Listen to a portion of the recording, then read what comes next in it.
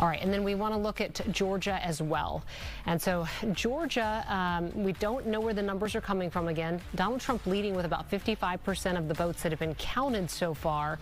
Kamala Harris with 44% of the vote. Georgia had promised that by about 8 o'clock Eastern time, they would have their early vote numbers tabulated. They were very adamant about that. So, and they were trying to, because 2020 was so slow, they were trying a system where they would get those early votes counted quickly, because about 70% of the anticipated voter turnout does vote early. So that is a huge number. So we're waiting to get more information out of Georgia. That might be the first swing state to report. Probably the most closely watched swing state is the one in Georgia. We'll get to that in just a minute, as well as those results start to come in. Minnesota State House also is one we'll watch tonight. In fact, we're going to watch Minnesota's House all night long. It's the one that could swing the balance of power in Minnesota, which is now held by Democrats. It could flop. And we have one Senate seat in Minnesota as well to watch tonight. And the House, all 134 seats are up for election this cycle. So, and there are about a dozen that are very, very close. Let's look at Michigan now. And Michigan was a state that changed the rules after 2020 being so slow. Michigan is traditionally a swing state, and they wanted to get those early votes counted before Election Day, or at least started before Election Day. Right now, we don't know how many votes precincts have been counted, but it says 1% of the vote. And so Kamala Harris leading with 56% of the vote. And again, that's an extremely small number of the total population that is voting in Michigan. And we'll continue to watch. Can we take up Florida right now? President Trump has been declared the winner again, a winner. 92% of the votes estimated to have been counted now, 56 to 43%, a 13% margin for him. That's 30 electoral votes. That is what has put Donald Trump above Kamala Harris by a 30-point margin right now, almost 40-point margin right now in those electoral votes. All right, straight ahead, we are taking a look at generational politics, how different age groups play a role in elections. That's next, right here at 7.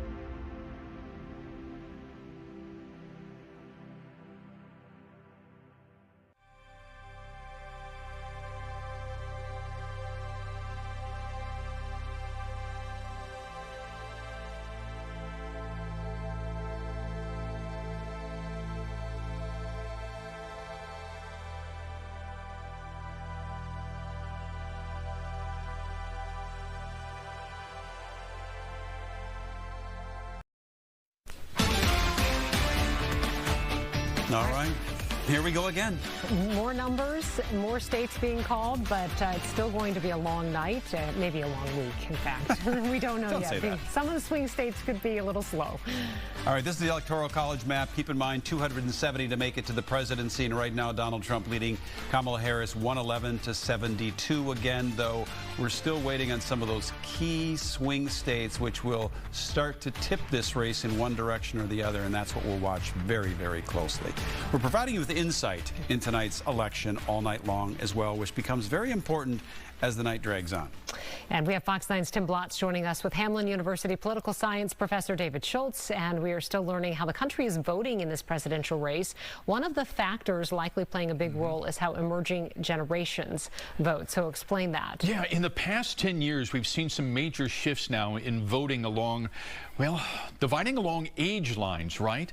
And David, you've done so much research on this, and it really comes down to generational politics here. Explain this to us in the bell curves. It does. Okay, let's take us back to roughly the mid-1970s, 50 years ago. If we looked at American public opinion, it flowed along a bell curve. And what we could say is that half the voters in America would identify as being on this side, half on that side. But the vast majority of public opinion was in the center. The center of the Democratic Party here, center of the Republican Party here, broad consensus on a lot of issues. But what we're seeing over a 50-year period is a shift to where now American public opinion, the center has somewhat collapsed. People have shifted further to the left, further to the right. The two parties have separated themselves out. And one of the drivers, main drivers of this, is a generational shift going on in American politics at this point. Great. Let's look at this shift, because we largely have the greatest generation, right? Those born right around the turn of the last century, in 1900. They're largely out of the picture now. That's right. And as the silent generation's exiting, what we know, now some people want to say as become older, become more conservative. Actually, what happens was when we're adolescents in our formative years, as a generation, there are events that form kind of a collective political identity and define who we are. And so we can look across all these different generations and find particular types of characteristics that influence politics. Sure. And for our purposes, what I want to look at is something like this, going all the way down here, going from the greatest generation down to Gen Z. We're going from a generation here that was more white, more Christian, to a generations now, by the time we get to millennials and Gen Z, that are far more racially diverse, higher percentage immigrant, higher percentage that are secular. And demographics are not destiny, but they oftentimes have a huge influence on political values. And what we're seeing right now in American politics is a shift. As the greatest generation silence, and to some extent, the baby boomers are exiting the political system, being replaced by Gen Xers, actually more millennials and Gen Zs, who are far more liberal and more numerous. And what that is suggesting is an enormous shift in American politics. This election is really all about a generational shift in American politics. 4 years ago was the first election in 30 years where the baby boomers were not the largest generational voting bloc. It's now this block here. It's this block here, which is somewhere around 40% of the population. They are more liberal on a whole variety of issues, but they're also a little bit more let us say, less reliable at the polls for a variety of reasons, which is always true for younger people. So what this race is coming down to, we know it's the 7 swing states approximately. Within those 7 swing states, it's going to come down to what young people do. And Harris versus Trump in the last few weeks have been pitching different ways. For Harris, she's pitching to females under the age of 30. Trump is pitching to males, white male Caucasians under the age of 30. And depending on which of those groups shows up in what percentages in which swing states. And how they vote. And how they vote. And if they do show up to vote, it's going to affect. That's why, even though celebrity endorsements don't generally matter, think about, this is an election about what? The Taylor Swifties versus the Joe Roganites or something like that, in terms of how it's maybe mobilizing. Well, let's look ahead to the future now. Okay, so how does this play out going forward with the silence, the boomers, the Gen Xers? As they exit now and we have the millennials, are they less likely to define now as either Democrat or Republicans? Yeah, they tend to lean, again, the females, college educated, more likely to lean Democrat. The males without a college degree, more likely to lean Republican, but not exactly. The way I've been describing this in my classes and to other people is that they view the two parties as two different not grocery, two different restaurants with two different menus. They like some things on one menu, some things on another. They want to take some things off the menu, some things rearranged. So what we're going to see in the next few years is both the Democratic and Republican parties are facing an existential crisis as the boomers in silence and these folks exit out, replaced by new groups of people. Will the parties remain? Will they change their label? What will they stand for? But this is one of those elections, along with the one 4 years ago, that's redefining along generational lines. It's going to become a new bellwether then, exactly. Isn't it? Yeah, all right. Sounds good. Randy, Kelsey, back to you for some more vote totals coming in. That is really interesting stuff. Thank you for that. I know, it's interesting to look at just the different generations and to remember that Gen Z is out there voting too. You know, our minds, you know, I still feel like I'm young. I just discovered I'm not a boomer, I'm a Gen Zer. Well, you're, no, Gen X. You can choose. Can you? You can choose to be a baby boomer Born in or 61, Gen you get to X. pick? Is that right, Professor? Gen X, we're pretty cool. That's right.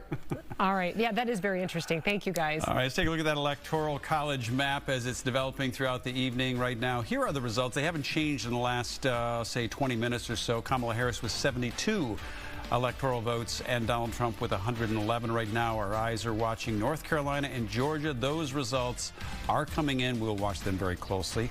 In the meantime, we will be getting results from Minnesota and Wisconsin as those polls close in approximately 8 minutes. Stay with us for your non-stop election coverage.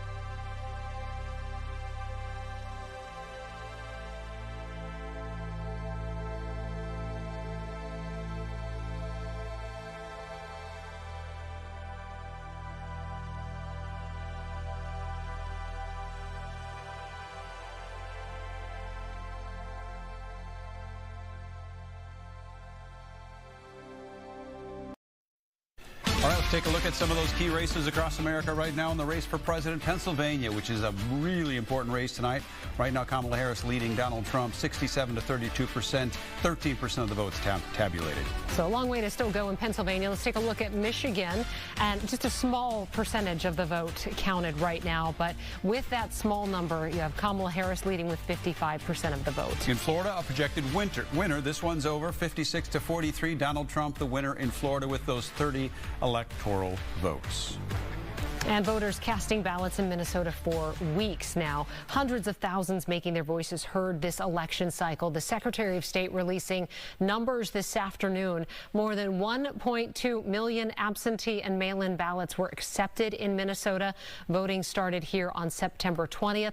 Voting was really at an all-time high in modern elections in 2020, and the United States could be poised to break that 66% this election year. All right, polls in Minnesota set to close in 3.5 minutes, along with some other key battleground states. That includes Wisconsin, which is a very important race tonight, Arizona as well, Colorado. We'll bring you those results as soon as they become available as well. And we will have more team coverage throughout the evening with the latest on local and national races. Here is that Electoral College map that we will be giving you throughout the night. It is a very important part of our process tonight as both candidates make their way, or try to make their way, to 270 electoral votes. Thanks for joining us here on Fox 9 Plus for our 2024 election coverage. We're going to continue bringing you election results as they come into the newsroom. Again, the polls are closing in just minutes in Minnesota and Wisconsin. Turn over to Fox 9 as we're live with all of those results.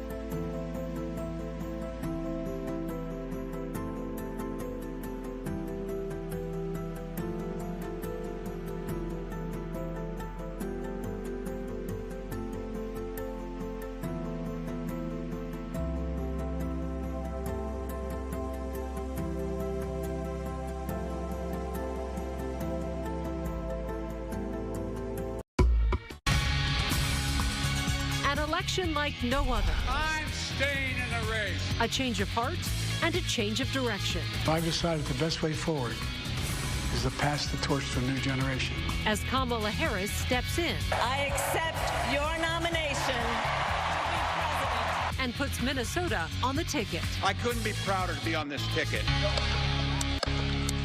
An attempt on Donald Trump's life. If I had not moved my head at that very last instant, I would not be here tonight.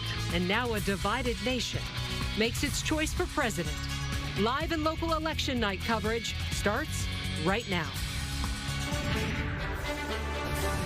And welcome to Fox 9's Election Night coverage. We are live and local for the next several hours. It is just after 8 o'clock. That means polls have closed here in Minnesota, as well as the key battleground state of Wisconsin next door. And we are hopeful some local results will be coming in soon. We have reporters stationed across the state tonight. Our team is covering not only the presidential race, but our state's Senate race and all 8 House seats. We are at both party headquarters, Republicans gathering in Bloomington and Democrats in St. Paul. And our Tim Blotz is with political analyst David Schultz. They will be watching the balance of power in the Minnesota legislature. Welcome all. I'm Randy Meyer along with Kelsey Carlson. We are also joined by our political analyst Catherine Pearson tonight as well. Catherine is a political science professor with the University of Minnesota.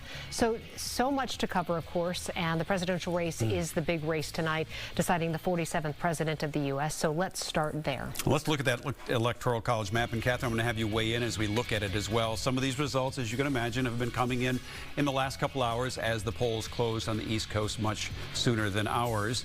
And we are sort of breathlessly waiting North Carolina and Georgia because those are the first 2 battleground swing states. That's right. There are 7 swing states that we're watching tonight. They will determine the Electoral College victor and the next president, and none of those states, not surprisingly, have been called yet. And Georgia and North Carolina were the first to close.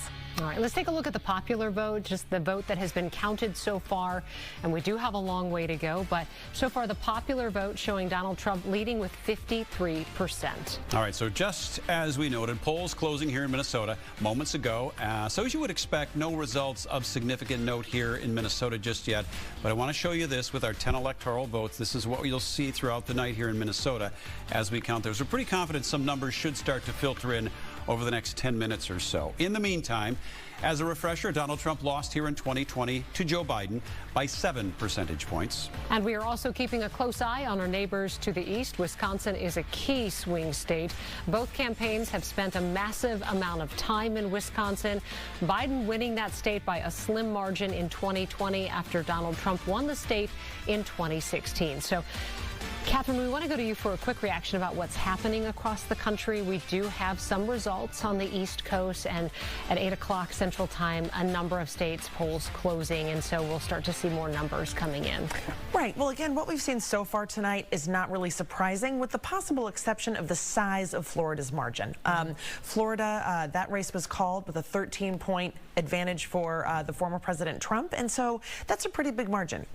We know Florida is not a swing state. You know, it's been a long time since 2020 when Bush v. Gore was decided, and Florida decided the Electoral College vote for president. Florida hasn't been a swing state for a while, but that 13-point margin is pretty big, and Rick Scott, the Republican incumbent, won his Senate race handily.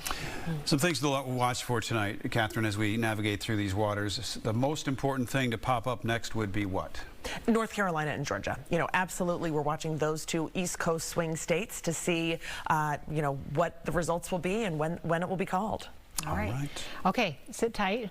We have more to talk with you about in just a minute, but we want to look at some of the key Minnesota races that we're watching, starting with our U.S. Senate race. Let's take a look at what we have right now. This is, again, a look at what we will be watching throughout the night. Amy Klobuchar, the incumbent, seeking her 4th term in the U.S. Senate against Royce White, the Republican.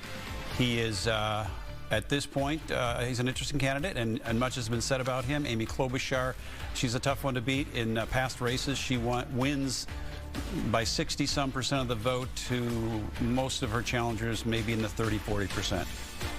All U.S. House seats, all 8 of them in the state of Minnesota, are up for election this cycle. And let's start with the 1st Congressional District, southern Minnesota. This is Brad Finstad. He's the Republican incumbent facing Rachel Bowman. And right now we're still waiting for numbers to come in, but we're just going to go through these races and show you what the stage looks like. CD2, Angie Craig, the incumbent Democrat against Joe Tarab, the Republican. Again, this is what you'll see pop up tonight. No results yet. Let's look at the 3rd Congressional District. This is the West Metro. You've got Kelly Morrison, the Democratic candidate here, facing Republican Tad Jude. This was an open seat that had been Dean Phillips' seat. District 4, Betty McCollum, the Democrat, longtime incumbent Democrat, versus Mar-Laure Zhang, the Republican. This is what we'll watch tonight. The 5th Congressional District, this is a pretty reliable blue seat. This is incumbent Ilhan Omar's seat. She's the Democratic candidate facing Dalia Al-Akidi. In District 6, Tom Emmer, the Republican, he's the incumbent against Jeannie Hendricks. This is a race that leans toward Tom Emmer. We will watch as the night progresses. The 7th Congressional District now. This is the western part of Minnesota. This is Michelle Fischbach's seat. She's the Republican running for re-election facing A.J. Peters. Head up north to Minnesota District 8, Pete Stauber, the Republican, versus Jennifer Schultz. Stauber is the incumbent. This race is not expected to be terribly tight, but we will watch it. And let's look at Wisconsin. The 3rd District there, you have Derek Van Orden, the Republican, facing Rebecca Cook, the Democratic candidate, and we are still waiting for some numbers to report in. Of course, the polls just closing at 8 o'clock in Wisconsin as well. All right, let's go to DFL headquarters tonight. We'll have our reporters all around the city tonight in both Republican and DFL headquarters. Let's start with Rob Olson. He is at the DFL tonight. Rob, this is very early in the night. This is where everybody's pretty quiet, not a lot happening, but give us a sense for what's going on there.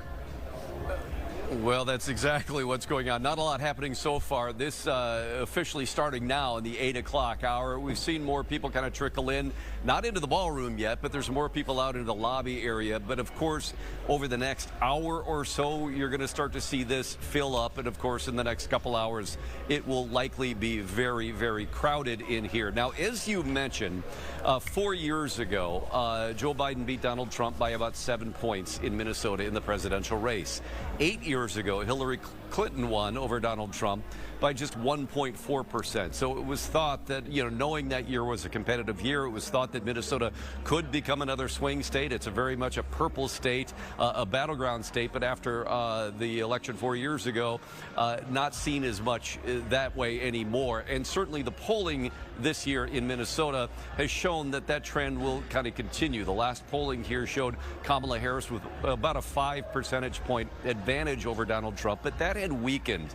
In August, it was nearly twice that in the polls. So it's certainly tightened up, but still not within a margin of error. And the DFL party here tonight tells me they still very much expect, very optimistic that Kamala Harris and Tim Walz will win Minnesota. But again, a wait-and-see proposition, but that certainly looks more likely than not. Now, the interesting part about this is if that does happen, then Lieutenant Governor Peggy Flanagan becomes governor, and the Senate President, Bobby Joe Champion, becomes lieutenant governor. Now, there is a election tonight for a single seat in the Minnesota State Senate. And so there could be another one here, too, depending on what happens tonight. Certainly, that balance of power equation could continue on, depending on the way that things go for the rest of the evening. But again, we do expect this to start getting much, much busier in here. We do expect that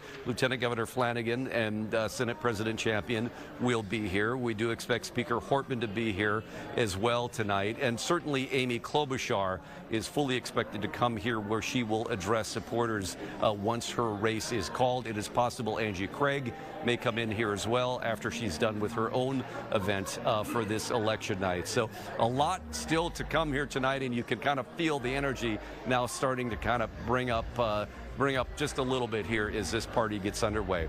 For now, we're going to head over there to my colleague Courtney Godfrey, who is at the GOP election night headquarters over in Bloomington, where that party sounds like it's getting a little bit louder too. Courtney. Yeah, good evening, Rob. It's really getting busy here at GOP headquarters in Bloomington, where Republican supporters are feeling enthusiastic as polls closed in Minnesota just minutes ago. The GOP tells me that while political pundits say it would be a long shot for Donald Trump to win this historically blue state, they're still feeling energized as he came close in 2016, and they don't believe that having Governor Walz on the ticket will have any down ballot effects. They're really taking a look at those local elections, especially the legislature. When we're talking about the House and the Senate, the Republicans believe that they have a chance to flip at least one of those. The House tonight, they say they have about half a dozen races across the state that they believe they can flip. They said most of those races were only lost by a few hundred votes, and if they can get independent voters to come out and swing over to the GOP, they believe that they have those races secured and that they can flip the House and have a balance, a mixed balance of power again in the Minnesota legislature. They also have a special election happening out near Lake Minnetonka for a state Senate seat. And while that is a historically blue district, they're feeling confident. They say exit polling is showing some momentum in their favor. However, that will be a really hard race for them to win. Interestingly, they did bring up the early voting. Historically, Republicans have not been big into early voting, but there has been a national push for Republicans to get out there and vote early. They say in the last 2 years, the Minnesota GOP has really put an emphasis on educating people about the opportunity to early vote, and they hope that that will bring more people to the polls and that will help them tonight. Again, the room here tonight filling up. We're seeing a lot of Donald Trump supporters. We have seen a couple of the candidates for U.S. Congress show up, a couple of the local state reps showing up. No big names quite yet, but we know that may change as we go throughout the night, and we'll, of course, keep you posted. Back to you. All right. Thank you, Courtney. We want to go back to that Electoral College map because more states are being called now. So let's go ahead and show that, put that on the screen. The count there on the left-hand side there, Donald Trump with 195 Electoral College votes. Kamala Harris now with 113. The number to get to win the presidency is 270. So you can see the states that have now been called on the map. We are still waiting for those critical swing states on the East Coast to be called. Yeah.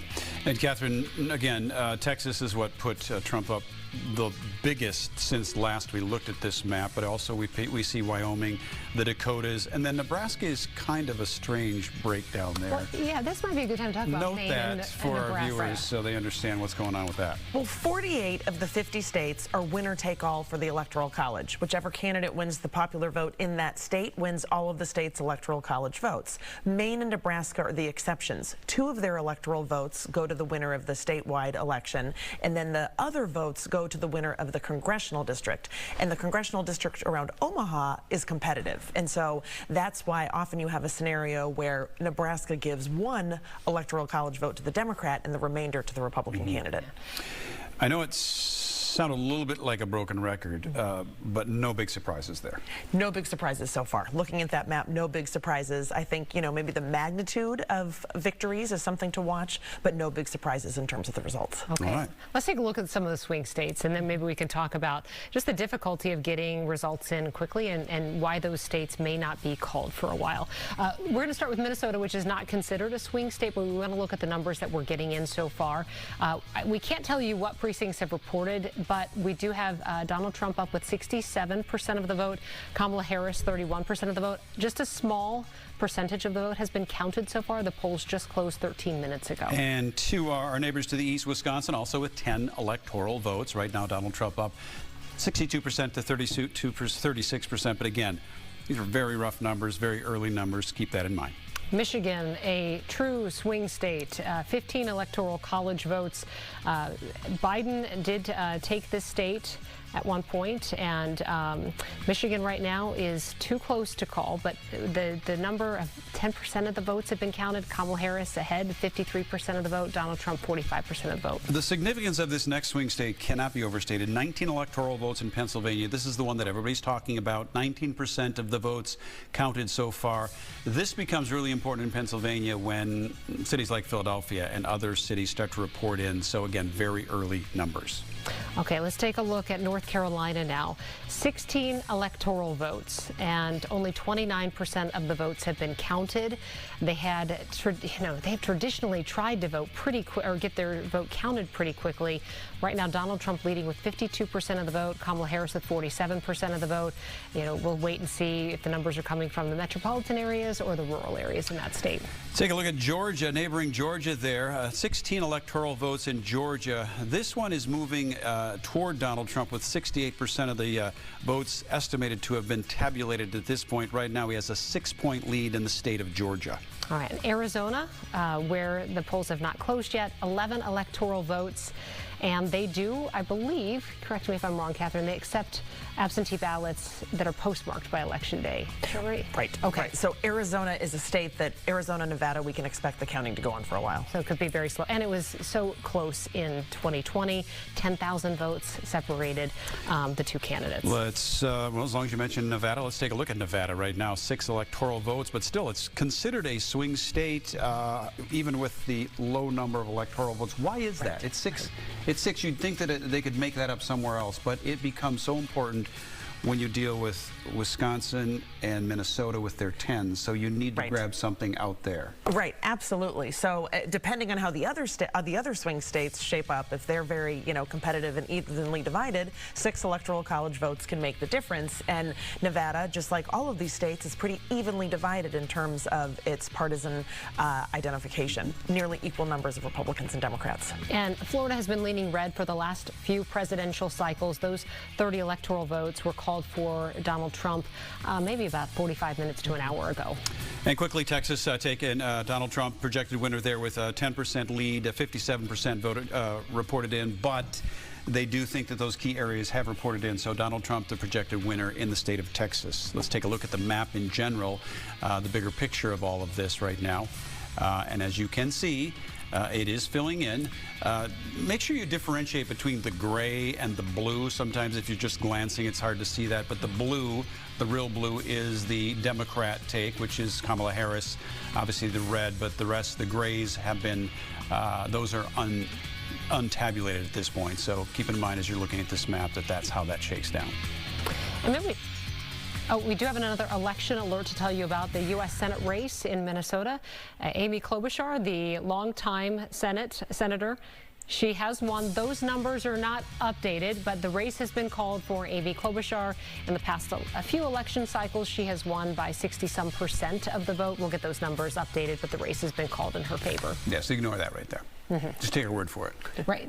The graphic did not update. Okay, let's talk about some of the results and maybe even bring in 2020, because these swing states, not a one of them has been called yet, and they were so close in 2020, and it took days. It took days. We did not know that Biden won until the Saturday after the Tuesday election 4 years ago. And so it is entirely possible that we could have a similar scenario this year. It sort of depends on the states. So Pennsylvania does not start counting its mail-in and absentee ballots until Election Day. And then on top of that, each county has slightly different election rules. And so we could see just the counting process to take a very long time, and then add to that a state that is so very close, they may count every ballot before it's called. So this race has been called razor thin now for about 2 months. That's been the mantra. Have you seen anything in the margin of victory in the states that have been called so far that would indicate anything other than that? The Florida margin is big. The result is not surprising, but the margin is big.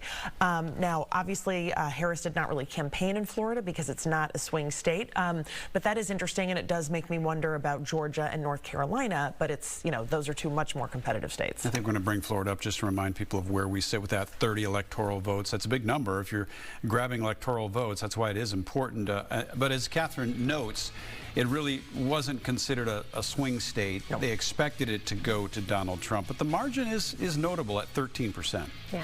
Exit polling. Have you been able to get any information about exit polling today? Just the demographics, who's out voting, what they were saying at the polls today? Not in terms of the actual exit polls. I mean, some places in Pennsylvania were reporting very long lines, for example, especially on some college campuses.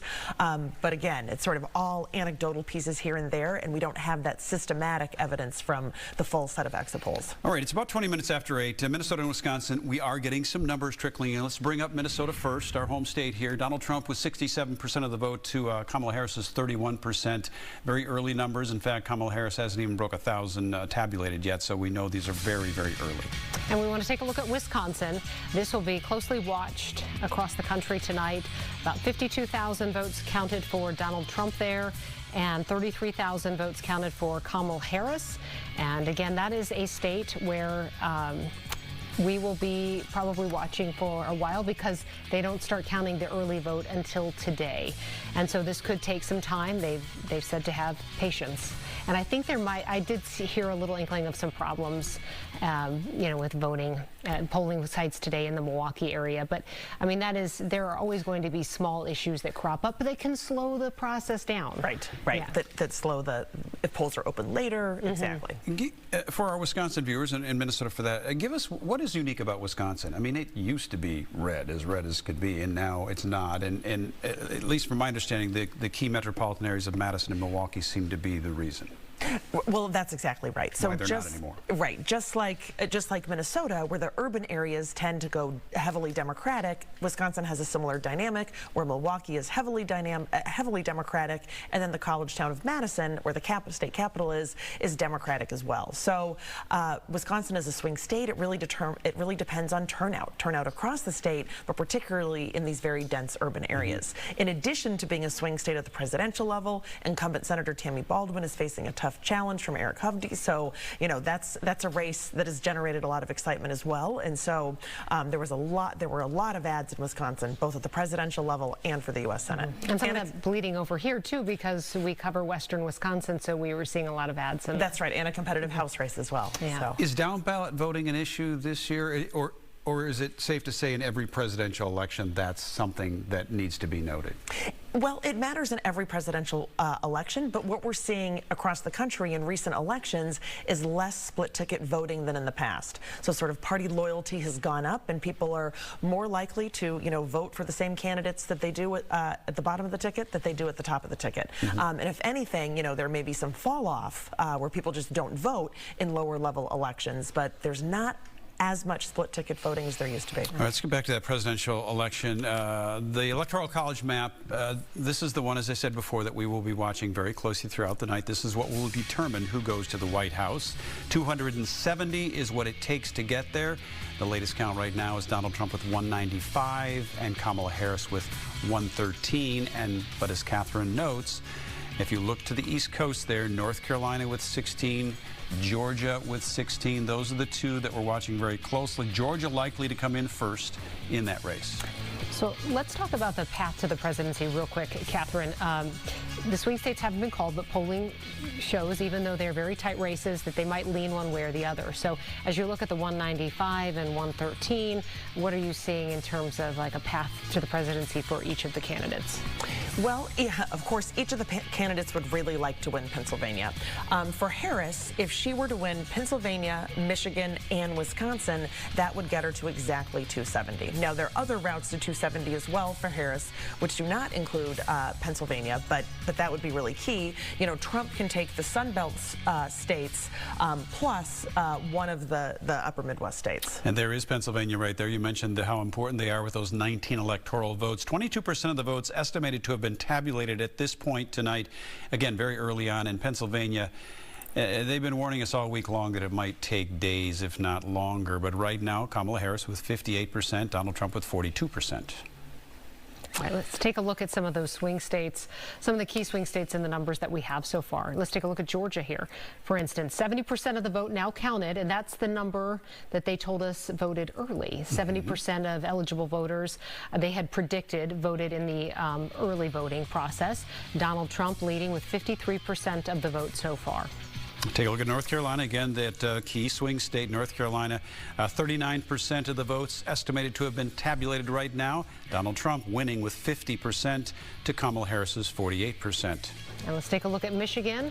11% of the votes counted, still a very low number. Right now, Kamala Harris is leading with 54% of the vote. Biden did take the state in 2020.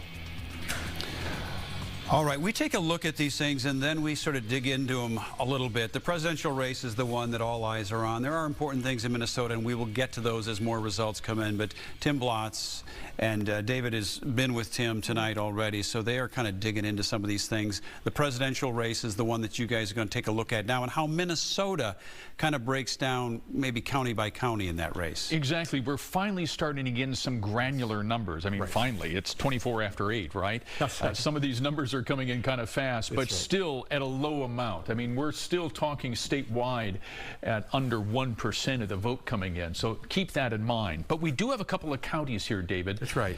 Okay, first one is Douglas County.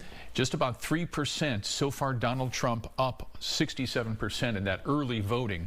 And then we also have, David, Douglas County, 67%. Not a surprise, right? No, no. We're going to look at, I want to remind people that at the end of the night, 87 counties in Minnesota.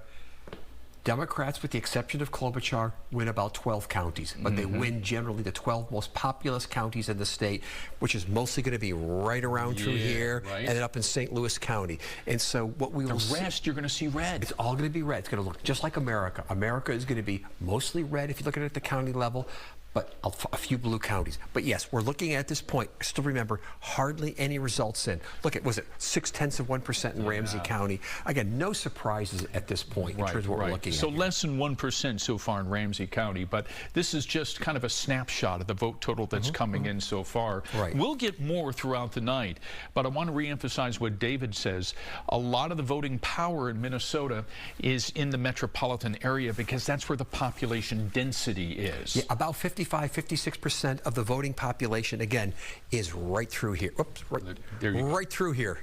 And the rest of the state will pop up red throughout the night. And we'll be here to show it to you as those vote totals come in. Guys. All right, Tim, thank you so much. Let's take a look at the state of Texas. Now, this is, we showed you the electoral map on that, and then that did go to Donald Trump, but this is a very closely watched Senate race, U.S. Senate race in Texas. And this was supposed to have been a very tight race. It actually ends up pretty tight. 60% voting or reporting in right now. Ted Cruz, the incumbent Republican with 52%, the declared winner in the state of Texas. That was one that was being watched very closely as a possible flip for the Democrats in the U.S. Senate, but doesn't seem like it's going to happen that way. All right, we want to go out to Karen Scullett, who is at GOP headquarters, the Radisson Blu at Mall of America tonight, to see what the party looks like now. It sounds much louder than the last time we checked in with you, Karen. Yeah, you know what? The bar's open. The excitement's flowing. It's been a party here since about 7 o'clock.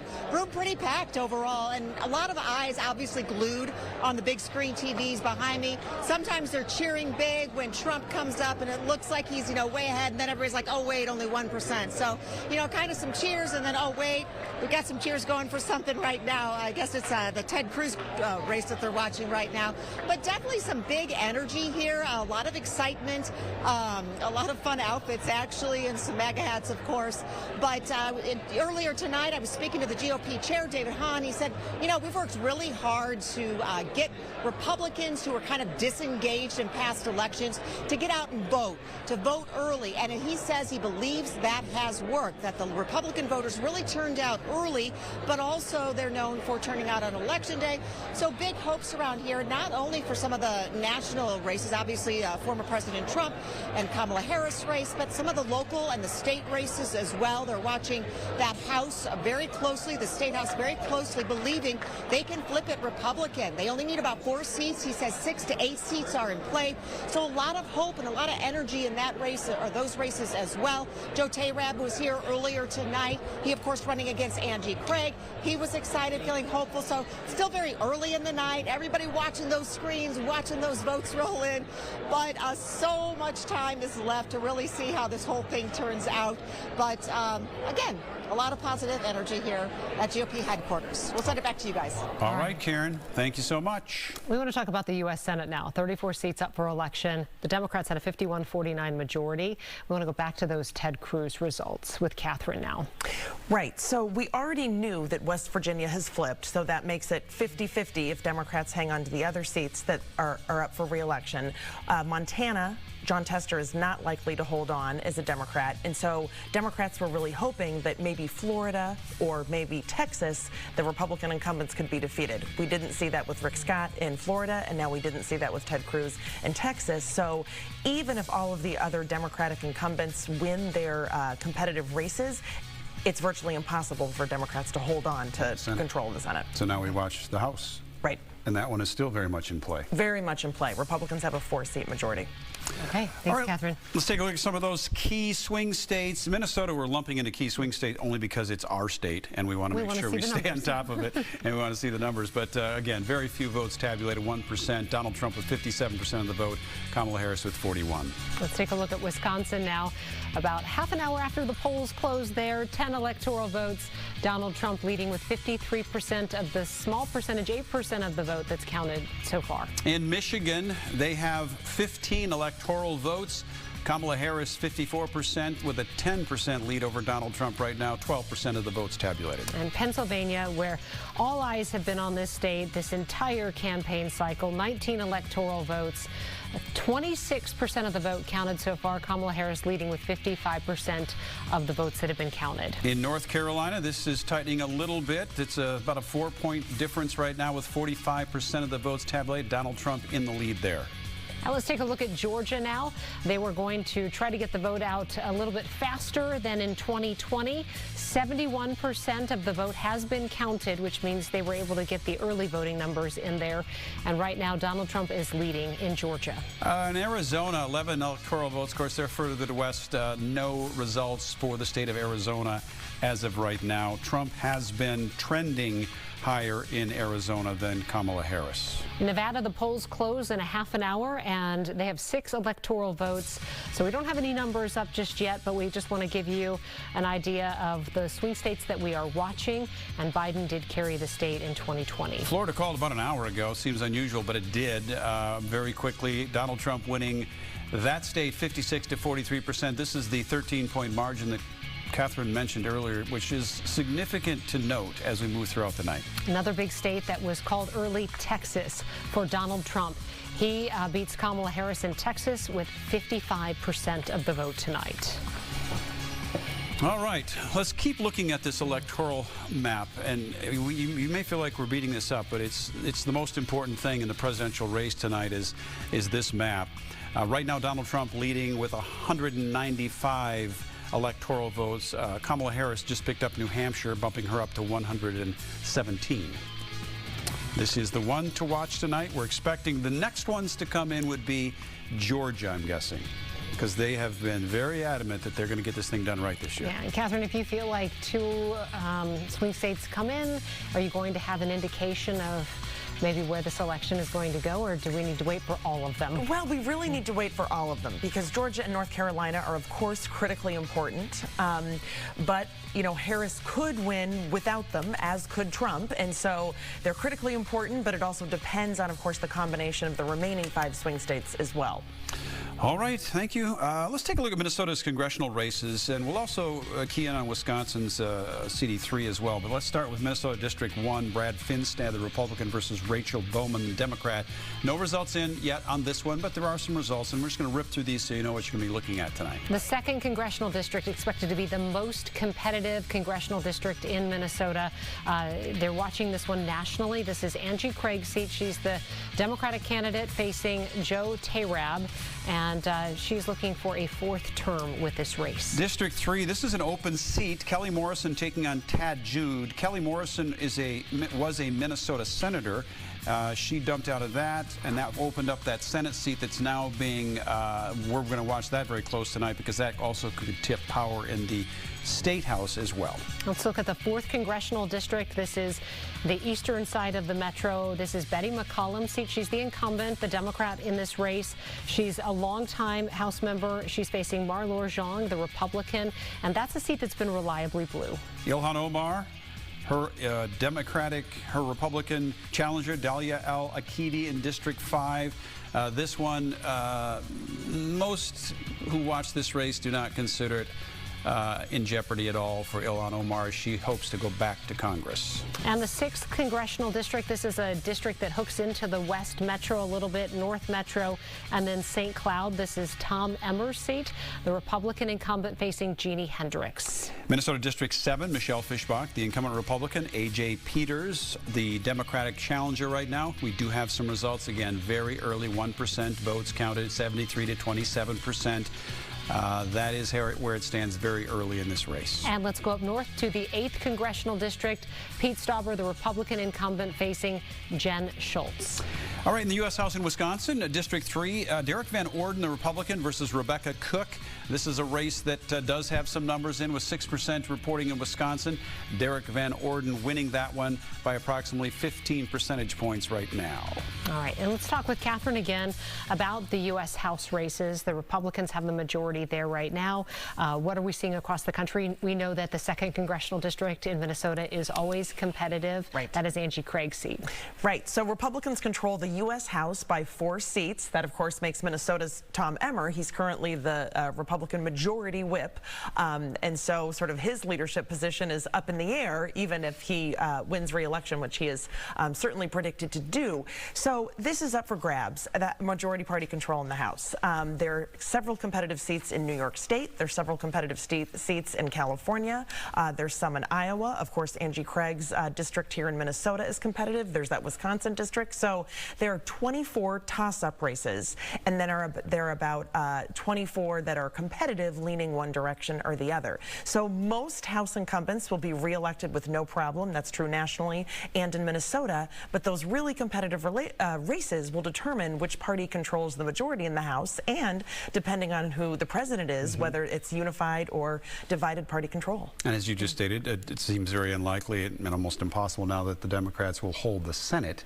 Right. So the House becomes very important to Democrats and also very important to Republicans, because if, for example, Donald Trump won the presidency, he would have almost a mandate in that particular case if the House stays as it is. If the House doesn't change majority parties, though that said, with a 4-point margin, certainly House Republicans have struggled in the last 2 years. It's such a narrow margin, but having the majority is better than not having the majority. All right. And if some of these races are in the swing states, it may be a while before they're decided if they're as close as the presidential numbers, too. So absolutely, and there are 4 Republicans in very competitive races in California, which obviously the polls close later, and it also just takes a long time to count votes in California. Right. Speaking of swing states, let's take a look. We are getting more results in as the night takes off here, starting with Minnesota with our 10 electoral votes. Donald Trump still leading 57-41, but again, only 1% of the estimated votes counted. 10 electoral votes up for grabs in Wisconsin. Right now we have 20% of the votes counted in that state. Kamala Harris with a slight lead at 50.1%. In Michigan, with their 15 electoral votes, also a swing state. It was a battleground state. Kamala Harris winning that one by 8 percentage points right now. Approximately 12% of the votes have been tabulated in Michigan. And Pennsylvania, all eyes on Pennsylvania. This is one of those states that basically the state that many analysts were saying whoever wins this might win the presidency. 19 electoral votes, 21% of the vote counted. Kamala Harris leading right now with 51%. Let's jump back to Wisconsin for those 10 electoral votes. Kamala Harris with 51%, Donald Trump with 47%. That's a 4-point margin right now. Approximately a fifth of the votes counted in Wisconsin at 8:37. Again, their polls close at 8 o'clock. All right, let's look at Pennsylvania again. 19 electoral votes, 29% of the vote counted now. Again, that is a state that is being closely watched. It will be slow because they start counting the early vote and absentee ballots today. North Carolina, 16 electoral votes, and 49% of the votes counted at this point. Donald Trump with a slight lead at 51%. He did take the state in 2020. Georgia with its 16 electoral votes. This is the one we expect to come in with some sort of determination in the next few minutes. 76% of the votes counted in the state of Georgia. Donald Trump ahead by 5 percentage points. Arizona, 11 electoral votes, and the polls have not closed yet there, but we will continue to watch what happens when the polls close in Arizona. This state was decided by just 10,000 votes in 2020. It took days to call that state. Biden did take the state with 49.4% of the vote. Same case in Nevada. No polls are still open in Nevada, so no results in Nevada yet, but they do have 6 electoral votes, and this is one that both candidates would like to take. Florida called early, the 30 electoral votes going to Donald Trump, and he won with quite a lead in Florida with 56% of the vote. Texas also called earlier with their 40 electoral votes, 55-44. 63% of the votes have been tabulated, but again called for Donald Trump already. And we're going to add Iowa to this list now. We have some numbers coming in from Iowa. 9% of the vote counted, still very early there. Kamala Harris with a lead at 55% again, but just a small percentage of the vote. But Catherine, real quick, we should ask you, there was this poll that came out just a few days ago that put Harris up in Iowa, and some folks were saying it's just a fluke, but it's worth talking about. What happened there? Right, the Seltzer poll, which is typically a reliable poll, but Iowa has not been considered a swing state, and so there was a lot of surprise about this, and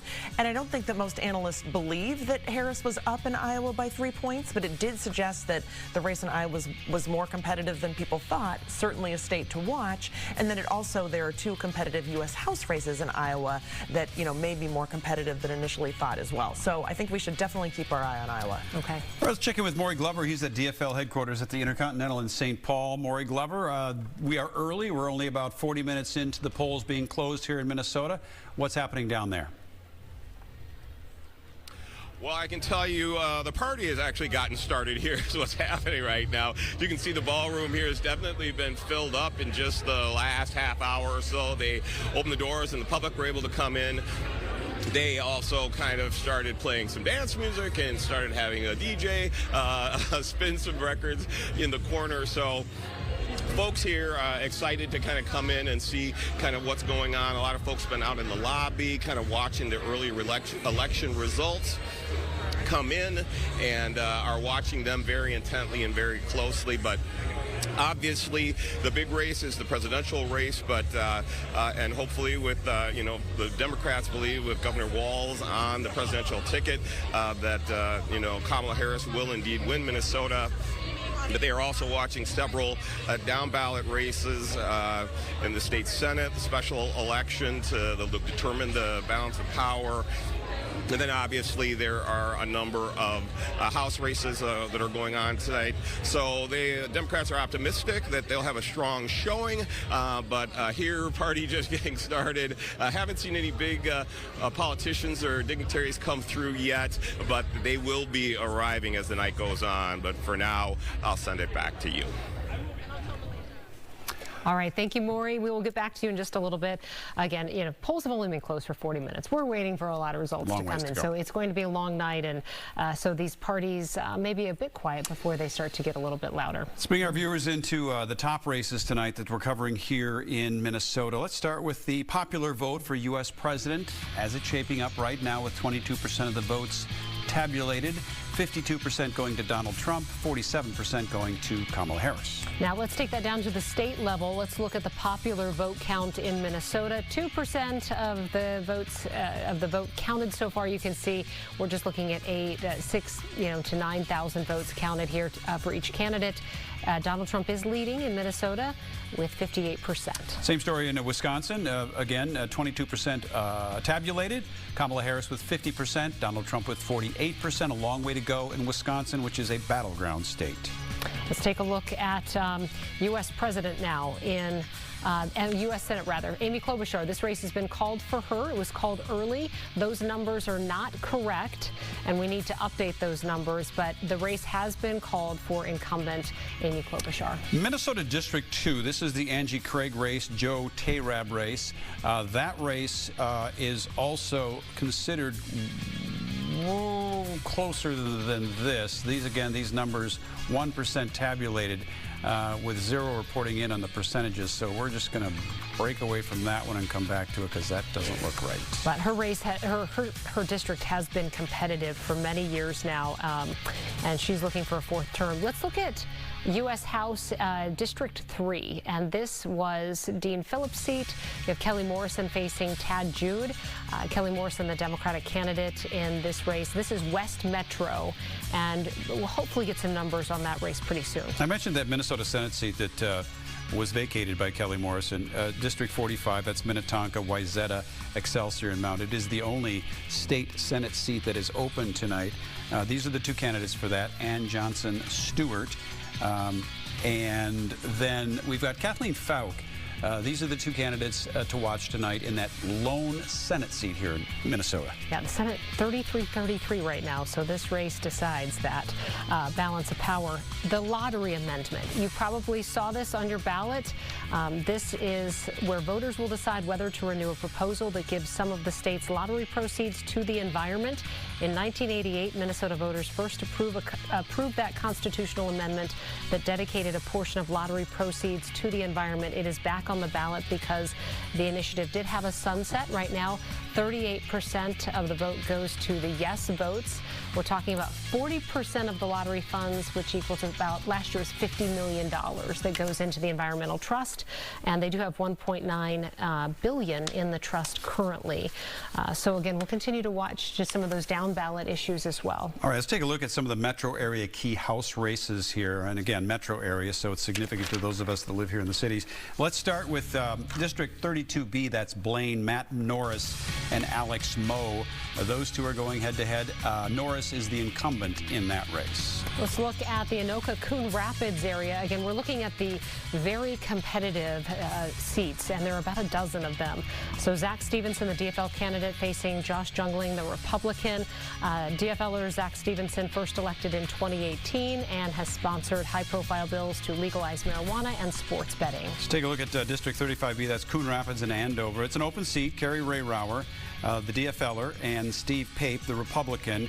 Kerry Rayrauer is a science teacher, Coon Rapids City Council member as well, and Steve Pape is a Navy veteran and engineer. Let's look at Lino Lakes, District 36A. Elliot Engen, the Republican, facing Janelle Calhoun, the DFL candidate.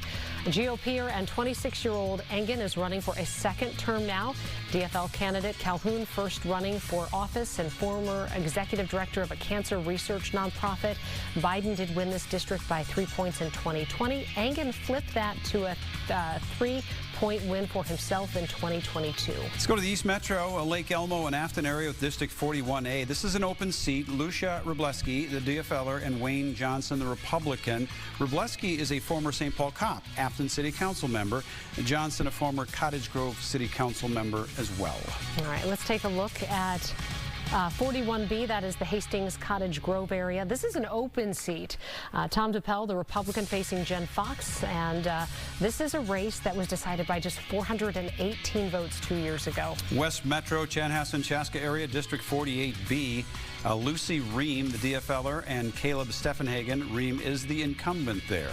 Let's look at Shakopee, District 54A. Brad Tabke, the DFL candidate, facing Aaron Paul.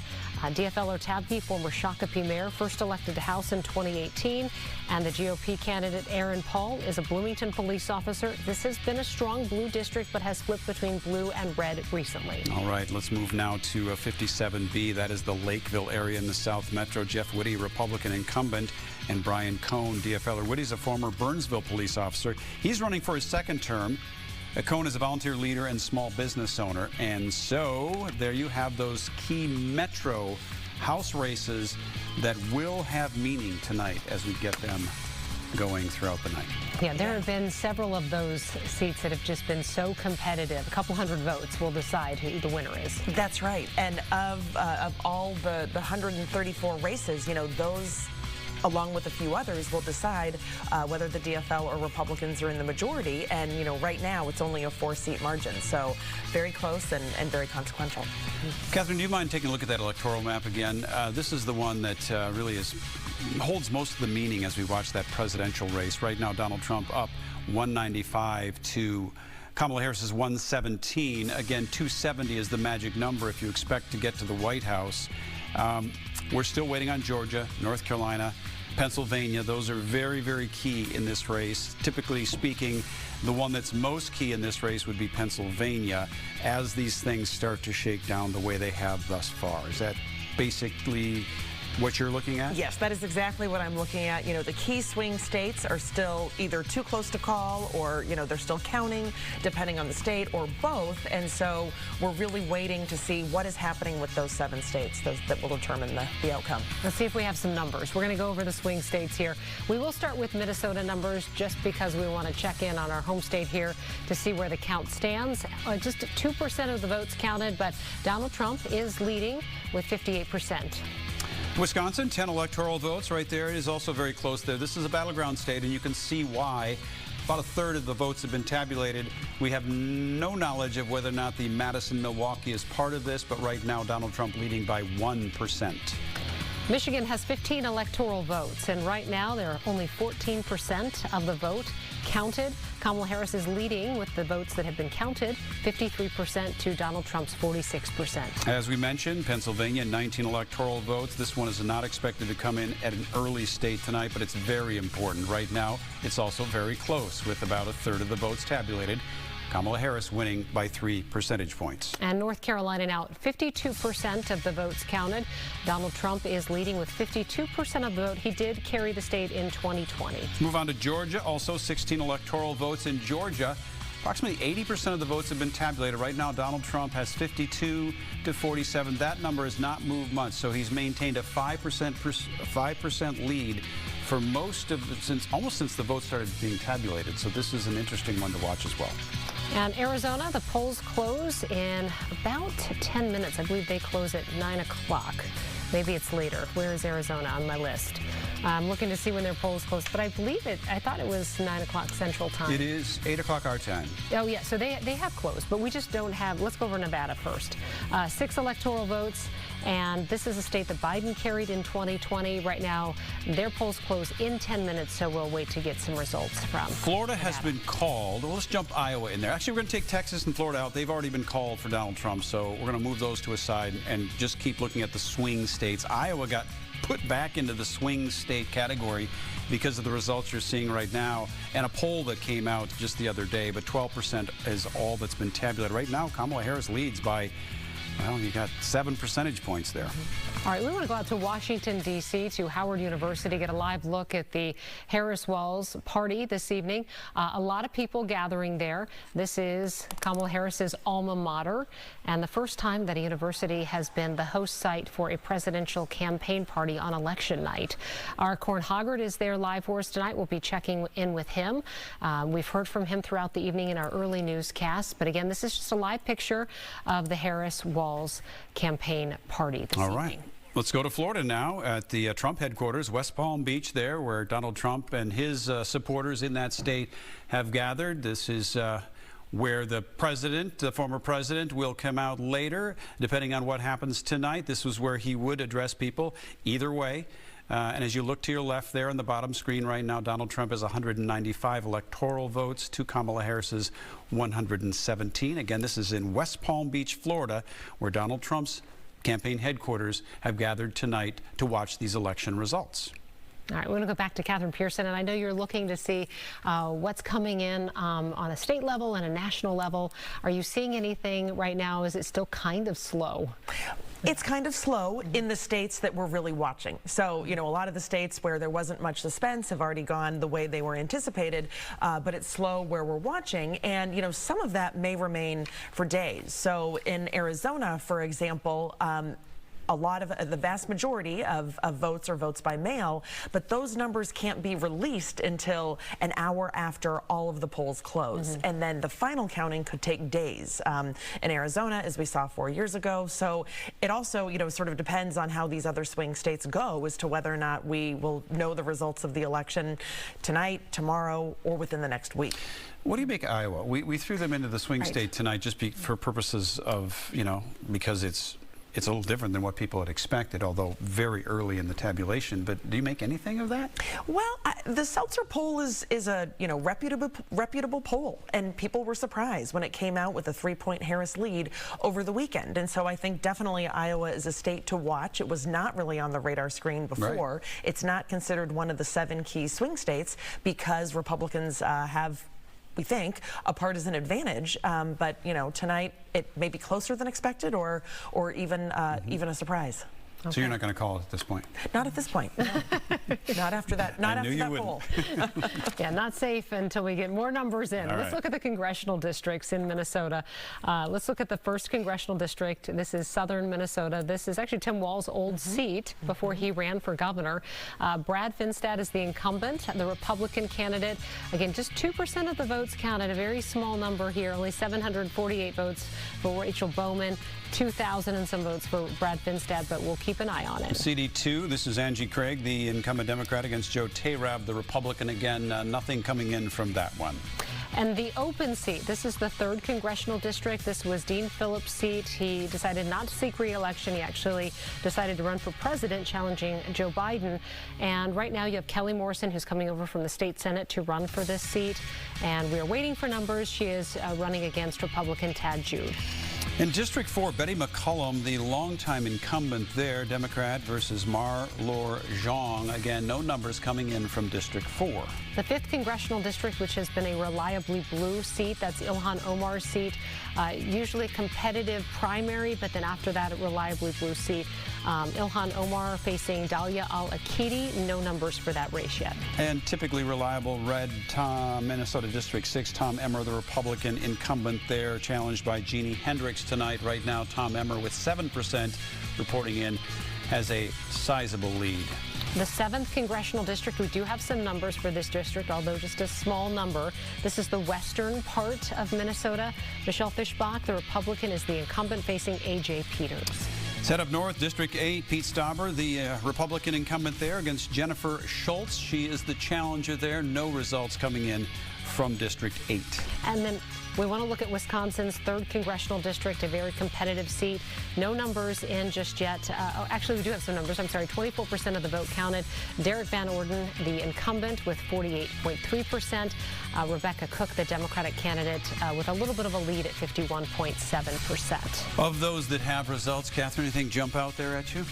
Well, this Wisconsin's 3rd U.S. House district is one of those seats that could determine party control of the U.S. House of Representatives in the next election. So certainly that is one to keep our eye on. Mm-hmm. Okay. Nothing in Minnesota that jumps out at you yet? Not yet. Too early. Too early. Too early. All right. We have Secretary of State Steve Simon. Not quite yet, but we are getting to him.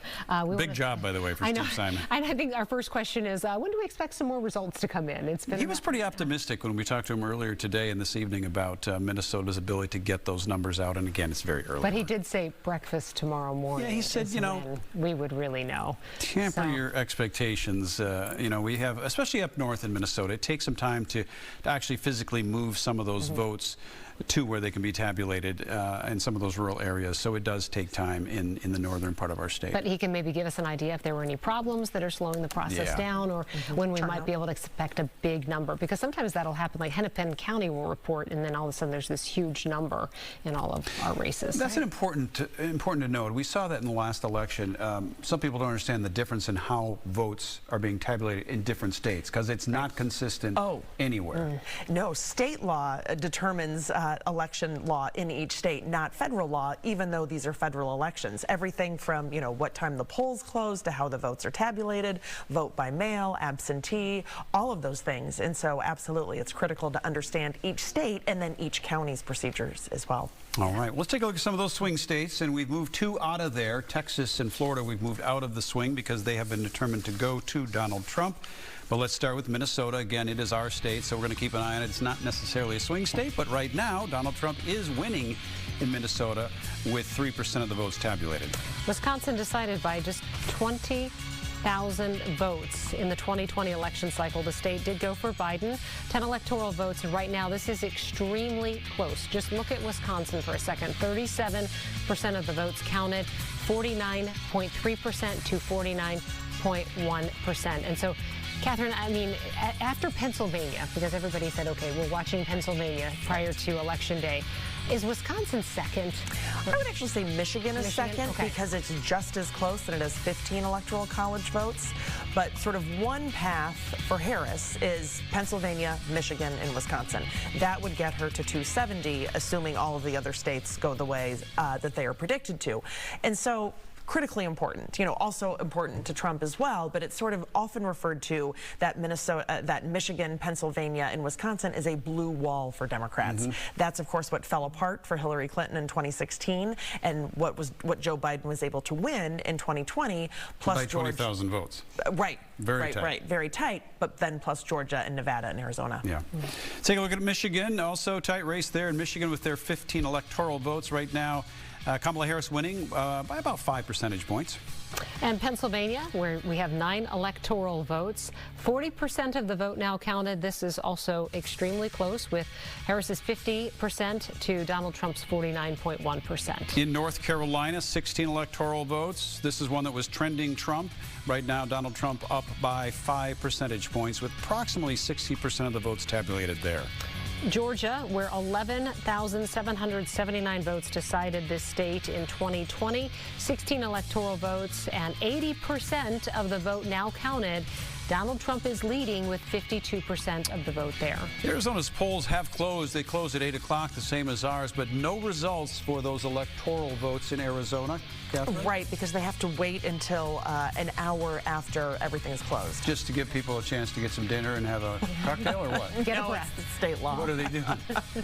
They're making our life hard. But that hour is about 30 seconds away, so maybe at 9 o'clock or 9:01 we'll see some numbers out of Arizona. Okay, and then we talked about Nevada too, 6 electoral votes. Their polls just now closing. Coming up on 9 o'clock, we're going to reset with our viewers who are joining us right now. We're going to give you all the election results throughout the evening. We're going to stay right here for you as we watch the presidential race and we watch those close Minnesota House races as well. Balance of power in Congress as well. Yeah.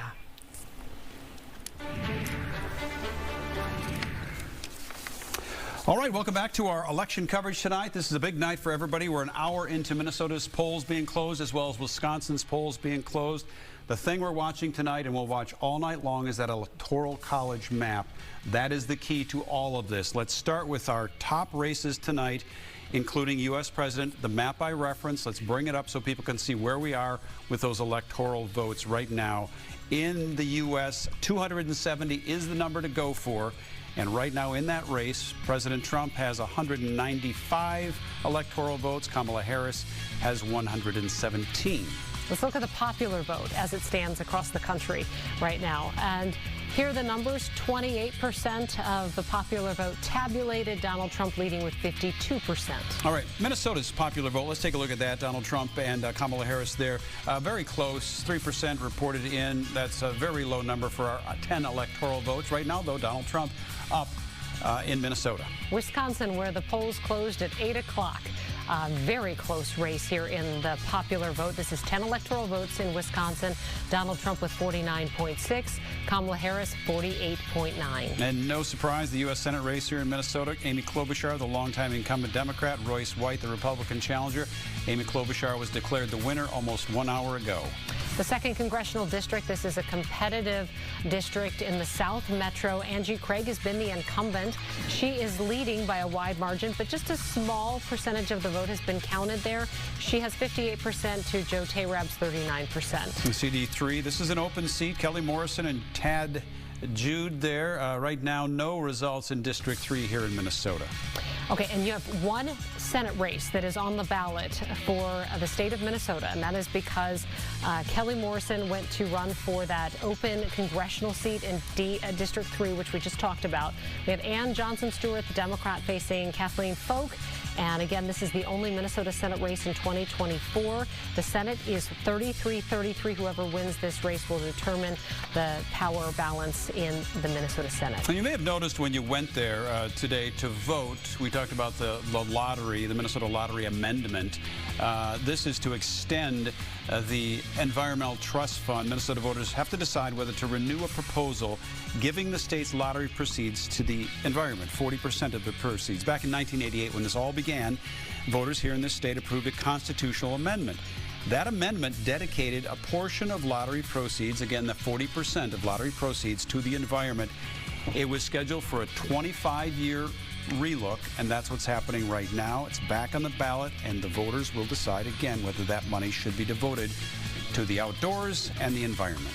And a no vote, or actually if you did not vote on it, it did count as a no vote. Yeah. So if you just go in and vote for president, it would affect that down ballot amendment. Okay, we have an election alert. Montana and Utah have now been called, and they have been called for Donald Trump. So that adds in 6 electoral college votes for Utah and 4 for Montana. So Donald Trump now has 205 electoral votes to Kamala Harris's 117. Let's bring in Catherine Pearson for us again. Catherine, As we look at that electoral college map, Donald Trump now has broken 200 electoral votes. But again, what's really key for our viewers to watch tonight would be Wisconsin, next door with its 10. Minnesota, obviously, we're going to watch that very closely, but we don't have a lot of votes in yet here in Wisconsin. Iowa is kind of interesting tonight as well. But more importantly, we need to move to that East Coast. That's right. We need to look at Michigan, Pennsylvania, North Carolina, Georgia, all of those 7 competitive swing states that will determine the outcome. And probably the first that we'll learn about are Georgia and North Carolina, but we'll see. Okay. All right, we want to go out to Washington, D.C. right now. Our Corin Hoggard has been following the Harris-Walz campaign party there tonight. And so we're just taking a live look. You can see there's a large crowd that has gathered there at Howard University, and that is Kamala Harris's alma mater. First time that a university has hosted a campaign party for a presidential election. And so you can see when we talked to Corin a couple of hours ago, the stage was just being set. They do have some entertainment on tap. They're watching with a gigantic screen for those results to come in every time a new state has numbers to report. And so by contrast, we can go to West Palm Beach, Florida. This is where Donald Trump's election night headquarters are. Donald Trump, of course, expected to take address the audience at some point tonight, win or lose. He will come out. We're expecting that to happen. This is a very close race. So we have yet to see some of those key swing states come through, which will start to tip the balance. Pennsylvania being one of them. Do have an update here. Pennsylvania, just 10,000 votes separating the 2 candidates. Take a look at that. We're nearing the halfway mark there for the votes counted in Pennsylvania, and just look how close, with 3 million votes in so far. 10,000 votes separating the 2 candidates. The pollsters were correct about this. They knew that Pennsylvania would come in tight. But what we don't know, Catherine, is what has come in Pennsylvania. Exactly. In other words, I'm referencing certain cities, Philadelphia being one, Pittsburgh being another. We just don't know where these numbers are coming from to keep it that tight. That's right. And we also don't know turnout in those key urban areas for Democrats, or in the more urban or ex-urban rural areas for Republicans. You know, we don't know if their turnout rates are different or if they're similar. There's just a lot, missing in what we know. Or if that includes the early vote number. Yet, so there's a lot to still watch in Pennsylvania, but the fact that you have that many votes counted and it's separated by 10,000 is something that we need to note. Similar story in Wisconsin, very tight there as well. Let's go next door. There are 10 electoral votes. Again, take a look at that. Less than 1% separating Donald Trump and Kamala Harris in Wisconsin as well, with 41% of the votes tabulated next door. Arizona, where the polls closed at 8 o'clock tonight. Let's take a look at the numbers there. These are the first numbers that we've received because, as you noted, Catherine, they wait for an hour after polls close to report. So 6 minutes past the hour, we do have numbers. 34% of the votes counted in Arizona. Donald Trump, Kamala Harris, basically in a tie. I mean, look at how close the vote is in Arizona with its first reporting. Less than 100 votes separate them right there. Let's take a look at Iowa. It's become sort of a pseudo swing state tonight, and you can see why. Approximately a third, a little less than a third, or 1/4 of the votes been tabulated so far. 2 percentage points separate them, but this is a reversal, fortune a little bit from the last one we looked at, where Kamala Harris was in the lead. Right now, Donald Trump leading by 2 percentage points. Right. Iowa has not gone Democratic at the presidential level since 2012, when it voted for Barack Obama. Yeah, let's talk about some of these very close races in these states now that we have some numbers to talk about. I think about the pressure on election officials, and because of all of the questions in 2020 now, the extra security that has been added in a lot of these states. And so what have you seen in the Pennsylvanias, the Arizonas, Georgias, to make sure that people feel confident in the numbers that come out tonight? Right. Well, we know election officials have been preparing for this really for 4 years, but certainly for the last several months. We know that they are, extremely well trained and sort of go through a lot before this, but they also take a lot of precautions. And just today we saw in Georgia some sort of Russian false bomb alerts that close polls for a brief period of time, and then they resumed again. But election officials have to be ready to deal with things, and also our judicial system has to be ready to sort of quickly adjudicate certain requests. And so it's sort of too early to say that things have gone smoothly. We'll sort of see how things proceed. Look at Arizona. That's crazy. That is going to be a very, very tight race. 40 votes. Yeah. Let's jump over to Tim and David tonight. You guys break down this presidential race for us if you can. There are some significant things starting to happen. Again, we haven't seen North Carolina, Georgia, or Pennsylvania yet, but still there is something to note there. Yeah, and we want to take a look here at Minnesota too, because we're starting to get some limited data coming in. Now an hour past poll closing time, but we are starting to see some numbers, and not surprisingly, a lot of them from rural Minnesota right now. Let's go up here to, well, we got Kitson County, okay? They got 94% in, and no surprise here, David, Donald Trump is going to carry Kitson County. Yeah, not a surprise. We're going to see a lot of these rural counties again. We're going to see probably 70, if not greater, of the counties in Minnesota go for Donald Trump.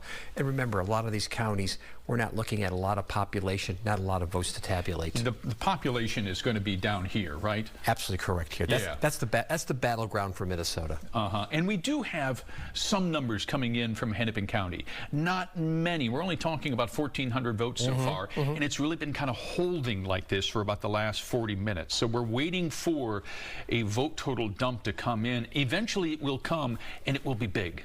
It will be very large. This is obviously we're looking at Hennepin County, the largest county, and then Ramsey County right next to it, the two largest counties in the state of Minnesota. They're going to probably account just along themselves there. I'm going to guess for probably somewhere in the neighborhood of about 40% of the vote in the state. Right now, we got Ramsey only with 0.6% coming in. It has been sitting that way for a long time. A long time. But what's kind of fascinating to me is some of the other counties are coming in. Now, this one just popped up here a few moments ago. Rice County, 65% reporting so far. Harris in the lead.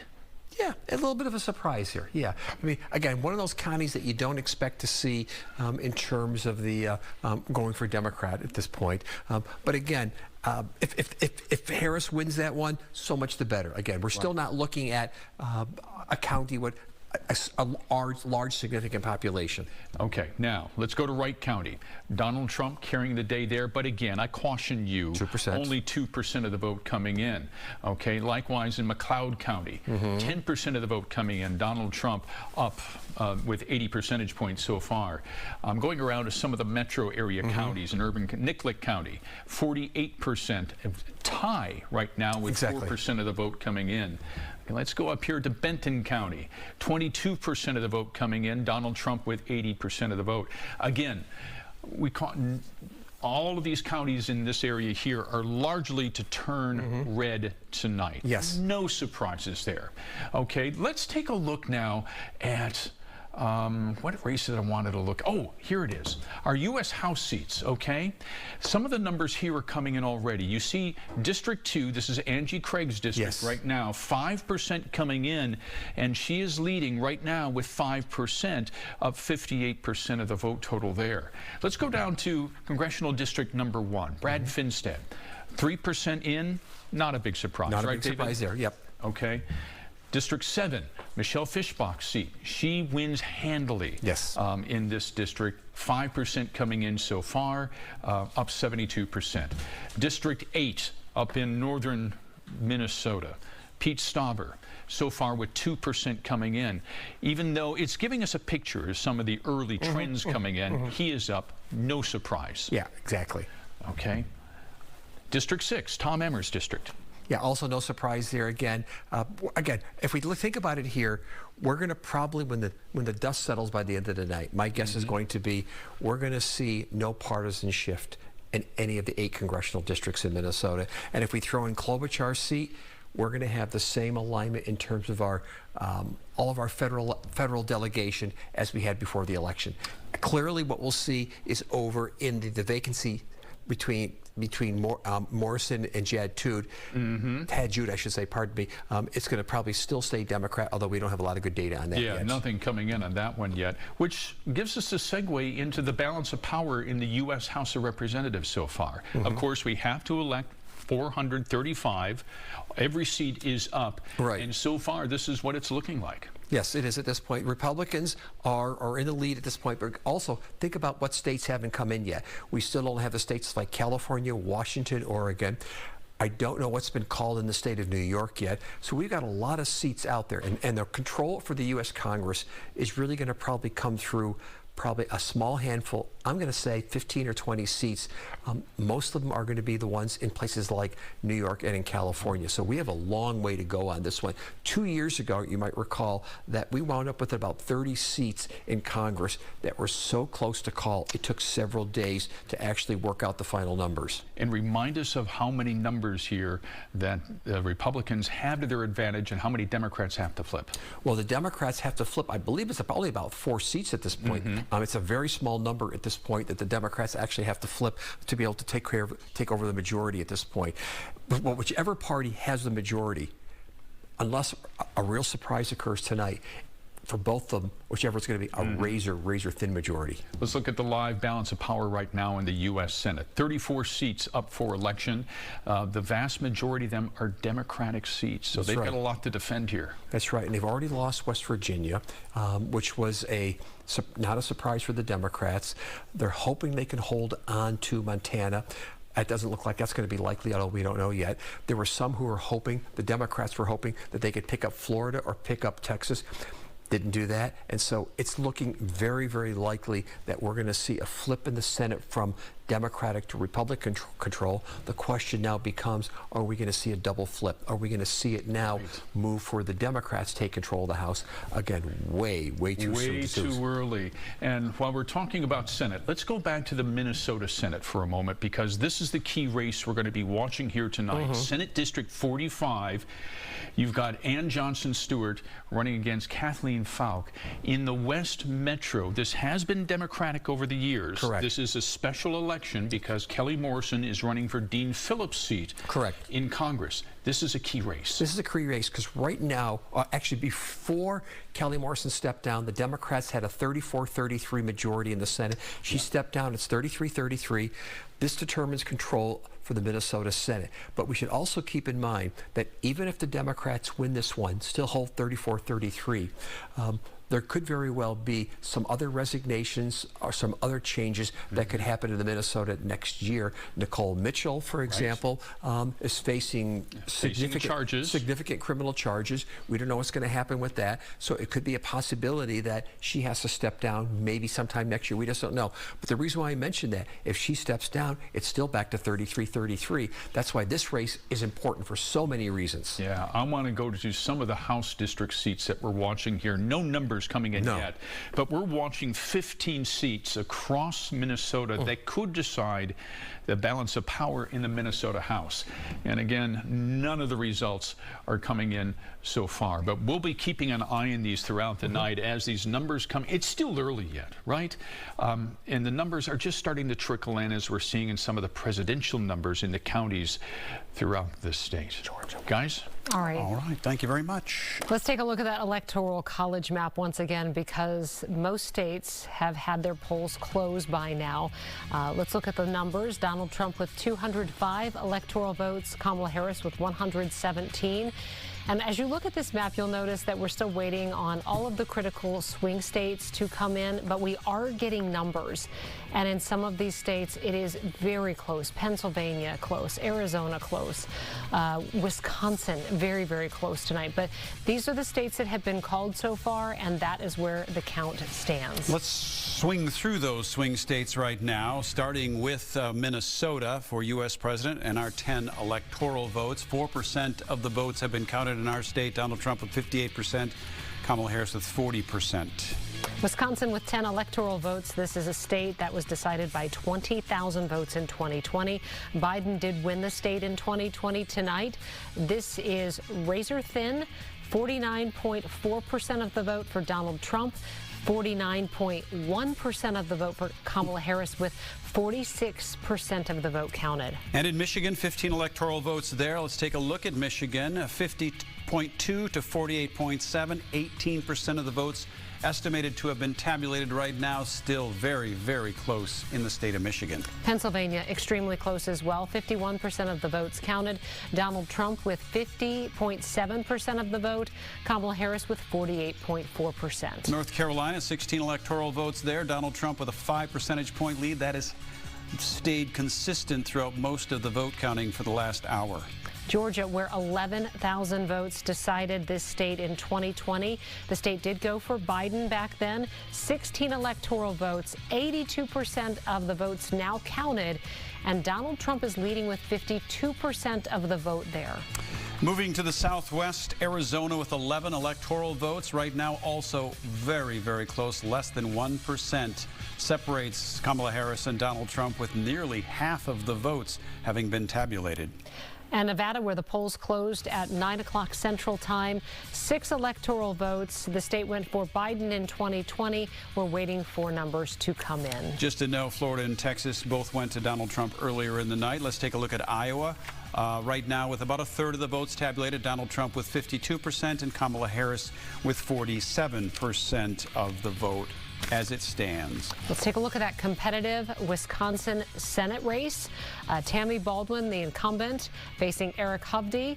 Baldwin with 49.7% of the vote right now. Eric Hovde, 48.2% of the vote. And so we want to bring in Catherine to talk about the U.S. Senate. When the Klobuchar race was called here in Minnesota, you mentioned that it didn't look like Democrats could keep control of the Senate. That's right, because currently Democrats hold 51 seats in the U.S. Senate. The West Virginia seat vacated by Byrd, he retired, has already gone Republican. And Montana is likely to go Republican, though we don't have the final analysis. And so that's already a loss of 2 seats, putting Democrats at 49. So Democrats were really sort of hoping that the semi-competitive races in Florida and Texas, Democratic challengers might be able to defeat the Republican incumbents, and in neither case did that happen. So it looks very unlikely that Democrats will maintain control of the Senate. We're still waiting on Montana's Senate results, but it does not look good for Tester. That's going to put a lot of focus on the House tonight then too, isn't it? Absolutely, with an only 4-seat margin for Republicans in the U.S. House of Representatives and about 24 toss-up seats. All right, well, as we watch those votes come in for Minnesota, let's jump over to our reporter there with Secretary of State Steve Simon. So-Young Kim is with us tonight. So-Young, let's kind of dig into how these results are coming in. Slowly by some estimation, but I'm guessing that Steve Simon probably would disagree with that. Yeah, Randy, we're checking in with Minnesota Secretary of State Steve Simon one more time. Now that the polls have closed, do you have a better sense of kind of how quickly the results are rolling in? Yeah, I'd say in the next hour we're going to start to get some bigger chunks. And there was a law change made recently that accounts for some extra diligence. Now all ballots can get in by 8 p.m. It used to be 3 p.m. That means there's some number of hundreds or thousands, depending on the county, that are coming in. Bottom line is, what we're going to see tonight is less of the sort of trickling in county by county and some sort of big releases at one time, especially for some of the bigger counties. And I'm guessing we're going to start to see that in the next hour or so. That's what we're hearing. And now that the polls have closed, you know, months and months of planning, how did the day go overall? Really, really well. We're getting some final reports from our partners all across the state, townships, cities, counties, and they report that things went really quite smoothly. Sure, there were one-off sort of episodes, but nothing that anyone couldn't handle, nothing particularly widespread. Things went really, really quite smoothly, and we're all grateful for that. All right, that sounds great. We appreciate it. For now, we'll send it back to you. All right, So-Young Kim there with Secretary of State Steve Simon. Again, a tricky job for Steve Simon. He has to try and figure out when these things are coming in and why some are not. There's a lot of pressure. You've got election security. Yeah. You want to make sure that there's access. You know, it's and there are the voter turnout may be much higher than it was even in 2020. So it's a big state. It's a big job. All right, let's take a look at the Minnesota congressional races, and Wisconsin CD3 is part of our watch tonight as well. We'll start with Minnesota District 1, Brad Finstad, the Republican, his challenger, Rachel Bowman, the Democrat right now. Brad Finstad is up by some 30 percentage points. Let's take a look at the 2nd congressional district. This is Angie Craig's seat. She's the Democratic incumbent here. Again, we just have a small percentage of the votes counted. She's facing Republican Joe Tayrab. In District 3, Kelly Morrison, the Democrat, and Tad Jude. This is an open seat right now. No results in on that one yet. And the district, 4th district, this is Betty McCollum's district. She's the longtime incumbent. We're talking about East Metro here. She is facing Mar-Laure Zhang. This is typically a reliably blue district. Same story in District 5. No results there. Ilhan Omar, the incumbent there, Al-Akidi, her challenger, no results. Let's take a look at the 6th Congressional District in Minnesota. This is a little bit of the West Metro, North Metro, and St. Cloud. It's been leaning red, and this is Tom Emmer's seat. He's the Republican incumbent. And again, just 11% of the votes counted, but he has a strong lead at this point. And in CD7, that's Michelle Fischbach, the incumbent there, with 72% of the vote. A.J. Peters, 28% of the vote there so far, 6% of the votes tabulated. And let's look at that 3rd Congressional District in Wisconsin, a competitive seat in western Wisconsin.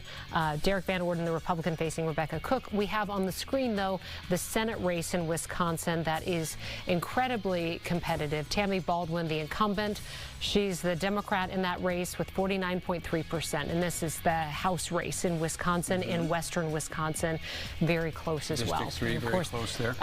Who's going to have control of the House? You know, that is what's up for grabs, and there are many competitive races across the country.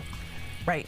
I mean, you know, with 435 U.S. House seats up, there are 24 toss-up and another couple dozen that lean one way or the other. And so it will come down to Wisconsin's 3rd District, Minnesota's 2nd District, a couple of competitive seats in Iowa, a handful in New York and California. I mean, there just really aren't that many competitive races, which is why we're focusing on this one in particular. All right, well, Pennsylvania, we said a lot about it. Let's take a look at Pennsylvania. Let's go to the city of Philadelphia, where they're currently counting votes. That's the tabulation process that we talked about, and this is one of the reasons why Pennsylvania may not be called in any form tonight, but we're watching it. Again, this is in Philadelphia.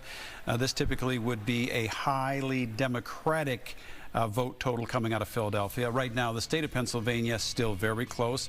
More than half the votes, though, estimated to have been tabulated. Donald Trump leading there by about 2+ percentage points. I think about all the pressure that is on those election workers. Going back to 2000, where it was, I think, December before the race was actually called after many legal challenges, and 2020 was exceptionally close, and there were states where they were still counting ballots days later.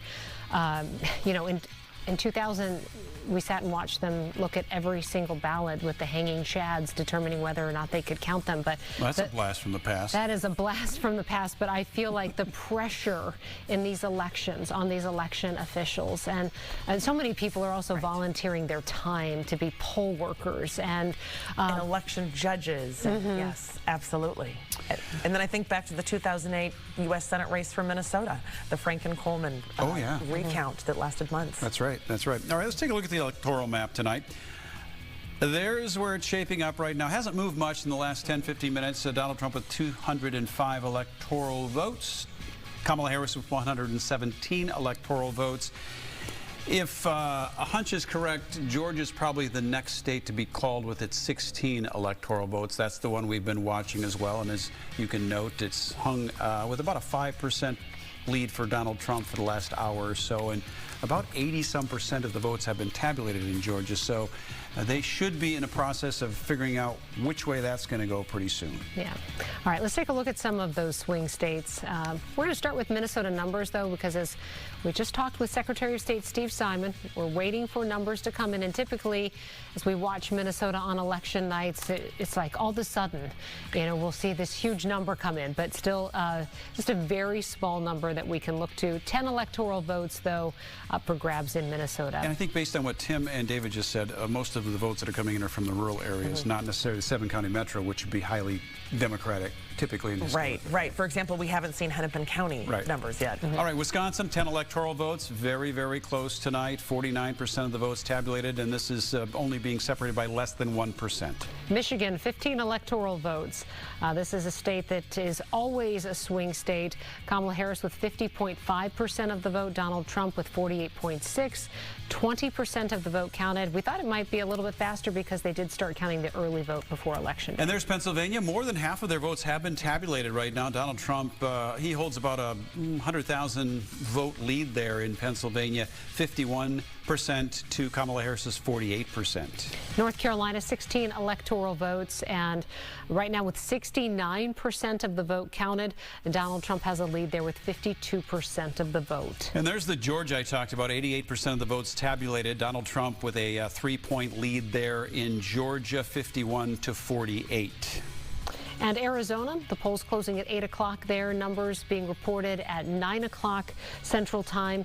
11 electoral votes in Arizona, 49.7% for Kamala Harris. Donald Trump with 49.5% of the vote, extremely close with about half of the vote counted. In Nevada, no vote totals there. 6 electoral votes. They'll come in the next hour or so with some votes out of Nevada. And then we're also going to look to our neighbors to the south here, Iowa, with 6 electoral votes.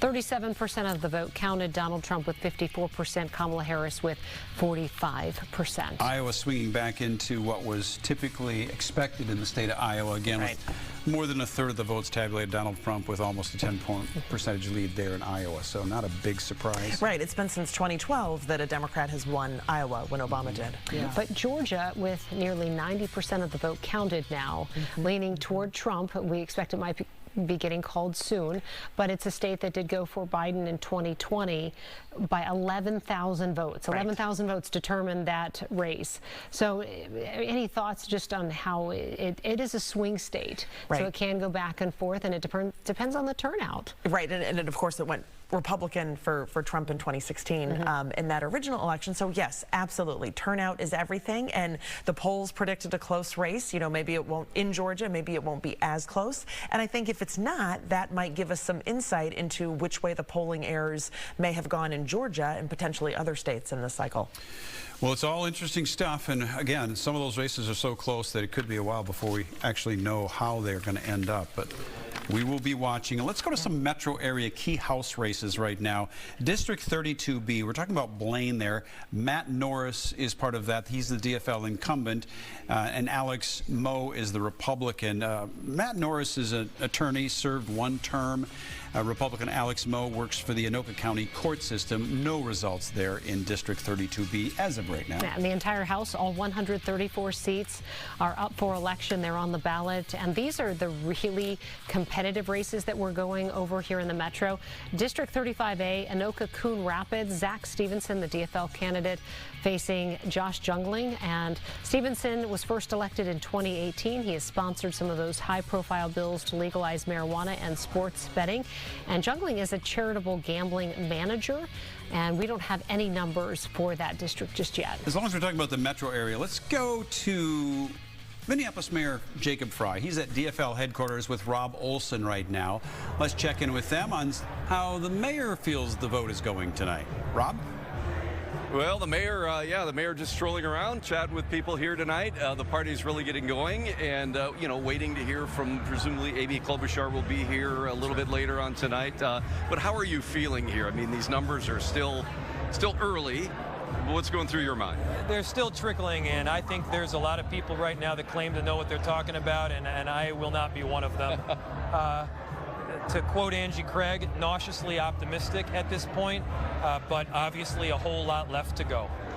Quite the turnout we saw in early voting throughout the Twin Cities area, especially over the weekend and yesterday.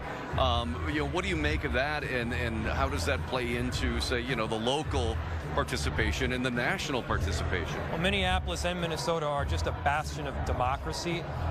We traditionally have the votingest state in the entire country, and then Minneapolis has been the votingest city in the votingest state. And so that's something that we're proud of. We participate, we make sure that our voices are heard, and this case was no exception. I haven't seen the final numbers or tallies, but turnout was extremely high in Minneapolis. We saw that both in terms of the early vote turnout as well as on Election Day. I want to give a big thank you to all of our staff that helped make sure that this election went smoothly. This is not an easy undertaking, and they did so with a lot of pride and enthusiasm, and I'm really proud of the showing that our city has made. And at the same time, of course, the results of this election obviously can have a huge impact on the trajectory of our world. And there's not a small difference between these tickets and these candidates. Normally, on a presidential election, I'm very concerned about policies that I hold dear, to make sure that we've got money for affordable housing and affordable health care. I care about a woman's right to choose. I care about making sure that we're pushing back on climate change and operating with resilience. And don't get me wrong, I'm very, very concerned about all of those policies, and I'm concerned about the endurance of our republic, because when you got somebody that is actively talking about undermining a free and fair election, when they're pushing against a peaceful transition of power, which is a core tenet of any democracy, yes, that's very concerning. We'd heard, from other areas of the country today that there were some voting disruptions, some bomb threats, but any concerns about that in Minnesota? Nothing. We'd heard of no real glitches or problems or intimidation or anything like that going on. And you got to take that as a good sign that, everything's been very peaceful and pretty much undramatic that way today. Well, and as long as that's the case, I think that's in line with the values that we hold as Minnesotans. We want free and fair elections. We don't want massive campaigns full of disinformation, and largely Minnesotans have voted that way. Thankfully, I believe they're voting for Kamala Harris and Tim Walz. And you believe, the last polling showed about a 5% spread. DFL Chair Ken Martin thinks it might be more in line with 7%, where Joe Biden prevailed last time. What are your thoughts here? Yeah, I don't want to predict specific outcomes, but that is certainly the sentiment on the ground that I am seeing both in Minneapolis and beyond. And, when you got our governor on the ticket, it's really something special. There are consultants out there that get paid millions of dollars to try to make some politicians seem like they're a great teacher or a pretty good coach. That's just kind of who Tim Walz is by nature. And so, obviously, we're very proud of him. We're very proud of Kamala. It was something special to be able to bring my daughter in to vote this morning. She's 4. And I lifted her up so she could see the circles that we were filling in, and to vote for our senator who literally lives down the block, like she knows Amy personally, was something special. And then obviously to pass the vote for Kamala Harris and Tim Walz. You remember it forever. Mayor Jacob Fry, Mayor of Minneapolis, thanks for joining us tonight. Appreciate taking the time out for us. Thank you so much for having me. All right, we'll send it back to you guys in the studio. All right, Rob Olson at DFL headquarters with Minneapolis Mayor Jacob Fry. All right, let's go back to those House seats in the state of Minnesota. Yeah. All right. District 36A, that's Lino Lakes. Elliot Ingen, the Republican incumbent there. Janelle Calhoun, that race showing no results yet. And let's look at Lake Elmo and the Afton area there. District 41A, this is an open seat. Lucia Robleski, the DFL candidate, facing Wayne Johnson, the Republican. GOP Representative Mark Wiens retiring after just one term.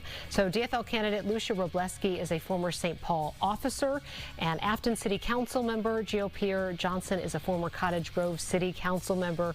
And this race was decided by just 128 votes last time around. District 41B, that's Hastings, Cottage Grove there in the east-south metro there. An open seat. Tom DePel, the Republican, Jen Fox, the DFLer. DePel, a dentist running for the House this year after barely losing a state Senate seat or Senate race 2 years ago. Jen Fox is a Hastings City Council member. 48B, the Chanchaska area in the West Metro. This is a seat that was decided by just 417 votes 2 years ago. And this is Lucy Reams' seat. She's the incumbent, the DFL candidate, facing Caleb Steffenhagen, the Republican. And we're still waiting for numbers to come in from the Chanhassen-Chaska area. 54A, that's Shakopee, Aaron Paul and Brad Tabke, the Democratic incumbent. We're still waiting for results there out of Shakopee. And let's look at 57B in Lakeville. Jeff Woody, the Republican, facing Brian Cohn, the DFL candidate. Woody is a former Burnsville police officer running for a second term. DFL challenger Cohn is a volunteer leader and small business owner. And this seat was won by Woody by just 676 votes 2 years ago. Anything of note there other than the fact that we have very few results coming in some of those key areas, Catherine? Sort of a pattern of these suburban, exurban seats that are extremely competitive, flipping depending on the political context. You know, if Democrats have a really good night, that helps the DFL candidate. If Republicans have a really good night, it helps the Republican candidates in races that are so tight and so competitive with less split ticket voting than we have had in the past. All right. We have an election alert out of Iowa. That state has now been called for Donald Trump. And so he is the projected winner there, and we'll add that to the Electoral College map. Again, let's have you react to that. Earlier in the night, about an hour ago, we were going, what's happening in Iowa? It looked like Kamala Harris was leading, but that's not how it's shaken out. Right, and this isn't surprising.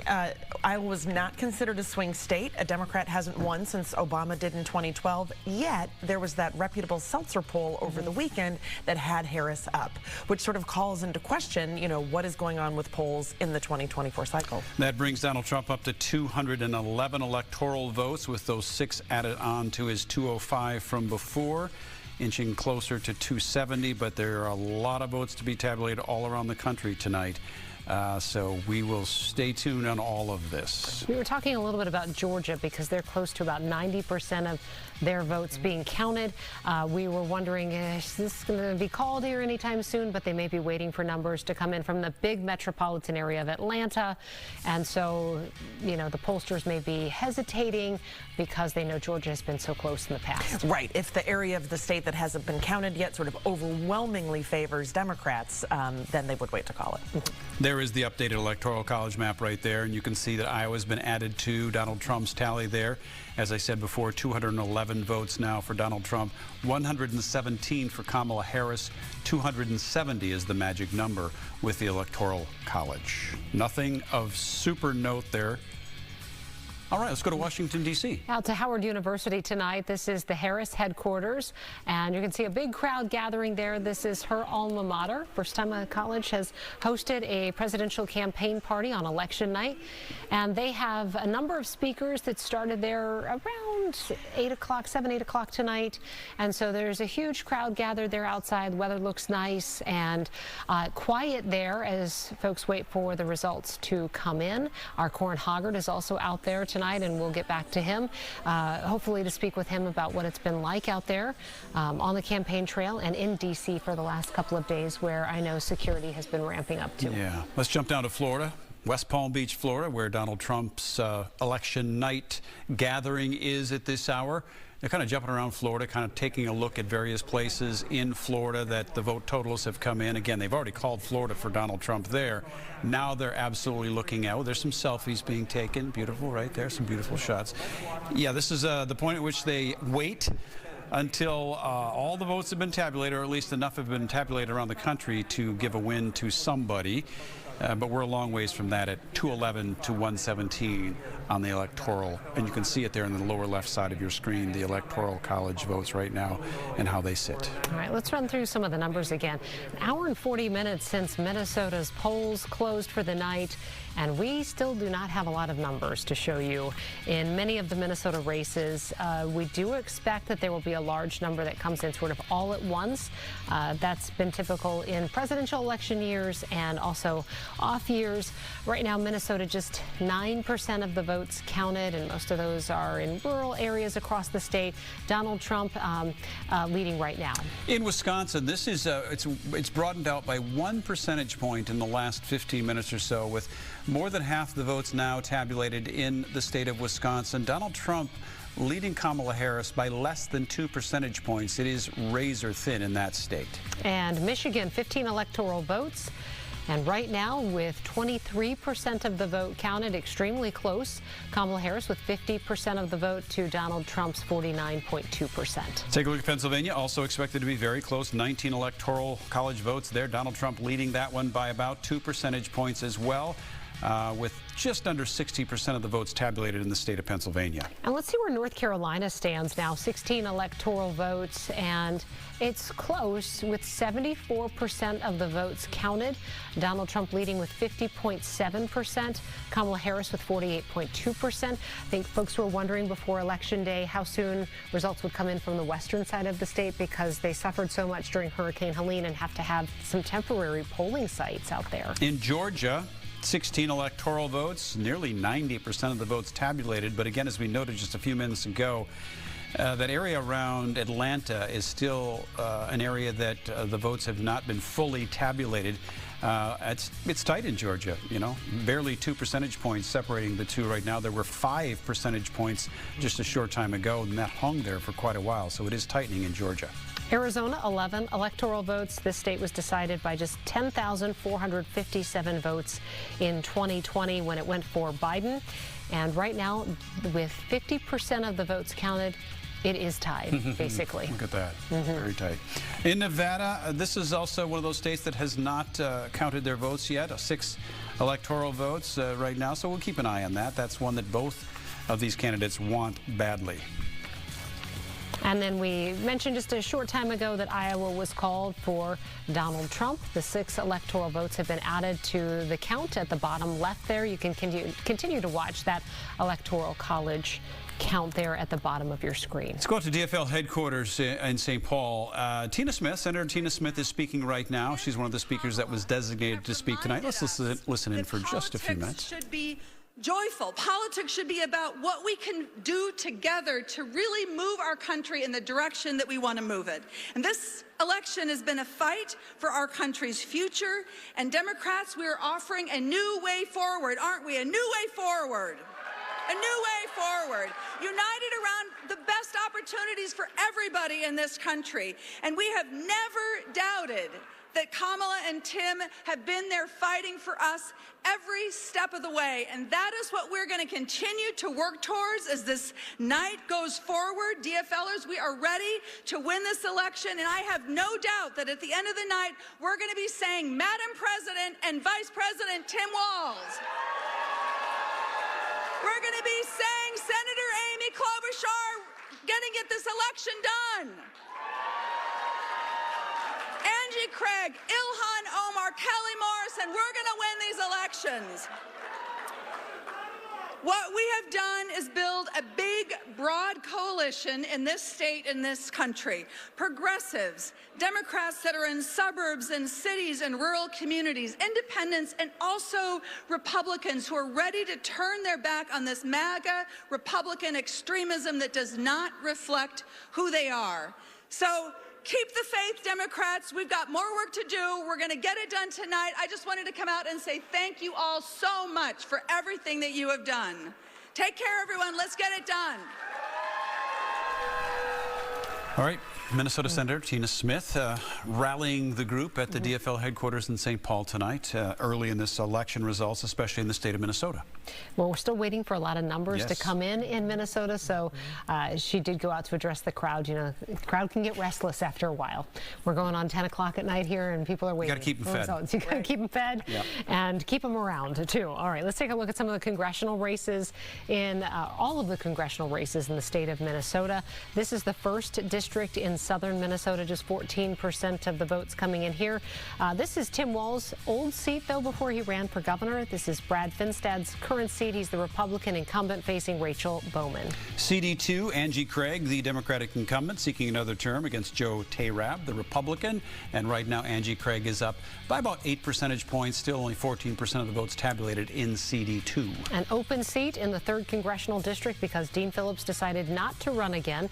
He instead decided to run for president, challenging President Biden in the primary. Kelly Morrison comes over from the state Senate to run for this race. She's the Democratic candidate facing Tad Jude, the Republican, and we have no numbers for that district.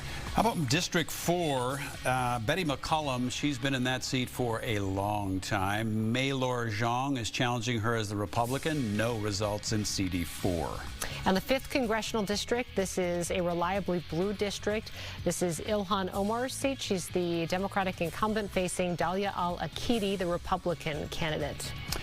Minnesota District 6, Tom Emmer, the Republican incumbent there. Jeannie Hendricks, this one is 17% of the votes tabulated. Tom Emmer with a sizable lead, almost 50 percentage points over Jeannie Hendricks. Let's look at the 7th Congressional District on the western part of the state. Michelle Fischbach, the incumbent Republican candidate there, facing A.J. Peters.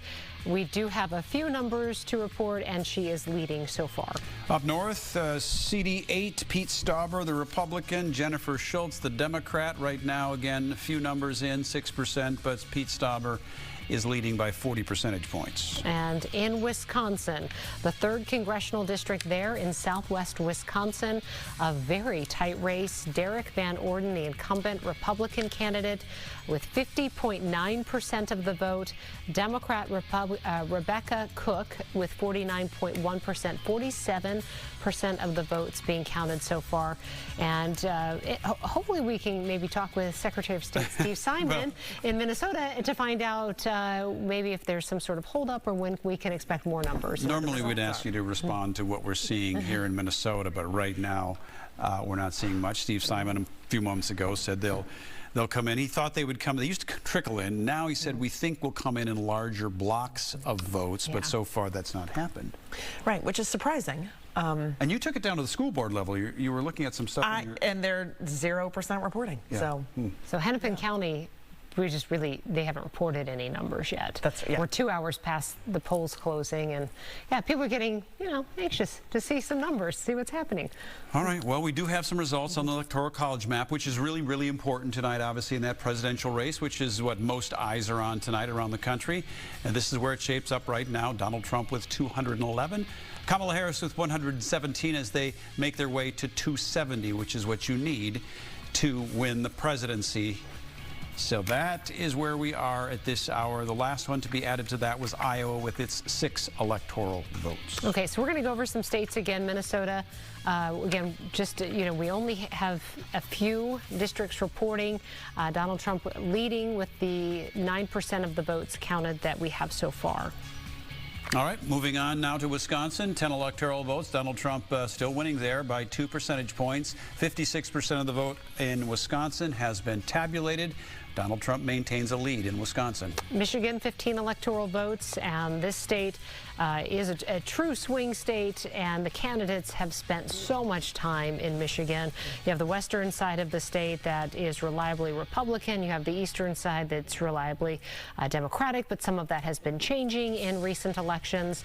Right now, with 24% of the vote counted, Donald Trump is leading with 50.1%. Take a look at Pennsylvania. This is the one with all eyes around the nation on it right now. 62% of the vote tabulated. 51.1%, and I use that 0.1 because it's significant. This will be very tight. Kamala Harris with 48%. Again, what's important to note here tonight as you're watching us is when does places like Philadelphia come in? To a lesser degree, Pittsburgh, but certainly Philadelphia is typically democratically held. They vote historically that way. We'll see what happens and when those votes start to come in, if they haven't already. And North Carolina, Trump won this state by 1.3% in 2020, 16 electoral votes. And right now, Donald Trump is leading in North Carolina. 77% of the vote has been counted. And so we'll continue to watch to see if more numbers come in from North Carolina. Their polls closed at 6:30 Central Time. So, but they have had some disruption with the storm to the western side of that state. Similar point in Georgia, although more votes have been counted, 88% of the votes tabulated. This is tightened a bit over the last 20 minutes or so. 51.4 to 48.1. Not a lot of votes separating those two. Some 200,000 votes between Donald Trump and Kamala Harris. Arizona, 11 electoral votes. This has been so close since numbers were first reported about 51 minutes ago. The polls closed at 8, but we saw our first numbers around 9 p.m. Central Time. Look at this, with half of the votes now counted, 49.7% for Donald Trump, 49.5% for Kamala Harris. And this race was decided in Arizona by 10,000 votes. Biden took this state with just 10,457 votes in 2020. That, again, very, very tight. Nevada, no votes in on Nevada as we watch that swing state, 6 electoral votes in Nevada. Let's go back to Arizona for a second here with Catherine. That's almost a repeat of the last election in Arizona. That was also very tight, and there was also some discrepancy over vote counting and tabulating and so on and so forth. But as it stands right now, another very tight race in Arizona. Right. In general, we don't see large shifts from presidential cycle to cycle, whether at the county level or the state level or the individual level. And so, to some extent, it's not surprising that the swing states in 2024 are virtually identical to the swing states in 2020. Obviously, there's been some movement since 2000, but we're really seeing, the same competitive states duking it out in this presidential cycle. And we could see, if it remains that close, then we could see an automatic recount, we could see challenges, we could see some legal issues that could drag on for a few days. Well, and also just ensuring that every single vote is counted, because of course, as we know, some states are called without every vote being counted yet because the race just isn't close, like Minnesota's U.S. Senate race. But if a race is really close, every vote is going to be counted until it's called. All right, well, it will be a long night for a lot of people in a lot of states, right? We saw a live picture of them counting votes in Pennsylvania. I mean, imagine that was Philadelphia, right? Having everybody watch you in that capacity, like the nation has its eyes on you as you sit to putting these paper ballots through the machines tonight, and they're waiting. It's like, could you move a little bit faster? I am impressed, and I'll use anecdotally my voting this morning on the east side of the state here. These people are committed. These poll workers, God love them, because it's a job, and sometimes you'll get some people in there that aren't happy or want to do something, and they have to stand strong and be strong with this stuff. It's work. Oh, we know that they have faced increased threats in recent years. That has been documented, and yet they're committed to their job in democracy. Give them a lot of credit. All right, we have Karen Scullin at Republican headquarters in Minnesota right now at Mall of America, the Radisson Blu. And so, Karen, it sounds like there's a big crowd there behind you, and I know everybody's just waiting for these numbers to come in. So how are you passing the time there? Well, it's really turned into a party here. A lot of excitement that's been building over the last few hours. Joining me right now is GOP Party Chair David Hahn. And I think, Mr. Hahn, I think it's gone from optimism to real excitement around here. I don't know if you feel the same vibe around here. Well, yeah, people are very excited. We've got lots of optimism in the room. Of course, the returns are not in yet. We're still waiting, just preliminary things. But people are feeling very good about where we are. I think we've got a lot to be enthused about, and President Trump is doing great across the country and actually doing pretty well here so far. But Minnesota returns are coming in. They're very light at this point, but we feel pretty good. From what you've seen so far, especially with the presidential race, anything that has surprised you or that you're just really excited about? Well, I think the campaign has, for the last at least a week, 2 weeks, felt very positive nationally about the Trump campaign. And I think their numbers are coming in more quickly than they did in 2016 when he won, which is very positive. I think he's winning some of these close battleground states. So I think he's going to, they told me they thought it was going to be an early night when I talked to him last week. Maybe they're right. But we're hoping that he can pull it off here in Minnesota. We spoke earlier about your work to really get out some uninterested voters or disengaged voters over the past few years. Has that really helped, do you think, this time around? I think so. We really put an effort on after the 2022 election to try to make better contact with people that we think are probably going to vote for Republicans, but just for whatever reason just didn't get out. And we had a very strong turnout on the early vote. I haven't seen the numbers, but I think we'll have a strong turnout on election day today. Those things should be good for us, and we've also got a lot of support from independent voters. So we're feeling pretty good where we are now. We'll see. We're obviously going back to the state level. Obviously, you're hoping to flip the House. What races are you watching really closely? I think you said there were about 6 to 8 that were kind of in play. Yeah, there's 6 to 8 that are won by Democrats by very close margins around the state. A couple up in the St. Cloud area, down in Winona, mostly in kind of exurban areas. Shakopee, some up on the range. So we don't know which ones exactly are going to come through, but we feel pretty good that at least 4 of them will come through for Republicans and we'll be in the majority. Going to be a long night still? Well, we hope it's not going to be too long, but a lot of enthusiasm, a lot of excitement. People are feeling pretty good. Thank you very much for joining us, GOP Chair David Hahn. Obviously, with some excitement, we have high expectations here. There are a lot of voters that are here. I think we're going to speak to some of them in here in just a little bit. But for now, we'll send it back to you guys in the studio. All right. Thanks, Karen. All right. Well, let's head over to DFL headquarters tonight. Lieutenant Governor Peggy Flanagan is speaking there at this moment. Let's listen in. Carla Schellberg and Marlene Helgamo. Incredible women who worked hard not to just get by, but to get ahead for themselves, for their children, and for their entire communities. And we are their legacies. We voted today to honor their visions. It has been an honor to travel the country and this great state to talk about my buddy and our incredible governor, Tim Walz. And to talk about our next president of the United States, Kamala Harris.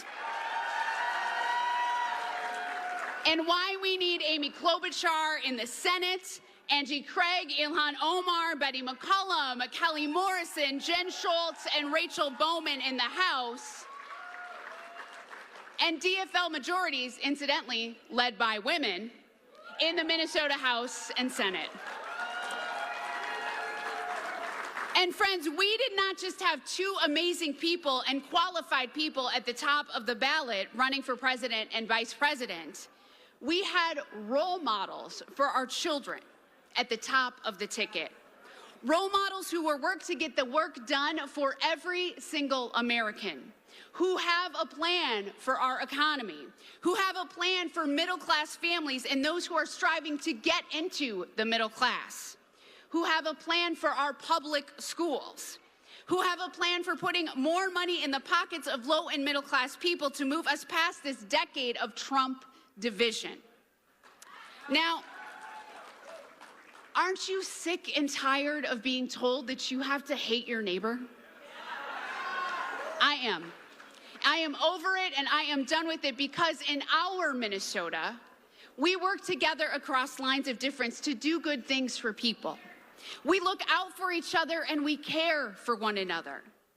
And when we find ourselves more fortunate than others, we build a longer table and not a taller fence. And that's what Governor Walz and I have done together with our partners over the last 6 years with our legislature and advocates across the state to do just that.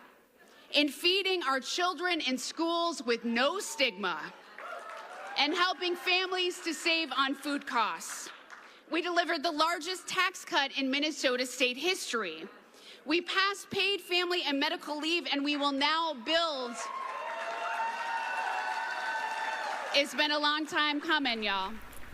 All right, you're listening to Lieutenant Governor Peggy Flanagan address the DFL headquarters tonight in St. Paul.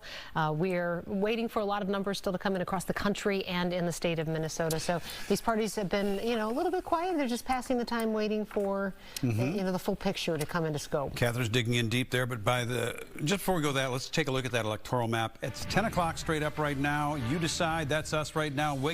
This is the key to tonight in that presidential race right here. The Electoral College map. Right now, Donald Trump leading with 212 Electoral College votes. Kamala Harris with 119. There was a small addition to both of them. We believe the state of Nebraska, which is a split electoral vote state. And Maine as well. And Maine has also added one. They're also a split electoral vote state as well. Right. They're the only two states where it's not winner take all. Two of the Electoral College votes go to the statewide winner, then the other are apportioned by U.S. House district. So we saw that in the last election, one in Maine and one in Nebraska go the other direction. All right, moving on to some top races, which is what we're looking at throughout the rest of the night here. As we pointed out, the electoral map there is this. Now let's move to the popular vote, 53% to 46%. 44% of the votes have estimated to have been tabulated in the United States right now. Donald Trump leading by 7 percentage points in the popular vote. And in Minnesota, where we are still waiting for votes to really come in and be counted, but right now that's the amount of votes that have come in and been reported and where the vote stands between the two candidates. And let's move over to Wisconsin, that battleground state, swing state in Wisconsin with 10 electoral votes. 57% of the votes tabulated. 50.4 to 48.2. This is, again, a very, very close race in the state of Wisconsin. Let's take a look at the U.S. Senate race in Minnesota. Amy Klobuchar, the longtime incumbent, winning this race.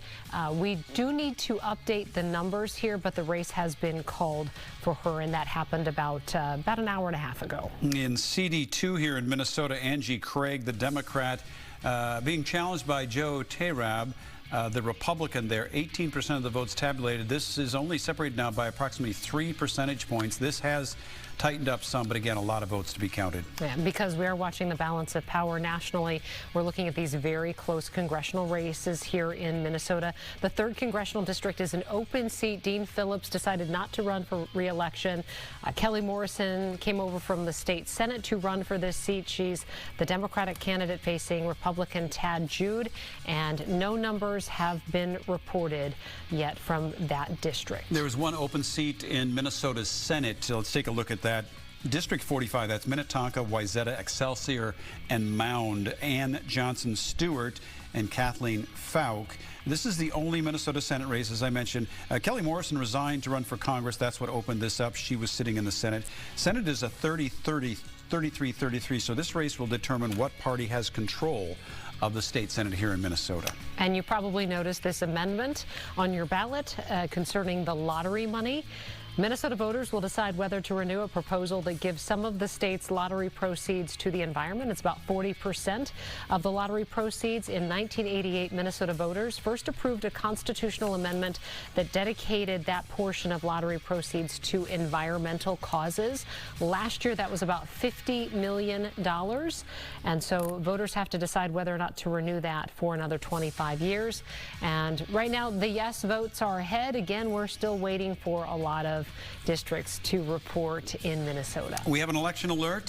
Some votes have been tabulated in some of those western states now. Kamala Harris winning the state of California, the state of Oregon, and the state of Washington.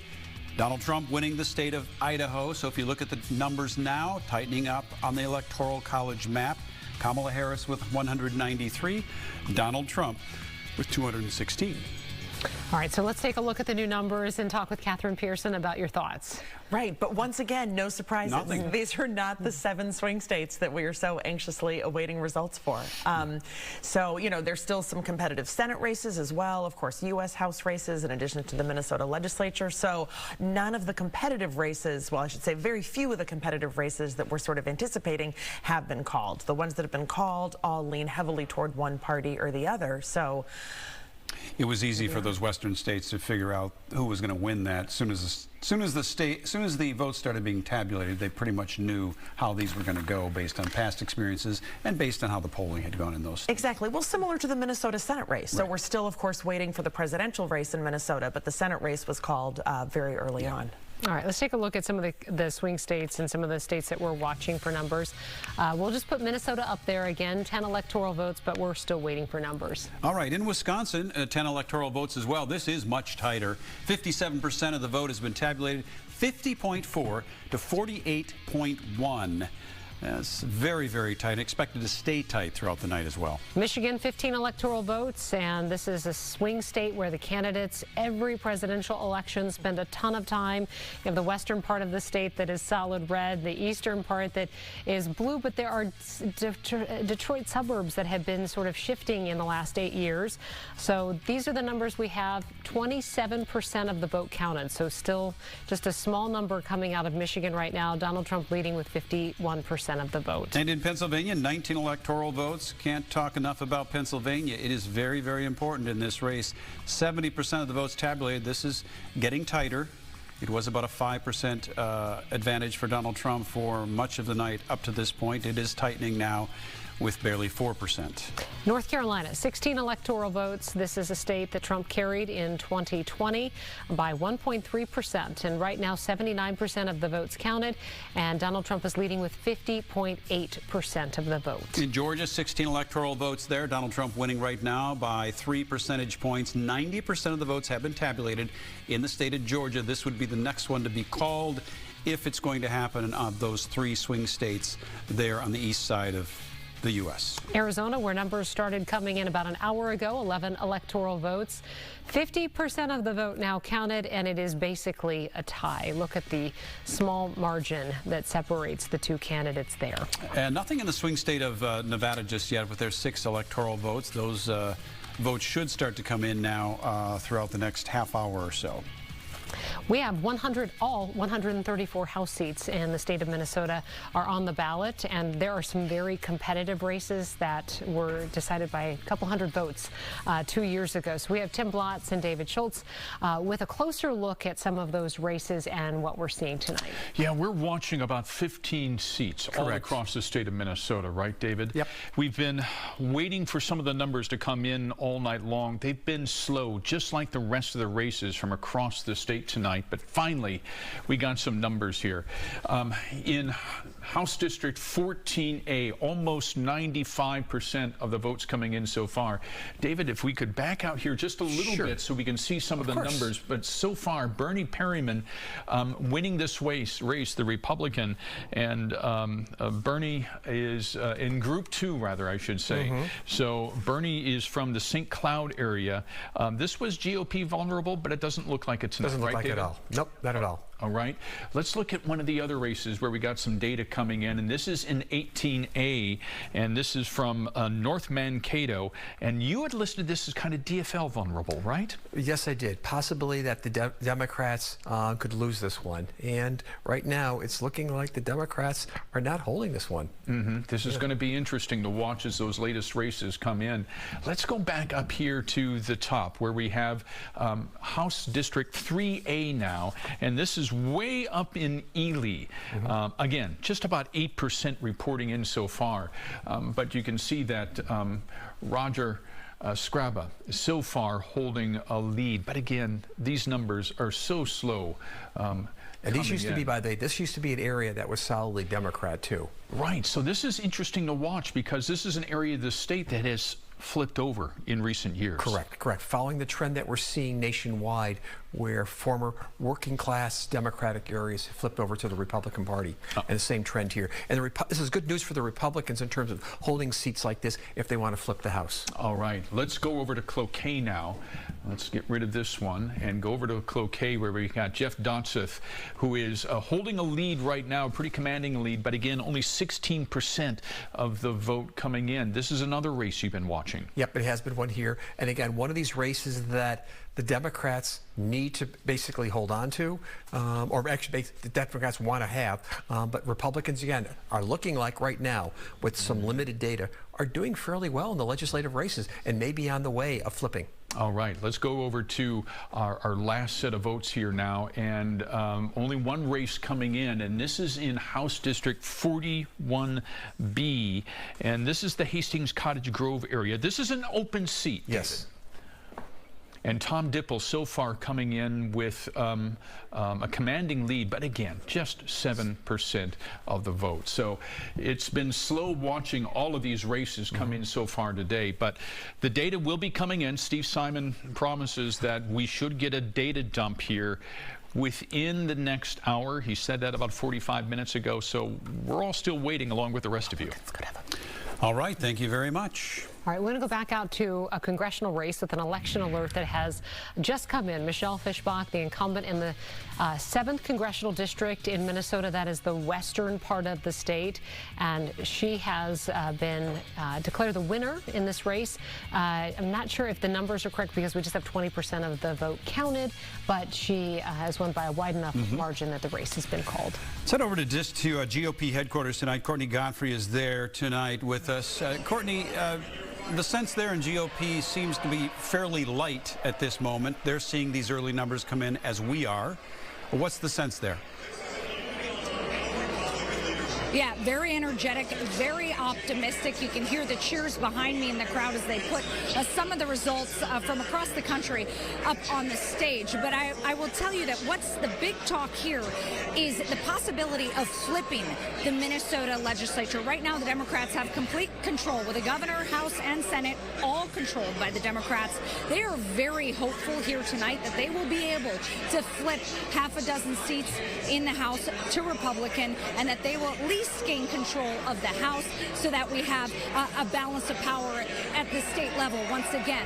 I've been talking to voters here, of course. This room is packed here in Bloomington, full of Trump supporters, a lot of MAGA hats. The bar is open. Everybody is high energy here tonight. I grabbed Peter. He's from Edina, 26 years old, a lawyer. Why is it that you showed up to vote for Donald Trump? What are the issues that brought you to the polls voting red? Sure. Well, most importantly, I'm concerned about immigration. I want an administration that is concerned with controlling immigration. I think as a country, if you can't control immigration, ingress into your country, you don't have a country. You live in Edina, a historically blue district. You live in Ilhan Omar's district. Living there, and I mean, you're in a MAGA hat tonight. Tell me what the sense is in Edina this time around. Well, Edina is very stereotypically, it's upper class. It's upper class suburban Minnesotan liberal. It has had some moments of redness. I think it voted for like a Minnesota House representative that was a Republican back in 2016, Dario Anselmo. I'm optimistic that Edinans can come around someday and see that they're better off with immigration control, with harsher measures against dangerous crimes. So I'm hopeful. Lastly, Republicans have really called out Minneapolis, especially with Governor Walz on the ticket, saying that it's dangerous, saying that after the riots in 2020, that Minneapolis is a city in decline, which many on the DFL side have said is a lie. You work in Minneapolis. You told me that crime is a big concern for you, and that was part of why you showed up to vote for Donald Trump. Yeah, that is all very true. I mean, there's reason to be concerned about the trajectory of Minneapolis, the decline, especially from 2020 onward. I mean, you can see the change if you walk through the Skyway of Minneapolis. There's or the downtown of Minneapolis. I mean, there's more violent crime. The FBI isn't exactly very open about it. There's a lot of business moving out of Minneapolis into the suburbs or into other states. Minnesotans are taking their wealth out of Minneapolis, Minnesota for states with more favorable laws. So I think there's reason to be concerned. I'm still optimistic about Minneapolis and the suburbs.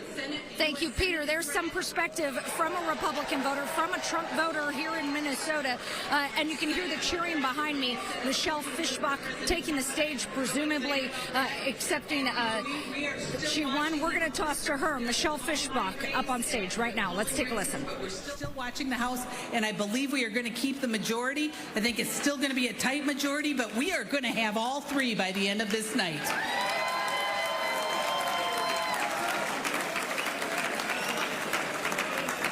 And I do want to say thank you, Chairman Hand, because you made sure that we did the get out the vote that we needed to do. So thank you so much for all of your work and help.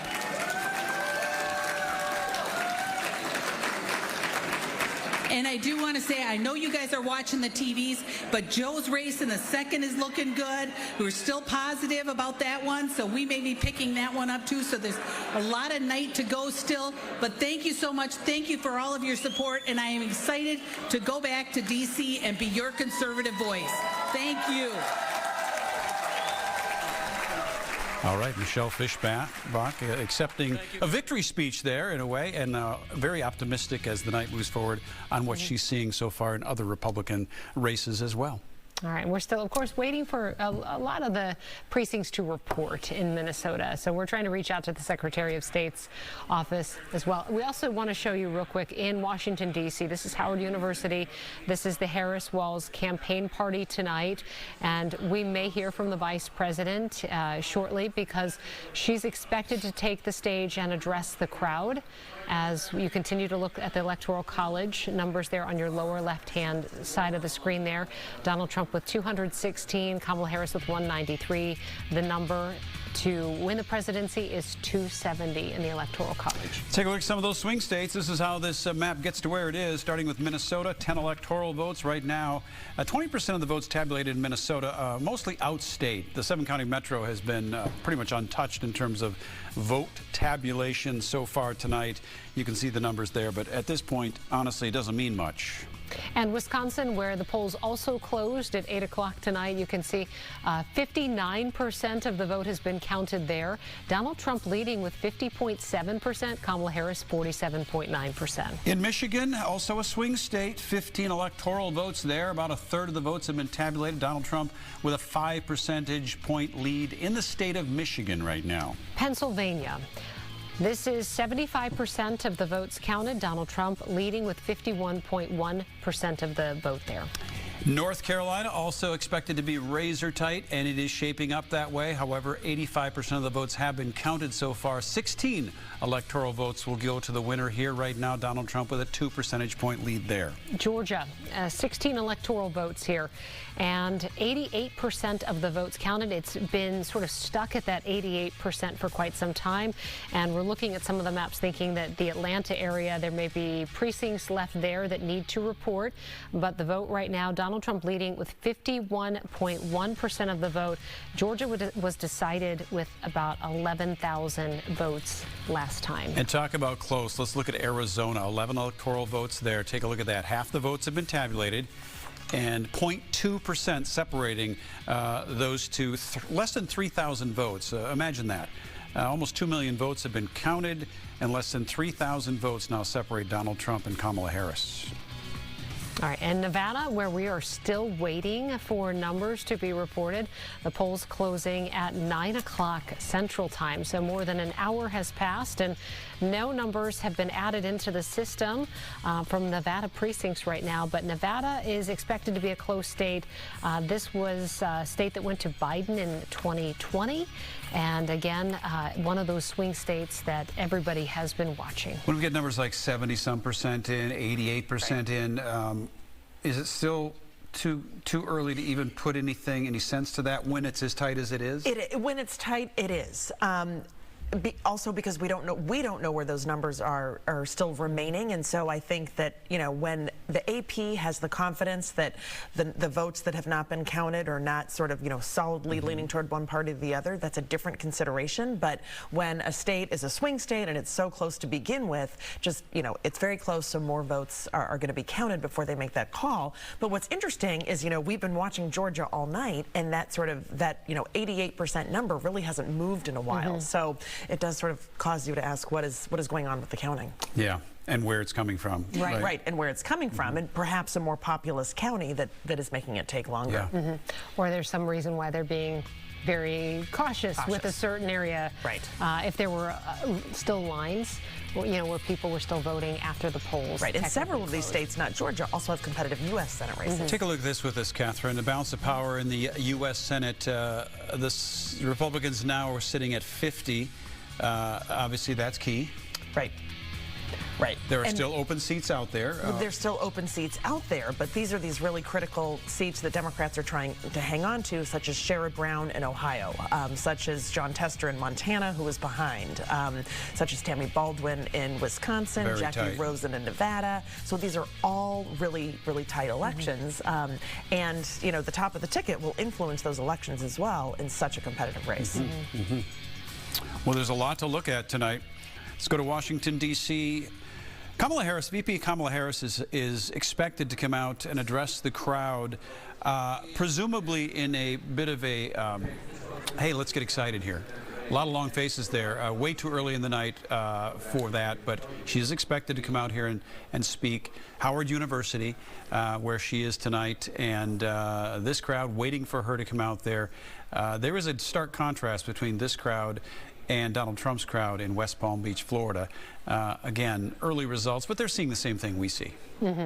So we have Corin Hogger there as well, and he's been there the last couple of days. We do have an election alert.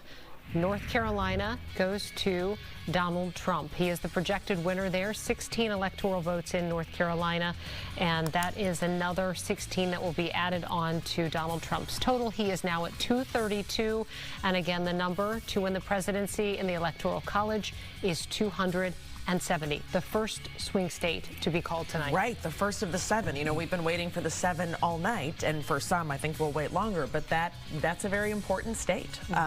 You know, both candidates have a path to 270 without it, but it is a very important swing state. Historically a red state in North Carolina, but recently has been voting Democratic in some. Biden won the state back in 2020, correct? So this... Well, it was Trump, but Trump 2008, Obama yes. took right. North Carolina. So yeah, this is interesting. The first big swing state to go to Donald Trump. Let's take a look at the map. Yes, so we have the new updated map that we want to show you that adds North Carolina into the mix. And again, Donald Trump with 232 electoral votes, Kamala Harris with 193. All right, this is the kind of night we expected it to be. It'll be very tight. There are still some races out there in those swing states, Georgia being one, North Carolina now picked, Pennsylvania, that one could take a while. Yeah, it's going down just as it was predicted. Yeah. Very tight. North Carolina, an interesting state, just the fact that we weren't quite sure if they might have some election delays because of the storm damage in the western part of the state. We're talking infrastructure isn't even in place. Roads, electricity, water because of Hurricane Helene. Exactly. Well, ultimately, it will be interesting to see what voter turnout was in North Carolina, and if Helene wound up depressing voter turnout. They also had a very interesting gubernatorial election where, you know, the Republican candidate had a lot of flaws, and so we think of, you know, states as going the same direction at the top of the ticket for a gubernatorial race and at the presidential level, but you know, the circumstances made that different. That is the interesting. That's why North Carolina ends up being sort of a swing state, because they have a lot of transplants, and then they have elected a lot of Democrats as governor and in other races, so it's a very split ticket type of place. At this point in the night, 10 electoral votes mean a lot to both candidates. Let's take a look at Wisconsin, again, with its 10 electoral votes. Very tight in Wisconsin tonight as well, both in the presidential race and the congressional race that's there. And there's a Senate race that's also very close there. Right now, with almost 60% of the votes tabulated in Wisconsin, Donald Trump hanging on to that 3 percentage point margin right now. And that's where Wisconsin stands right now with those 10 electoral votes. It's tight. Very tight. All right, let's take a look at both campaign headquarters so you can get a sense of just what the mood looks like at both places. You can see on the left-hand side of the screen, that's Howard University in Washington, D.C. That's where the Harris-Walz party is taking place. We're told that Vice President Harris is expected to address the crowd at any moment, but we're still waiting for her to come on stage. And then on the right-hand side, West Palm Beach, that's where Donald Trump, his supporters have gathered in West Palm Beach tonight. Donald Trump, of course, lives in Florida. Mar-a-Lago is in Florida. We've heard a lot about Mar-a-Lago with his where he claims as his residence there. Again, this is the night point at which they wait for their candidates to come out. Still too early, though, to really determine exactly how this is going to go. By that point, let's look at the Electoral College map right now, and it is continuing to be tight. There are 2 key states now, Pennsylvania and Georgia, yet to be called. Georgia seems closer to that than Pennsylvania is. I think 88% of the votes have been tabulated in Georgia. Donald Trump maintains a 3 to 4 percentage point lead in Georgia. If he gets Georgia, that's 16 electoral college votes. That gets him very close. And then you're looking at Wisconsin with its 10, also a very close race. all right, we do have some Georgia numbers. Let's see if they're still at well, they're just a little bit more here. 90% of the estimated votes counted now, and Donald Trump is still leading. 51% of the vote counted to Kamala Harris's 48.3%, and it looked like some votes still needed to come in from the Atlanta area the last time I checked, and so that is likely the reason why it hasn't been called yet, but they are at 90%, and we know that Georgia was very close in 2020. You're looking at about 136,000 votes there, Catherine, and as we try to gauge this, if in fact you're talking about Atlanta, right. Fulton County, for example, 136,000 votes is not a big number that could tighten a race like that, if that is where some of these votes have not been tallied yet. Right, that's right. And that's why it hasn't been called yet, because they're trying to make sure that that they're certain of the outcome. You know, the last thing that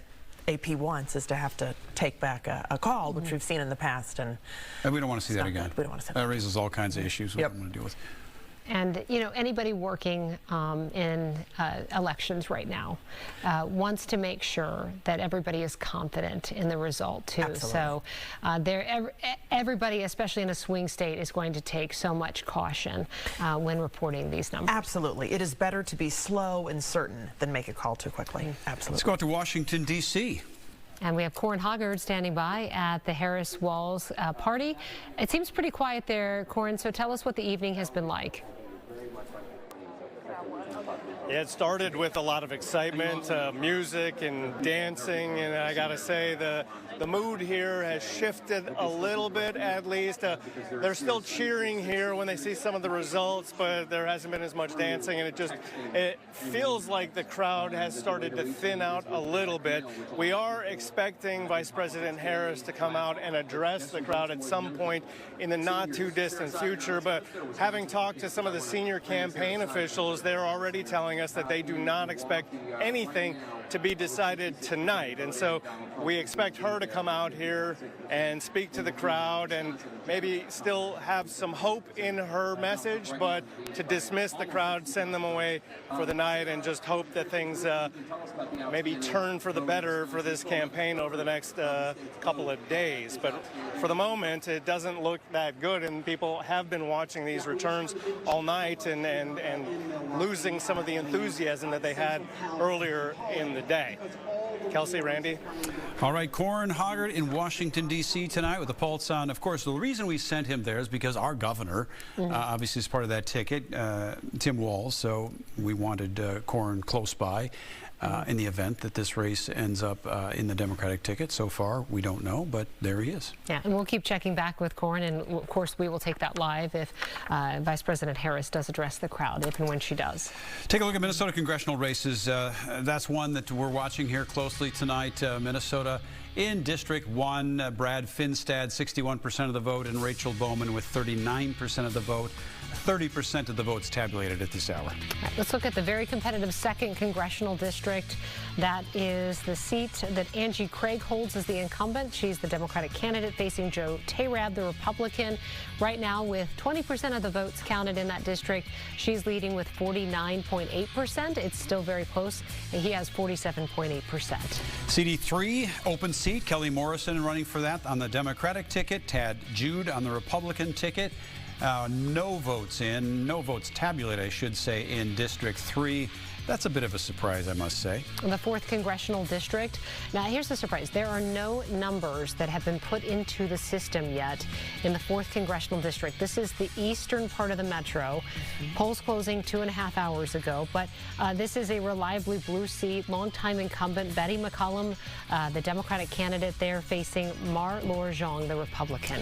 As long as we're talking about the metro, let's go to District 5. Ilhan Omar, the incumbent in this race, the Democrat. Dalia Al-Akidi, the Republican, also 0 numbers.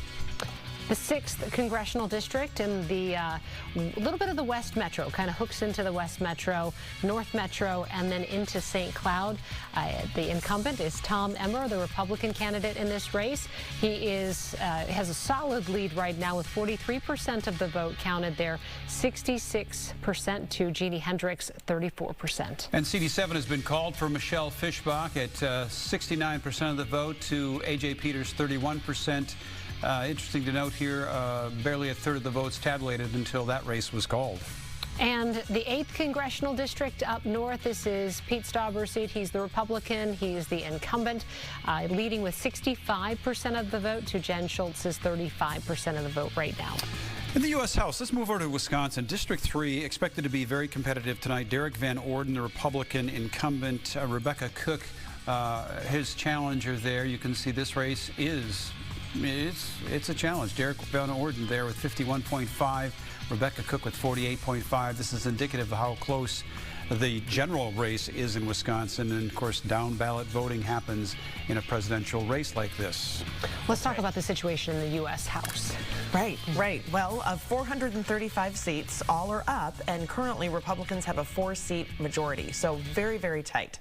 24 of the races are considered to be toss-ups. Another couple dozen lean toward one party or the other, so really that's not that many competitive races, which is why we're watching the competitive ones so closely, like Minnesota's 2nd district, Wisconsin's 3rd district, a handful in New York, California, Iowa. They will determine the majority party in the next Congress. But I think it does seem pretty likely that whichever party wins, it'll be a pretty thin majority. I want you to take a look at this Wisconsin U.S. Senate race as well. Right. Well, this was expected to be a very good race. Let's bring it up for our viewers to watch as well.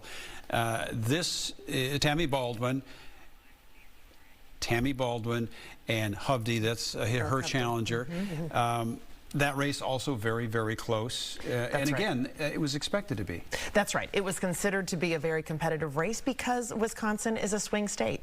The number of Democrats and Republicans are roughly equal. And so the political context in the top of the ticket in any given year can really affect that Senate race. It's also important to note that of the 34 races, the 2/3 of them are currently held by Democrats, and all of these are Democrats who were last elected in 2018, which was a very good year for Democrats. And so, you know, they're facing different situations 6 years later. Right. We want to go out to, we want to go back to that congressional seat, the 2nd congressional district in the South Metro. That is Angie Craig's seat, and we have Mike Manzoni standing by live with her right now. And so, Mike, we'll just let you take it away.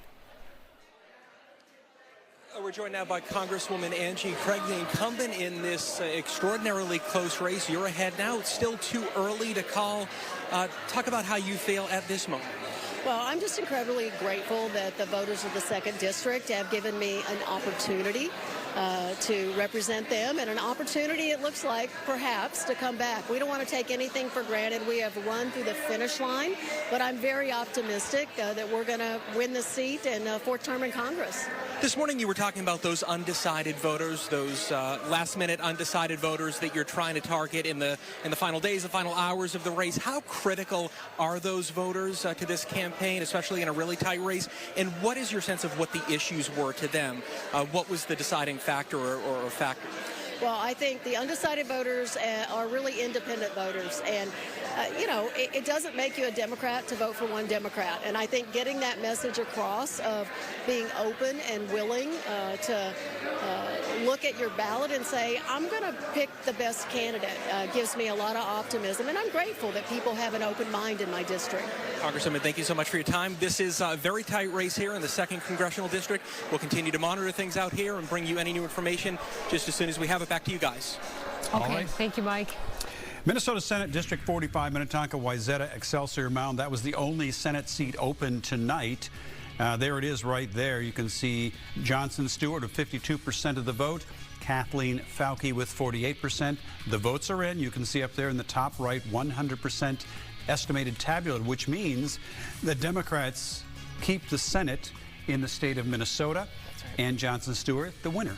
And we also just learned that there is a huge number coming in for the state of Minnesota, a lot of precincts reporting, and so we're going to go through some races now that we have new numbers to show you. So let's look at the U.S. congressional races in Minnesota. The 1st congressional district, that is southern Minnesota, Tim Walz's old seat before he ran for governor. Brad Finstad is the incumbent in this race. He's leading with 61% of the vote, with 34% counted. CD2, Angie Craig and Joe Tayrab. That is also one of those races that was watched closely right now with 64%. Angie Craig with a sizable lead against Joe Tayrab. The 3rd congressional district, this was the open seat. Dean Phillips not running for re-election. Kelly Morrison came over from the state Senate. That's why we had the open state Senate seat. Right now with 85% of the vote counted. Kelly Morrison is leading with 59% of the vote. CD4, longtime incumbent Betty McCollum, the Democrat, versus Mar Long-Zhong, the Republican. There it is right there. No report on CD4 yet, which is a bit of a surprise. 5th congressional district. This is a reliably blue district. Ilhan Omar is the incumbent, and this race has been called in her favor. And CD District 6, Tom Emmer, the Republican incumbent there. Jeannie Hendricks, 46% reporting in. Tom Emmer with a sizable lead in that race as well. The 7th congressional district was called just a little bit ago. Michelle Fischbach is the incumbent. This is a seat that she flipped a few years back.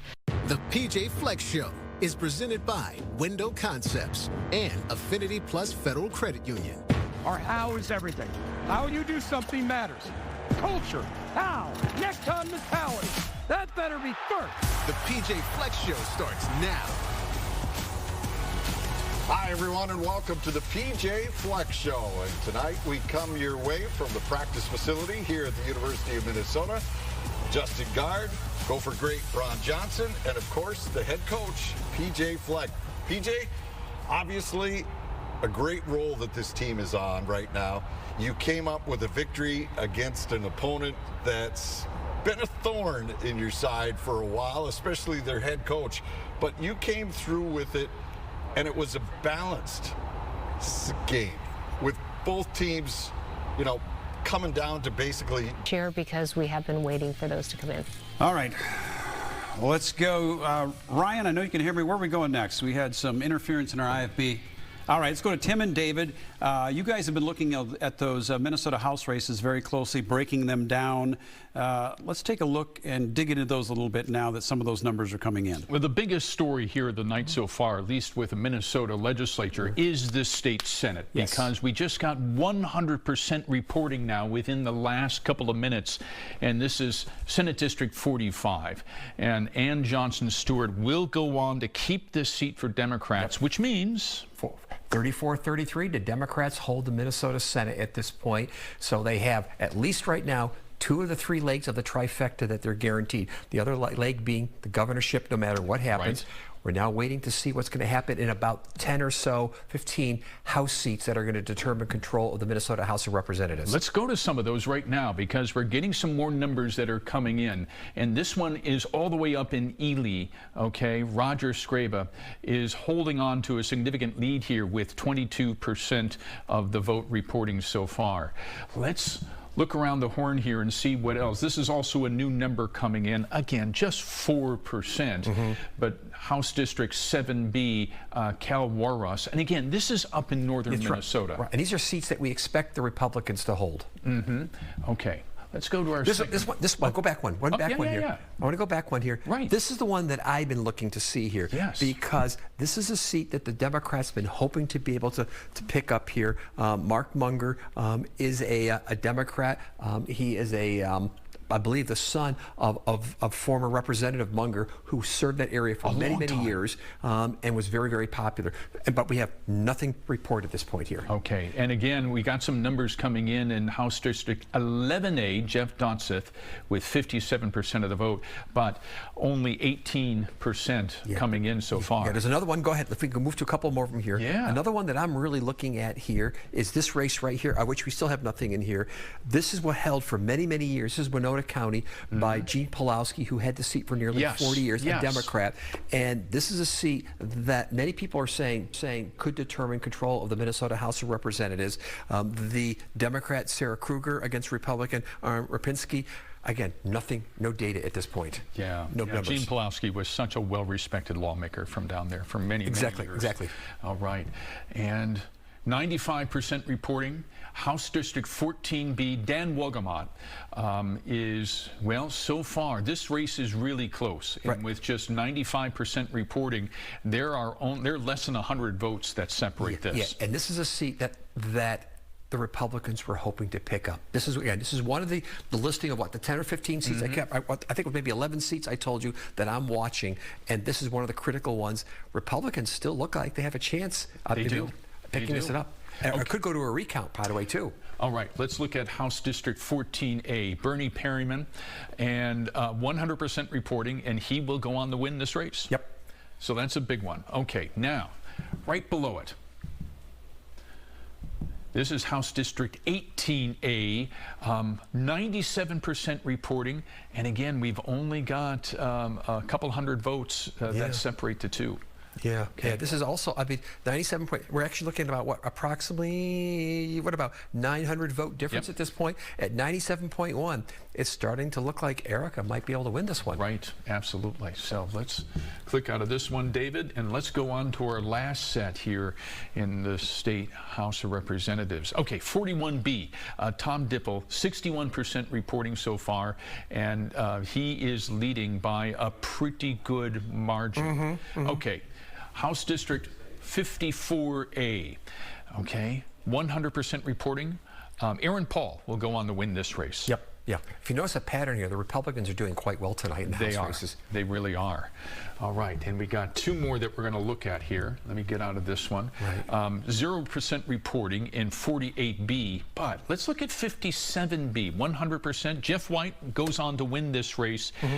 Look at the margin, though. Only a couple hundred votes. About, well, more than a couple hundred. Yeah. About, what, about 1,200 votes here. Yeah. So Keep in mind, when the Democrats won 2 years ago, a lot of the seats they won in the House were also by just about a couple hundred razor votes. thin. Right. And so what we're looking at here is the shifting of a couple hundred votes over a 2-year period from one side to the other.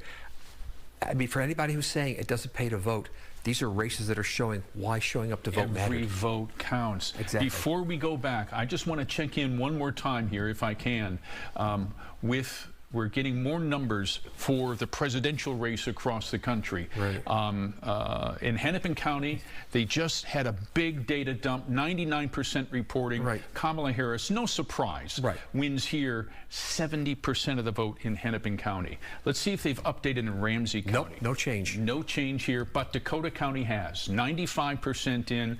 Kamala Harris will win with 56% of the vote. Yeah, put together Hennepin and Dakota at this point, I would feel relatively confident to say probably Harris is going to win the state. All right, let's look at the state results so far. Let me get out of here. 44% reporting so far, and you can see 54% of the votes. Yep. Yeah. Okay, still a long night ahead of us, guys. Thank you, Tim and David. We'll get back to you for a closer look and a deeper dive into some of these races. We're going to go over some of the big picture now. Let's take a look at that electoral map. There has been one more called for Kamala Harris. New Mexico, with its 5 electoral votes, go to Kamala Harris, bringing her total up to 198. In contrast, Donald Trump has 232, still waiting for Georgia and Pennsylvania. Those are big ones. Wisconsin also razor tight tonight. You guys touched on Minnesota, not as tight as it had been throughout the night with that big vote total dump in Hennepin County. And so there is the Electoral College as it stands. Donald Trump with 232 electoral votes to Harris's 198. And let's go ahead and look at the popular vote numbers. For President Donald Trump with 51% of the vote that's been counted so far. Kamala Harris 47%, 54% of the estimated votes counted across the country. All right, moving on now to Minnesota's 10 electoral votes. Kamala Harris right now with 53% of the vote. Donald Trump with 44%. That's the same number that David and Tim just went through, with 46% of the votes tabulated in the state of Minnesota. Let's look at Wisconsin now. 10 electoral votes here. This is just a close state. It's a traditional swing state where it is really hard for pollsters to tell, and it can go back and forth. Right now, 63% of the votes counted, and Donald Trump is leading in Wisconsin. All right, taking a look at the U.S. Senate, this has been called for Amy Klobuchar. It was called quite some time ago with 58% of the vote, to Royce White's, the Republican, 38% of the vote there, 46% tabulated in that race. In the 2nd Congressional District, you just heard Mike Manzoni with Angie Craig at the DFL headquarters. And Angie Craig right now has 56% of the vote, 85% of those votes counted. She is the incumbent looking for a 4th term. CD3, this is an open seat. Kelly Morrison and Tad Jude, the Republican. This race going to Kelly Morrison at this point with 85% of the votes tabulated. That's the way it's shaping up right now, a sizable lead in that race. And then we'll look at the special election in the Minnesota State Senate District 45. And 100% of the votes counted. I believe it's been called for Ann Johnson Stewart. And this was an open seat because Kelly Morrison decided to run for Congress. And it determines who has the majority in the state Senate in Minnesota, because it was 33-33 before Election Day. And if Ann Johnson Stewart picks up this race, Democrats have the majority in the Minnesota State Senate. Let's take a look at that lottery amendment number. Where should those lottery funds, revenue go in the state of Minnesota? The voters needed to decide to renew a proposal or not that gives some of the state's lottery proceeds to the environment. About 40% of those proceeds is what's tabulated. In 1988, Minnesota voters, they first approved that constitutional amendment for 25 years. The 25 years are up, and this is how it's shaping up now. It sounds and looks to me like that amendment will pass, which means those funds will stay headed toward the environment and the outdoors here in Minnesota. We have another election alert. Another state has been called on the East Coast. Virginia, with 13 electoral votes, has been called for Harris. So that's the current map and the current numbers on the left-hand side of the screen. Kamala Harris, 211 electoral votes. Donald Trump right now with 232. And the only swing state that has been called is North Carolina. That's right. So 7 swing states, 1 has been called. We're still watching the others very closely. Georgia, Pennsylvania, Wisconsin, Michigan, Arizona, and Nevada, trying to sort of discern what will happen. And I think a key question is, will we know tonight, or will this take days? And I think it really depends which states are next and who they go for. All right, well, let's take a look at some of those key swing states. Let's start with Minnesota, and it's very tight in Minnesota, as we said before. Loosening up a bit, though, with that dump in Hennepin County of votes that have been tabulated, 53% for Kamala Harris to Donald Trump's 44%. And Wisconsin, with its 10 electoral votes, 63% of the votes counted to our east. Donald Trump is leading right now with 50.9% of the vote. Catherine mentioned Michigan, 15 electoral votes in Michigan. Right now with 39% of the votes tabulated. Donald Trump leading by 5 percentage points in the state of Michigan. And Pennsylvania, before Election Day, everybody was saying, watch Pennsylvania. This one could determine who wins the presidency. 19 electoral votes, 81% of the votes now counted. Donald Trump is leading in Pennsylvania right now. And as we said, North Carolina has been called for Donald Trump. Let's take a look at that right there, 50.8 to Kamala Harris's 48.1%. And let's take a look at Georgia now. 16 electoral votes now. They are at 91% of the votes counted.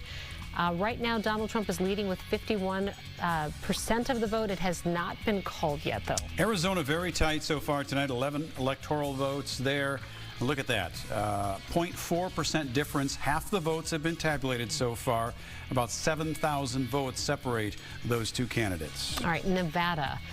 Still no numbers being reported out of the state of Nevada. I'm not sure if there's a specific reason why, or if there is just some caution. It's just Nevada. Before the numbers come in, but their polls closed almost 2 hours ago. So we'll keep watching to see if we get any numbers in. We're not going to make a comment on that. But what do you see as those some of those numbers eke up in Georgia and Pennsylvania into some percentages that have gone well above 50% now? That's right. In terms of votes tabulated. Right, and clearly if those trends continue, that's good news for Trump. I think what we don't know is where those votes are coming from. And, you know, we've seen the numbers in Georgia and Arizona move up very, very slowly. So will that continue, or will this take much longer? And it's hard to say. You know, a lot of the competitive congressional races have not been called either. And so in the competitive races, it just takes longer. Yes, it does. And our friends to the east in Wisconsin, also a very, very tight race. Right, very close at the presidential level, the U.S. Senate, one of those House races that could determine majority party control. Absolutely. All right. Many more hours ahead of us, perhaps days. But let's take a look at some of the congressional races in Minnesota and also one in southwestern Wisconsin. This race has been called in the 1st Congressional District, southern Minnesota. Brad Finstad is the incumbent. He's a Republican, and he is the projected winner in the 1st Congressional District. And in CD2, Angie Craig with a sizable lead there with 85% of the votes tabulated over Joe Tayrab. That's about a 14% percentage point difference right now. The 3rd Congressional District, this was Dean Phillips' seat. He decided not to run for re-election. He actually ran for president, challenging Joe Biden in the primary. Kelly Morrison has a pretty big lead right now. She's the Democrat who came over from the state Senate to run for this. She has about 59% of the vote. Any numbers in CD4 at this hour? There are not. Betty McCollum, the longtime incumbent, being challenged by May Laura Zhang. Again, this is a bit of a mystery why no numbers have come in from CD4. In the 5th Congressional District, this race was called for Ilhan Omar. It's been a reliably blue seat, and she gets about 76% of the vote in that district. District 6, Tom Emmer. Also, this is a race that's reliably red. Tom Emmer right now with a 30-some percentage point lead with 47% of the votes tabulated. All right, let's take a look at the 7th Congressional District, which was called a while back for incumbent Michelle Fischbach. She takes about 70% of the vote in that district. Minnesota District 8 up north, Pete Stauber, the Republican incumbent, Jennifer Schultz. Right now, Pete Stauber with just about a 30 percentage point lead, 30% of the votes tabulated. And let's take a look at the southwestern Wisconsin 3rd Congressional District, a very competitive race, and you can see close with 74% of the votes counted. Derek Van Orden, the Republican incumbent, leading with 51.9% at this point. Nothing tricky there, Catherine. Kind of normal. We knew Wisconsin would be close. Right. In the congressional race, the Senate race is close as well, as is the presidential race in the state of Wisconsin. Exactly. These are the states, districts we knew would be competitive, and they are, and so we're waiting, waiting till more votes are counted so that they can make those calls with confidence. All right, the crowds at the campaign headquarters have been sort of standing around waiting, but Ken Martin with the DFL is addressing the crowd right now in St. Paul. So let's listen in.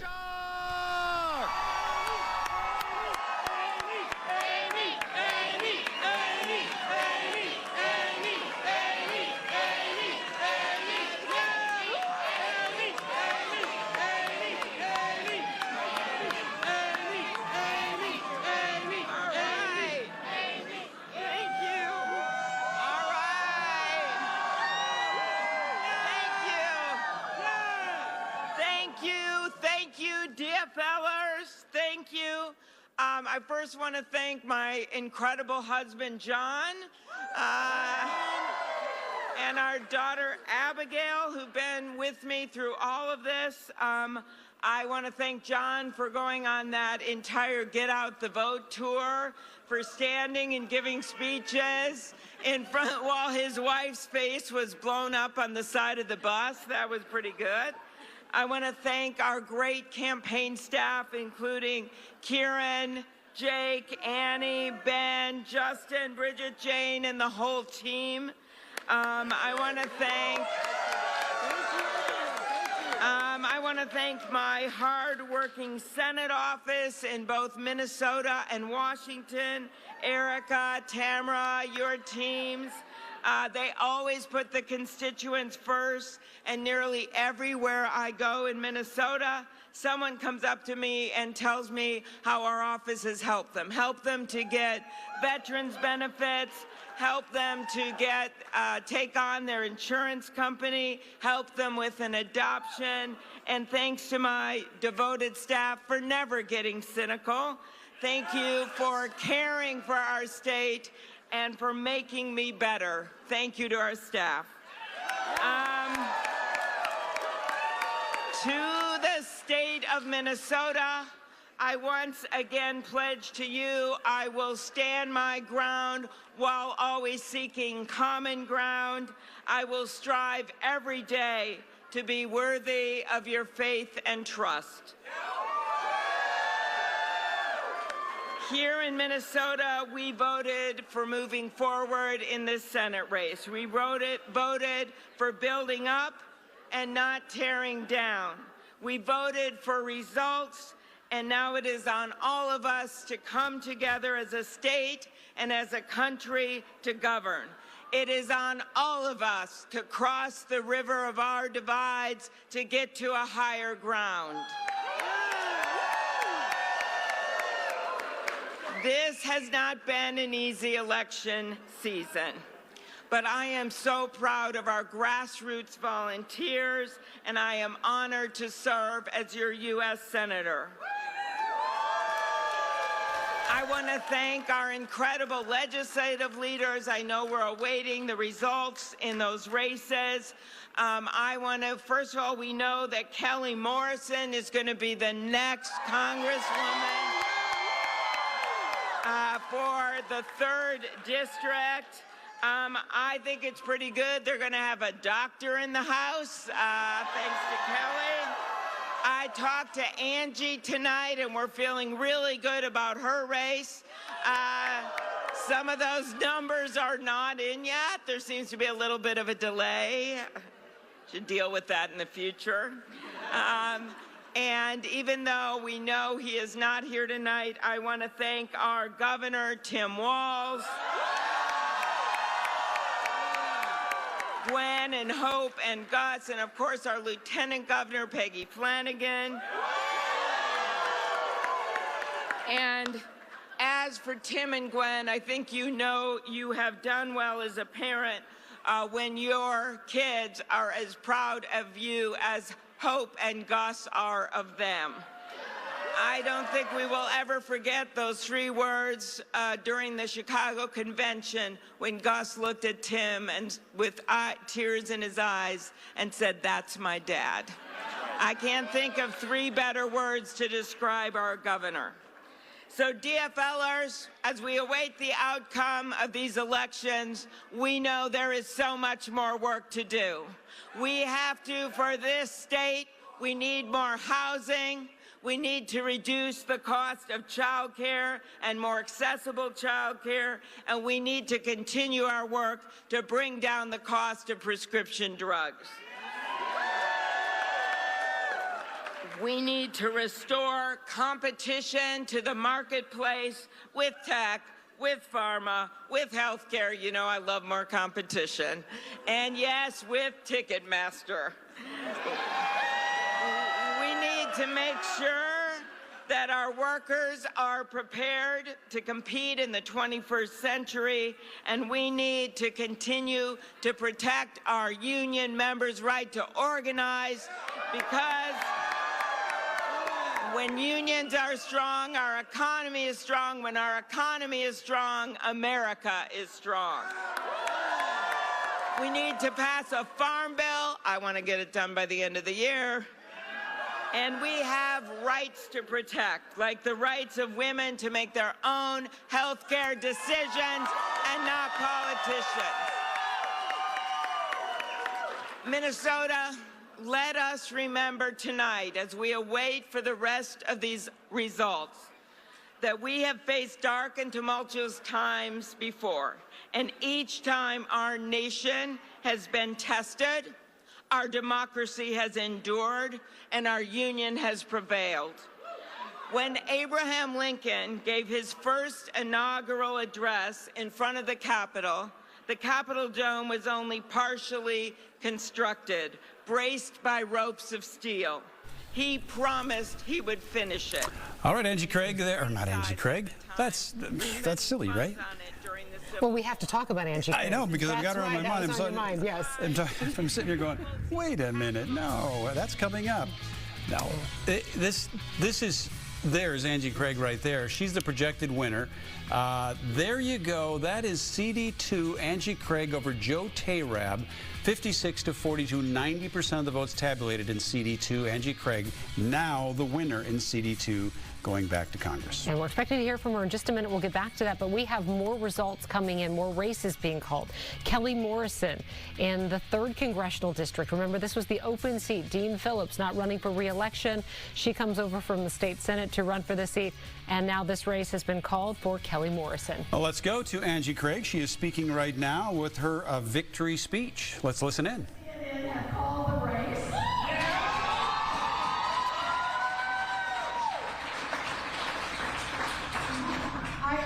I'm so grateful to everyone here. You believed in me through the last couple of years of working together on so many things that we hold so dear. I'm just overwhelmed with gratitude and with an extended hand to work every single day on your behalf for what is right for the voters and the constituents of the 2nd District of Minnesota. So thank you so much.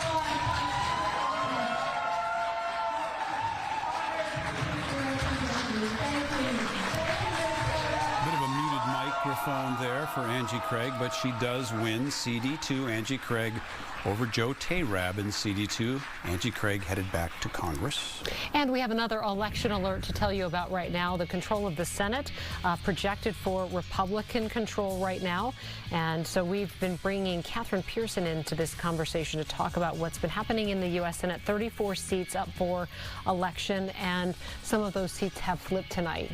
That's right. So we started the night with Democrats with a 51-49 majority. 2 seats have flipped. West Virginia, which was not a surprise, Manchin retired, conservative Democrat, and then Ohio has flipped. Sherrod Brown, representing Ohio for a very long time, very strong on labor in a state that's trending Republican, still nonetheless in a very competitive seat, was trying to hang on, and he was defeated by political newcomer Bernie Moreno tonight. And so that brings the Senate to 50-50, but we still have the Nebraska race where the Republican incumbent is ahead, but that has not been called, and then in Montana where the Democratic incumbent is behind. So this really paves the way for Republican control of the U.S. Senate. All right, let's go to GOP headquarters while we figure out some of that in terms of the U.S. House and Senate, which is obviously something that has to be watched very closely tonight as well. Tad Jude took on Kelly Morrison in that open seat in District 3. Tad Jude is now with our Courtney Godfrey at GOP headquarters. Let's have Courtney take over that and hear what Tad has to say in this race that where he was challenging her. Go ahead. Jude here. Tad, you lost by a 19-point. Is that what you feel? You know, I'm disappointed, of course, we didn't do a little bit better. I expect we will do better when all the returns are in, but obviously we're not going to win the race. I did call Senator Morrison and conceded that we lost in the 3rd district, and I wished her well, and I think she'll have the confidence of a number of people going to Congress. That district has become a reliably blue district the last 3 elections. How do you feel Republicans move forward in that district?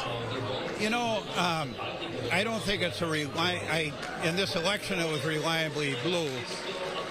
With the presidential race, I think there was more straight-line party balloting.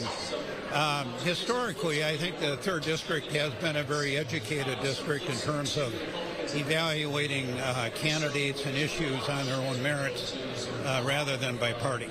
And I think historically the 3rd district will go back to that. Conceding in the race against Kelly Morrison out in the 3rd district. That district covers mostly the western suburbs, Lake Minnetonka, along with Maple Grove and Plymouth area. And we'll hear more from candidates here at Republican headquarters as the night goes on. Randy? All right, Courtney, thank you so much. Let's take a look at that electoral map as we watch the presidential race. This is where it shapes up right now. 216 electoral votes for Kamala Harris, 232 for Donald Trump, as they make their way to 270. And a quick election alert, Hawaii going for Harris, so those electoral votes will be added in. And then as we look at this map, Catherine, we know the swing states might still be a while. So Minnesota might be called soon. And Wisconsin's a ways out, probably. It looks like everybody else is a ways out. Right, because everyone else is, very competitive, or in the case of Alaska, got the time zones. So I think it's going to be a long night from here on out, with the possible exception of Minnesota, which could be called next. And what's with Georgia? I mean, they have 90% of the votes tabulated, more than 90% now. What's hanging that way? And they've had that, and that's been constant for quite a while now. So I don't know what the delay is in Georgia, but clearly that remaining 10% is very important in a very close race. No doubt. All right, let's take a look at some of those key swing states. We're watching those tonight. Minnesota, not really a swing state, but these are the results right now with 51% of the votes counted. Kamala Harris with 52%, Donald Trump with 46%. And Wisconsin with 10 electoral votes as well. This was a state that was decided by 20,000 votes just 4 years ago. Right now, 64% of the votes counted. Donald Trump is leading with 51%. In the state of Michigan, 15 electoral votes there. 44% of the votes tabulated in Michigan. Donald Trump winning by 5 percentage points in Michigan at this hour. And let's see where Pennsylvania is at this point. 83% of the vote counted. Donald Trump is leading 51.4% to Kamala Harris's 47.7%. And in North Carolina, Donald Trump, as we said earlier, the winner in North Carolina by some 2 percentage points. 94% of the votes tabulated in the state of North Carolina. Georgia, 16 electoral votes. We were just talking about this. They're at 93% of votes counted. The state has not been called yet.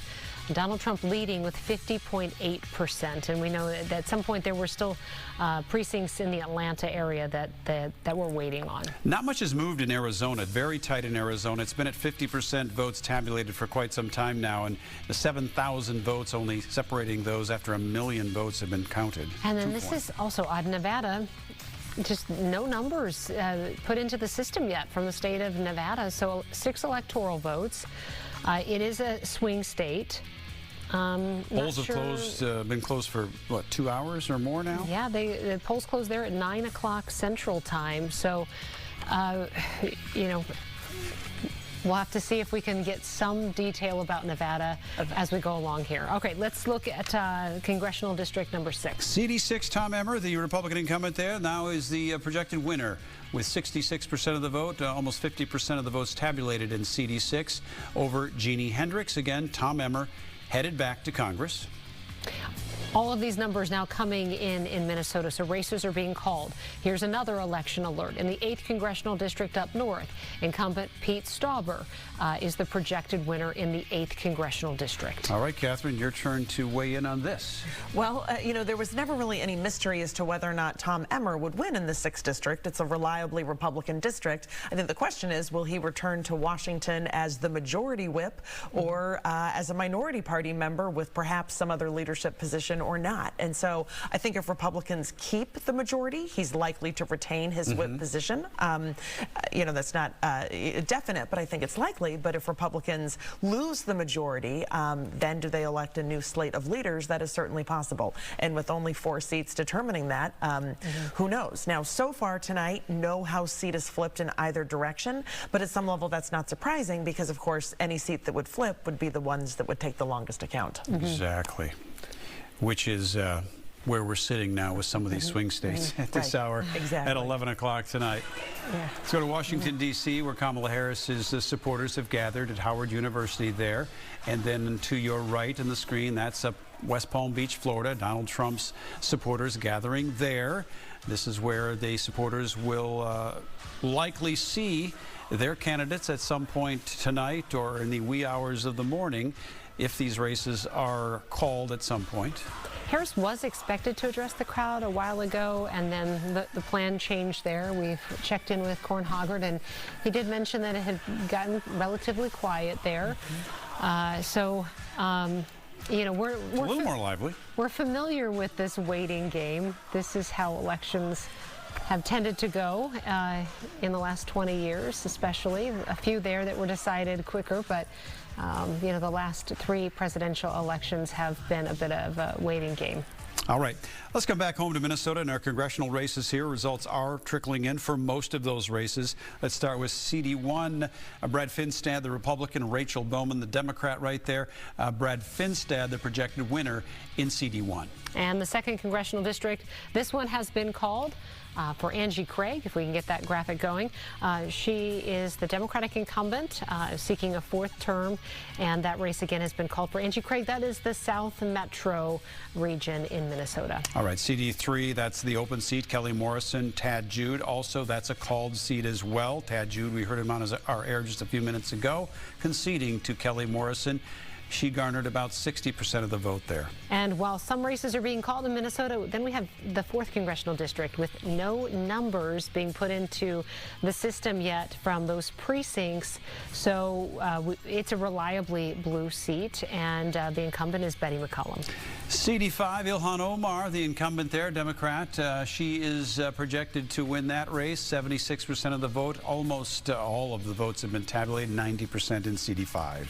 And the 6th Congressional District, this race was called just a little bit ago for Tom Emmer. He's the Republican. This is a little bit of the West Metro, North Metro, and into St. Cloud, that district. Another called race tonight in CD7, Michelle Fischbach, the Republican incumbent. There she is with 70% of the vote over A.J. Peters. She is going back to Congress.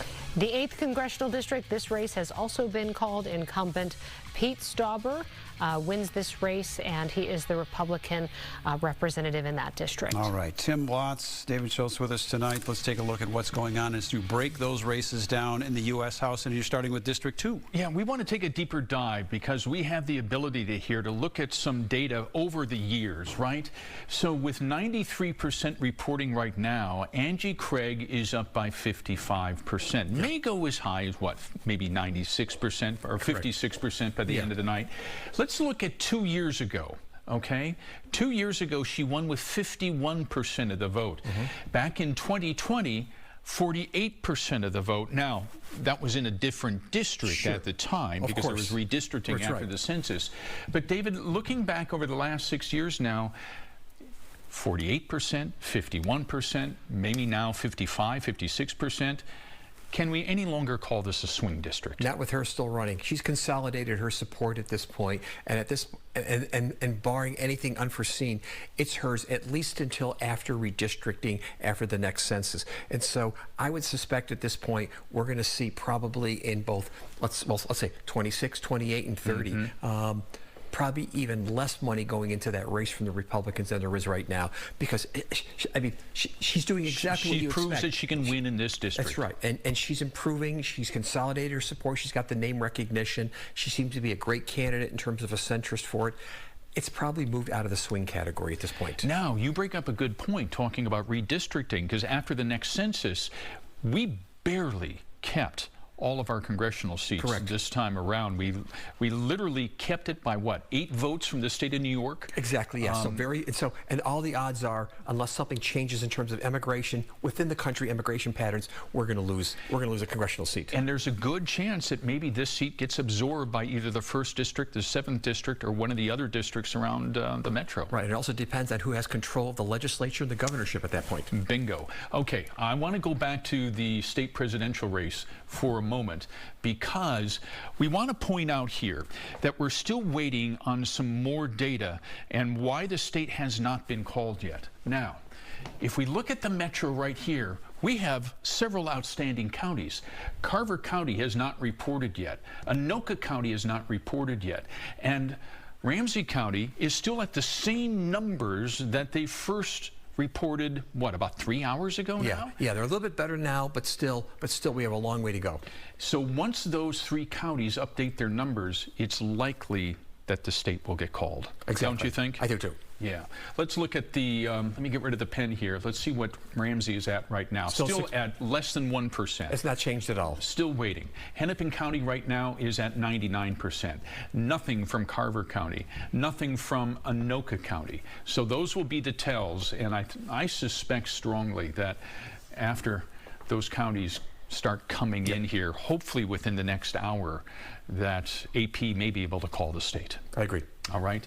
And as of right now, with 55% reporting, we've got Kamala Harris at about 52% of the vote. Still a long way to go. That's right. All right, guys, back to you. Just 1 second, Tim. Am I seeing St. Louis County? Is that, did that go but red? here's the thing, Randy. Let me go back here to St. Louis County here for a moment, okay?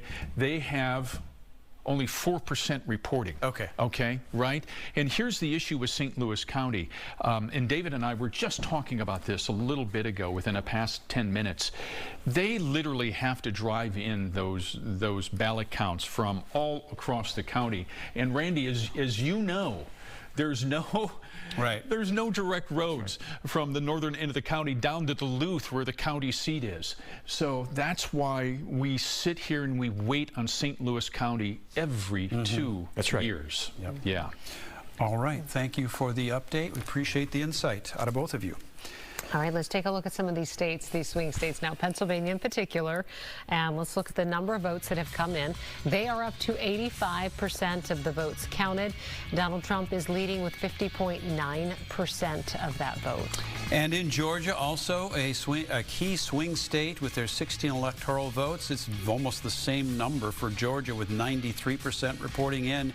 Donald Trump holding his lead at about 2 percentage points in the state of Georgia as well. Let's bring in Catherine for this, commenting just on those 2 states. again, 93%, 88% reporting in. There must be some contingent in that state, be it a city or an area, Fulton County, for example, in Georgia, that just hasn't dumped complete numbers in yet. Right, and they want to make sure that in a close race that they have enough votes to confidently make that call rather than just sort of say, you know, 93%. It really depends where these votes are coming from, and so I think that's why we're seeing the hesitation. Okay. And so many people saying before the election that whatever way Pennsylvania goes is the way the election will go. And they know what it's like to have the eyes of America sitting there watching them, waiting. So, you know. No mistakes. Yeah, a cautious approach for sure is what I'm sure they're dealing with right now. Absolutely. All right, we want to go back to DFL headquarters in St. Paul, and we have Ilhan Omar addressing the crowd. Just with electeds, we did it with every single one of our incredible organizers. Our communications team, our operations folks. It is because of you that we have been able to rank up the numbers and make sure we are going back with the mandate.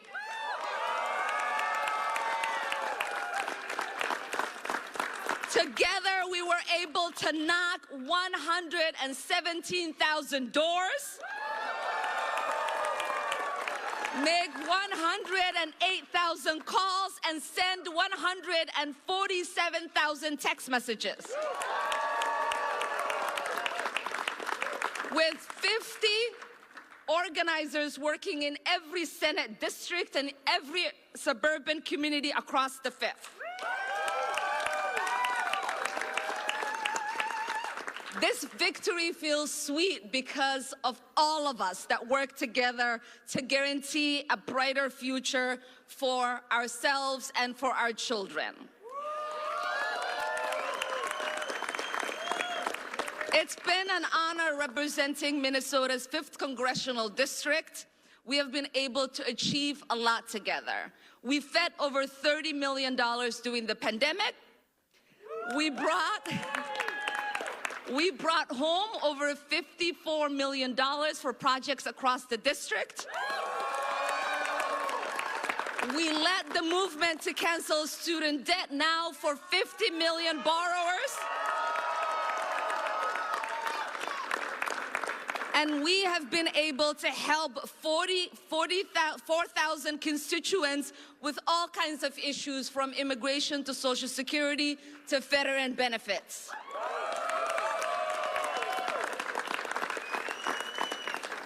And this is what co-governing looks like. And I know because of you, we have always been able to make the impossible possible, and we're going to do it when we get back to Washington. We're going to work together to end the genocide in Gaza.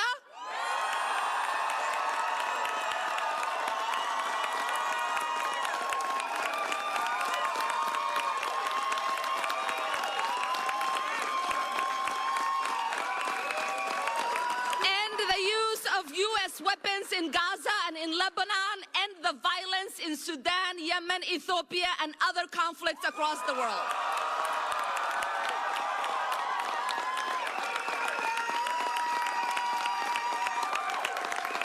We're gonna finish the job and cancel student debt for all students. We're gonna work to pass Medicare for all and homes for all. Again, Minnesota's 5th, it has been an honor of my life to be able to be someone who came to this country at the age of 12 and get to represent the beautiful neighbors who welcomed my family and helped me have this great opportunity. It is also an honor to be a member of Congress in one of the greatest countries in the world. So thank you, thank you. Congresswoman Ilhan Omar with her victory speech there at the Democratic headquarters in St. Paul, going back to Congress in CD5, the heart of Minneapolis. her supporters flanking her on both sides as she heads back to Congress, winning handily in CD5. Yeah, in the last half an hour, we've seen so many numbers now reported in Minnesota. We have a race that we want to pull out here in St. Cloud that is so incredibly close. 100% of the votes counted. This is District 14B in the State House, all 134 seats on the ballot. Suek, Dan Wolgamott, 4 votes separating the two of them. So this race has not been called. It will go to an automatic recount. But 4 votes. I mean... We're going to find out how accurate those voting machines are, aren't we?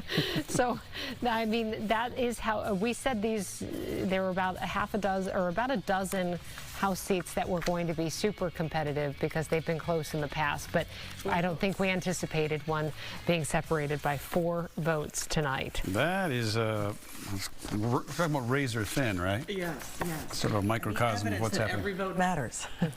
All right, let's take a look at that electoral map as we watch those electoral votes come in for both candidates.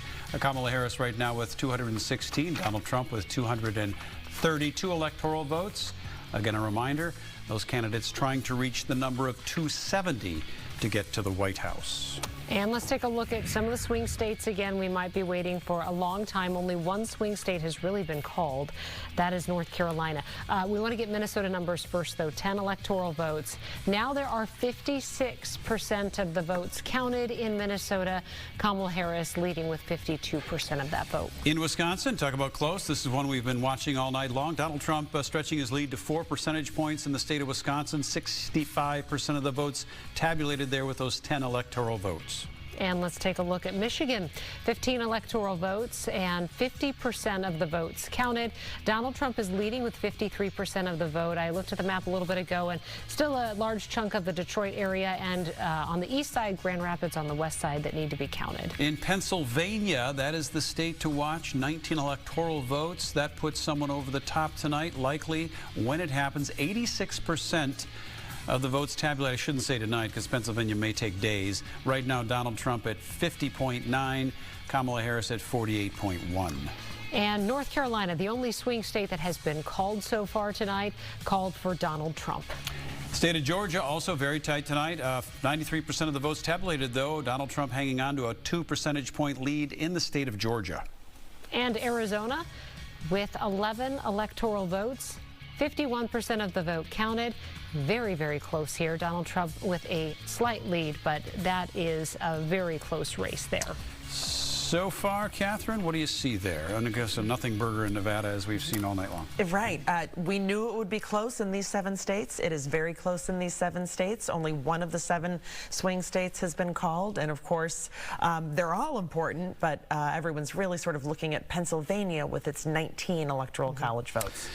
Yeah, and as Kelsey pointed out, again, there's sort of a mystery for us as to where those votes are coming in from. Oftentimes, some of those key metropolitan areas in the state of Georgia, for example, around Atlanta, Fulton County there, in Michigan, you noted, Detroit area, which would be typically a blue area but historically. There are parts of suburban Detroit, like Macomb County in 2016 was considered the epicenter of that election because it had been reliably, like with the Union vote, blue, and it flipped to red. So there are some sections of Detroit that are very much, make it a swing state, and then the western side of the state reliably red. And there are some districts from the Grand Rapids area that need to come in. Right, and turnout also matters. We know that the more urban areas are reliably Democratic, but how high is turnout? Did the uncommitted voters from Michigan back in the primary turn out? We don't know. We don't yet have answers to those questions. No, we know that Donald Trump was trying to make headway with union voters around the city of Detroit, the auto workers around there. In fact, auto workers did not endorse Kamala Harris, which came as a bit of a surprise, historically speaking, in this election. We'll see what happens there. And I'll be anxious to see what the turnout is, the voter turnout, because it was so high in 2020. Will it exceed that 66% in 2024? In your screen right now, you're seeing on the left side, Kamala Harris's headquarters, where her supporters have gathered at Howard University, her alma mater. And then on the right side of the screen, That is Donald Trump's gathering at West Palm Beach. Again, those all hanging out there tonight, hoping for some answer in a presidential race that is razor thin. Yeah, I'll be anxious to see, too, if anybody at either party takes the stage anytime soon, just to say hello just to the sometimes crowd. They do that just to rally the spirits a little bit. Right, and sort of say we're not going to know tonight. Right, exactly. Yeah, and just to greet the people who have been there. But so far it's been a little bit quiet. Okay, let's take a look at some more races. Let's bring it back home. Minnesota congressional races. Minnesota District 1. We are getting some finality tonight in Minnesota's House races. Brad Finstad, the Republican incumbent, winning that race with 30 percentage points over his challenger, Rachel Bowman. All right, let's take a look at the 2nd Congressional District. This race has been called for Angie Craig. She's the incumbent, the Democratic candidate. CD3, this was an open seat. Kelly Morrison winning that seat tonight with 60% of the vote, 85% of the votes tabulated there. We've been waiting for numbers in the 4th Congressional District, and we are still waiting. Something must be wrong. Something, I don't know. I know that makes no sense. I mean, there could be an entire county that's just holding off right now because of some issue. And it's affecting the statewide results as well. It is, absolutely. All right, U.S. House CD5. Ilhan Omar, we just heard from her accepting the win there. She goes back to Congress with 76% of the vote there over Dalia El-Kidi. The 6th Congressional District, this race was also called. Tom Emmer is the Republican. He is the incumbent, and this race has been called for him. Another called race in CD7, Michelle Fischbach, the Republican. She is headed back to Congress as well. And the 8th Congressional District up north, and Pete Stauber is the projected winner. He is the incumbent in that district. Let's head back to David Schultz and Tim Bloss with some insight into where these races. State Senate District 45, the only state Senate race being watched tonight. And that was a big, big race. Why, David? Why? Because it was 33-33 tied in the Minnesota Senate. This was for control of the Minnesota Senate.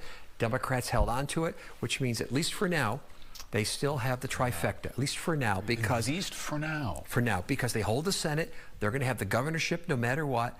We now have to turn to the House because the Republicans need to flip 4 seats in the Minnesota House to take over control and, again, end unified or single-party control that the Democrats have had in Minnesota. Now, we're still waiting for so many of these races and the vote totals to come in, but let's go through what we know so far, David.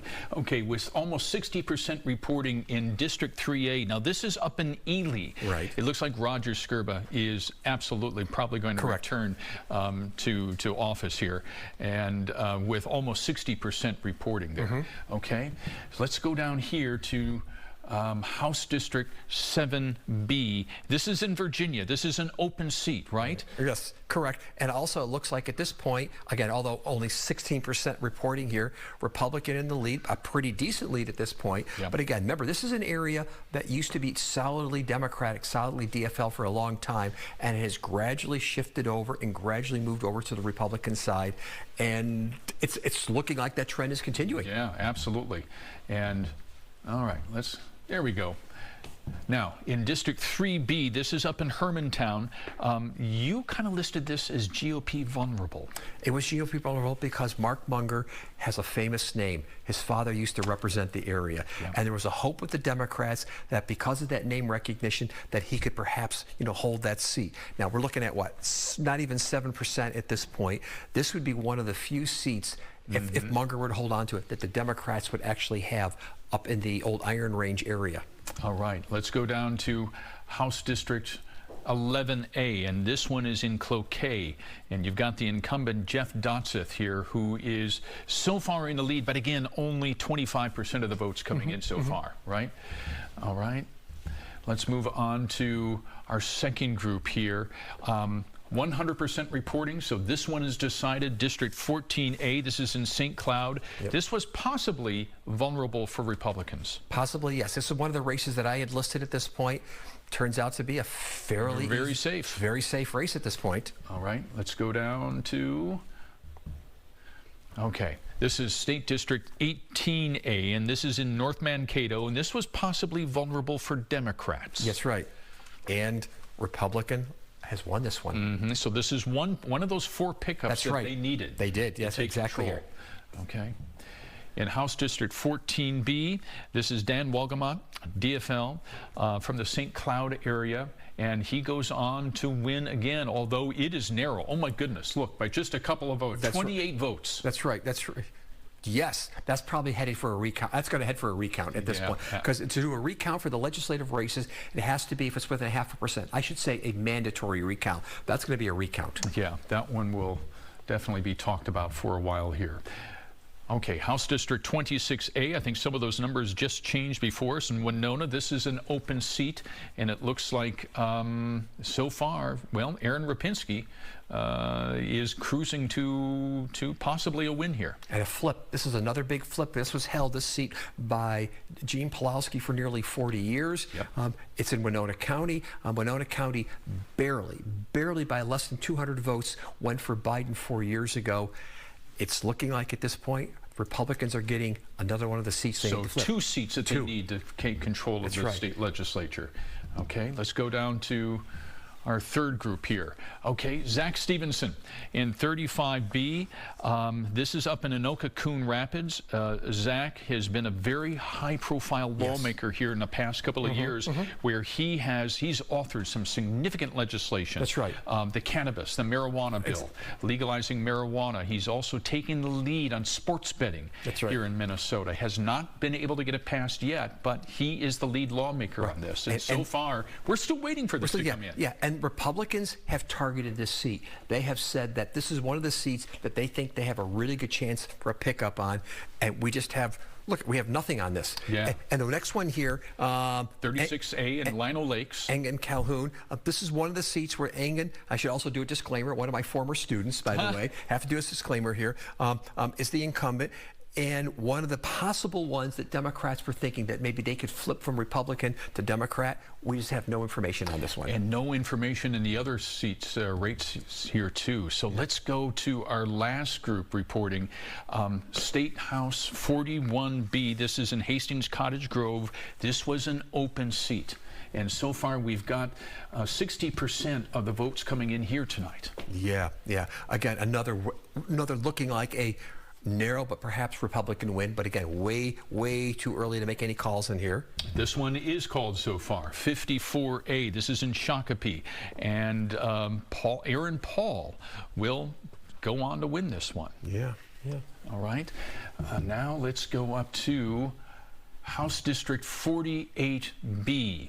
No votes coming into that one yet. We're still waiting on this, and this one has been decided. 57B, and this is in Lakeville. Jeff White, the incumbent, will return to the Minnesota legislature. So as it stands at this point, at least flip seats. At least 2 flip seats. Republicans need 2 more. All right. That's the way it stacks up right now. Back to you. All right, Tim, thank you so much. We're going to dig a little bit deeper into outstate Minnesota, some of those key House races. Some you touched on, some you didn't. But let's start with District 3A, Ely International Falls area up there. Roger Scraba, 58% to Harley Droba's 39%. District 3B, Hermantown, that is a race that was decided by 33 votes 2 years ago. Natalie Zalesnikar, the Republican facing Mark Munger, the DFL candidate. And right now, still just a small number of the numbers coming in. So we'll continue to see how that changes. In the heart of hockey country, District 7B, Virginia Eveleth area. It's an open seat. Carl Warwas, the Republican. Lori Genetopoulos, the DFLer. This race, pretty tight right there with 29% reporting in. District 11A, Cloquet, Moose Lake area. Jeff Dotseth, the Republican, facing Pete Radosevich, the DFL candidate. This is a rematch of 2022. Dotseth is the incumbent, and right now, with 91% of the vote counted, he is leading with 52% of the vote. And in 14A, St. Cloud Waite Park area there, Bernie Perryman, the Republican incumbent. Abdi Dasani is the DFLer there, challenging him. Right now, Perryman seems to have that one in hand. In fact, 100% reporting in. It looks like Bernie Perryman goes back to the legislature. And then we go back to St. Cloud with this incredibly close race. Just take a look at those numbers. And that's separated just a little bit. It was there were 4 votes separating them just a little while ago. But now Dan Walgamot, the incumbent, basically in a dead heat with Sue Eck. Yeah, no doubt. All right, in North Mankato-St. Peter area, District 18A, Erica Schwartz with 52% there, 100% reporting in, so this race might get called. Jeff Brand, the incumbent Democrat. This is one of those that Tim and David talked about getting flipped in the area, that North Mankato-St. Peter area, District 18A. 26A, Winona. This is an open seat. Sarah Kruger facing Aaron Rapinski. And right now, 87% of the vote. And Aaron Rapinski is up with 54% of the vote. Take a look at what's happening in that race for president. The electoral map tells the story thus far tonight. Donald Trump with 232 electoral votes. Kamala Harris with 216. The number to get to is 270. Some key states have not reported in, Georgia being one of them, very close to having a full vote tabulation, but not close enough. Pennsylvania, also with its 19 electoral votes. Wisconsin, Michigan, Minnesota is not as close as some of those other swing states at this hour. Arizona, very close.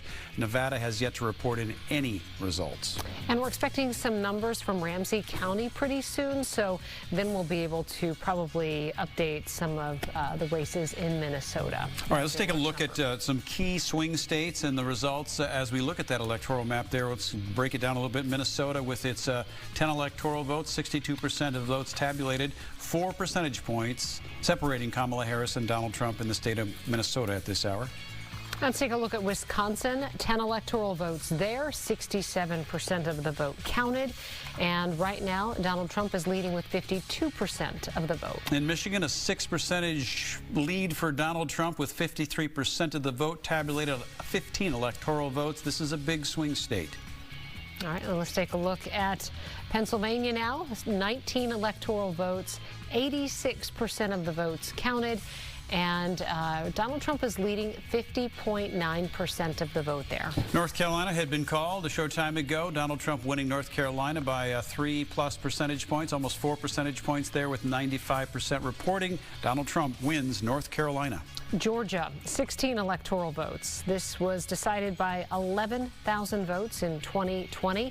Right now, Donald Trump is leading with 50.8% of the vote.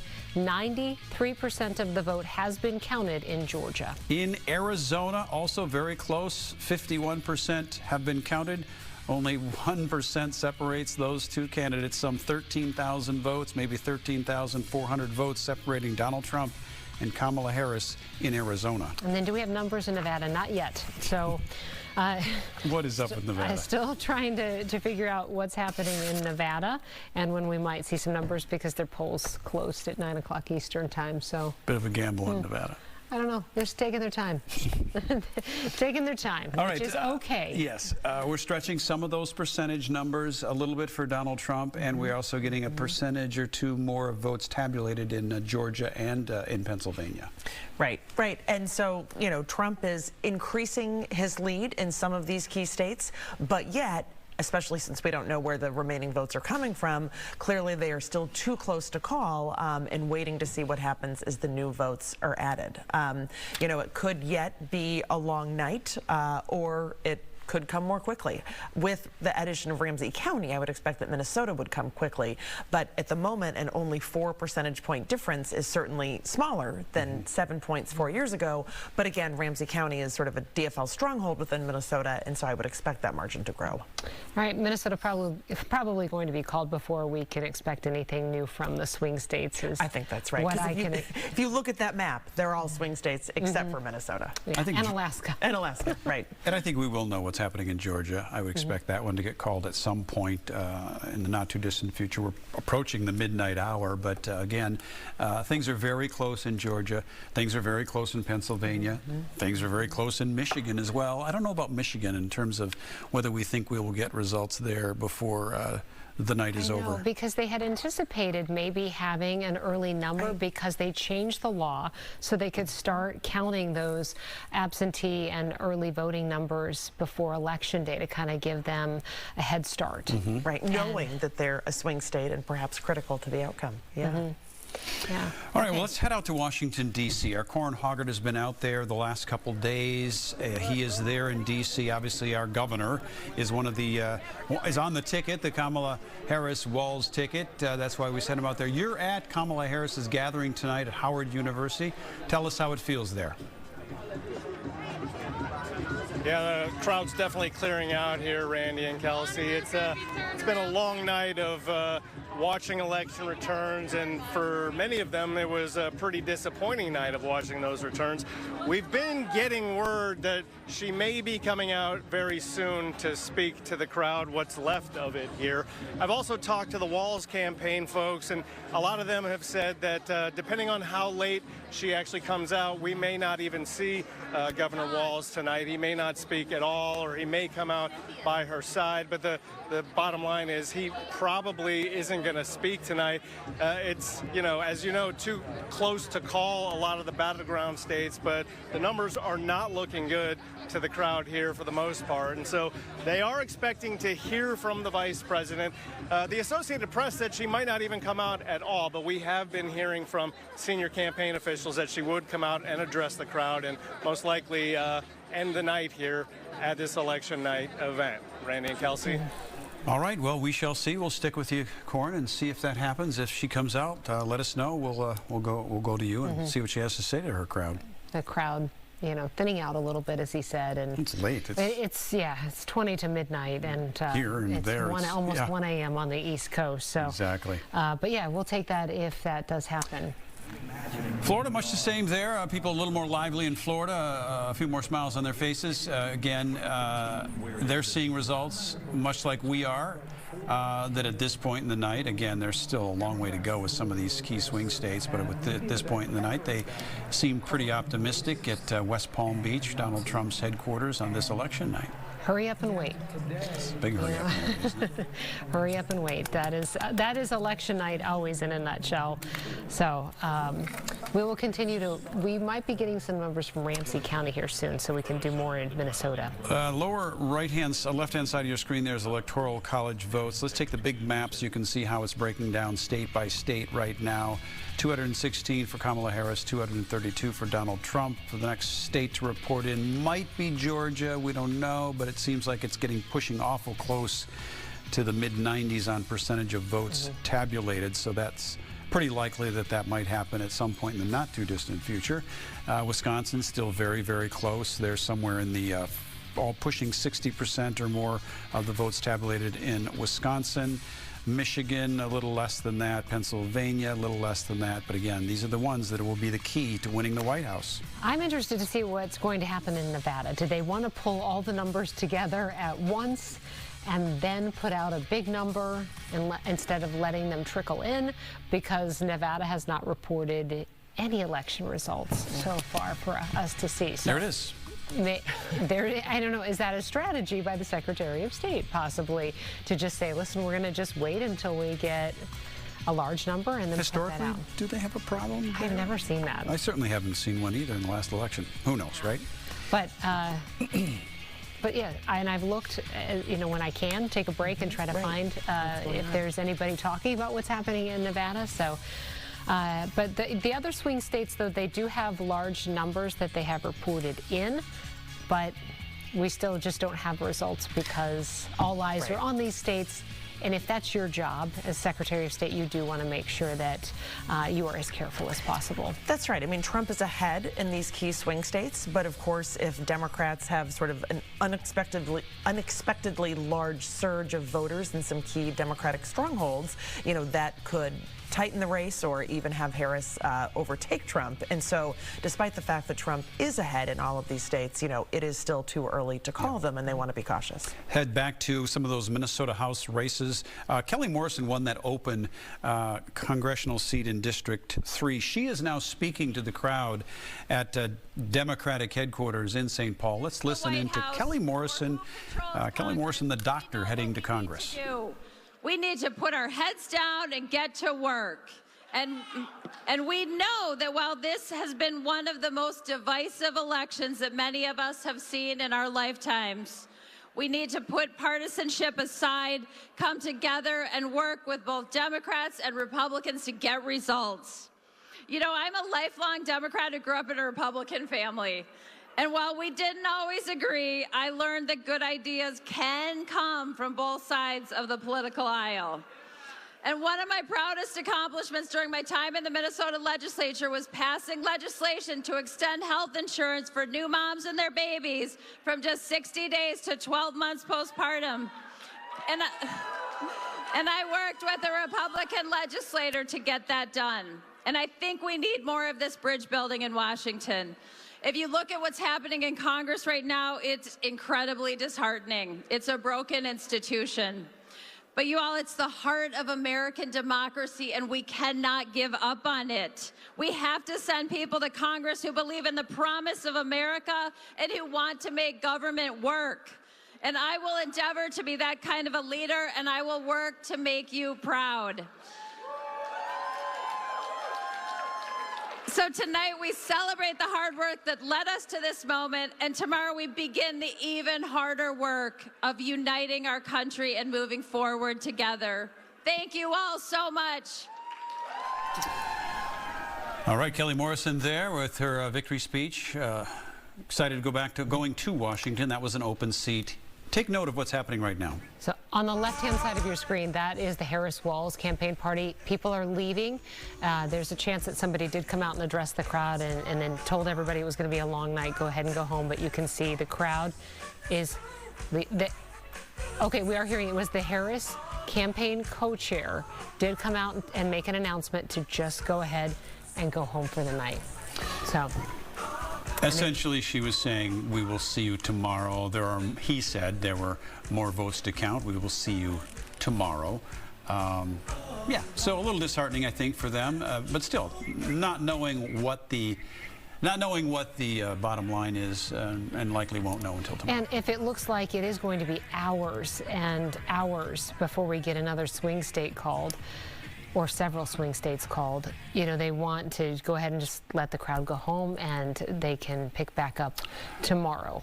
Not the case in West Palm Beach at Donald Trump's headquarters. People still there, very excited. I think they're also waiting for Georgia to come in, as we are too. Georgia, with a 16 electoral college votes, will be a pretty big dump for Donald Trump if that happens. That leaves Arizona, Wisconsin, Michigan, and Pennsylvania still hanging out there, though.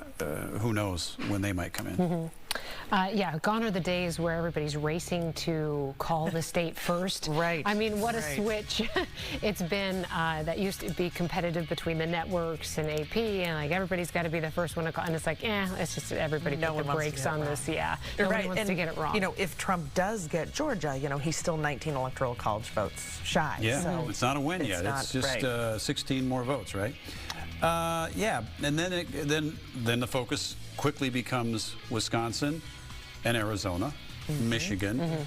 Again, Pennsylvania, they were pretty open about the fact that they likely wouldn't have a full count in the overnight hours. Absolutely, that it would be. Here's where Georgia stands right now. Let's take the latest numbers. 93% of the votes counted, and Donald Trump does have a lead in Georgia right now.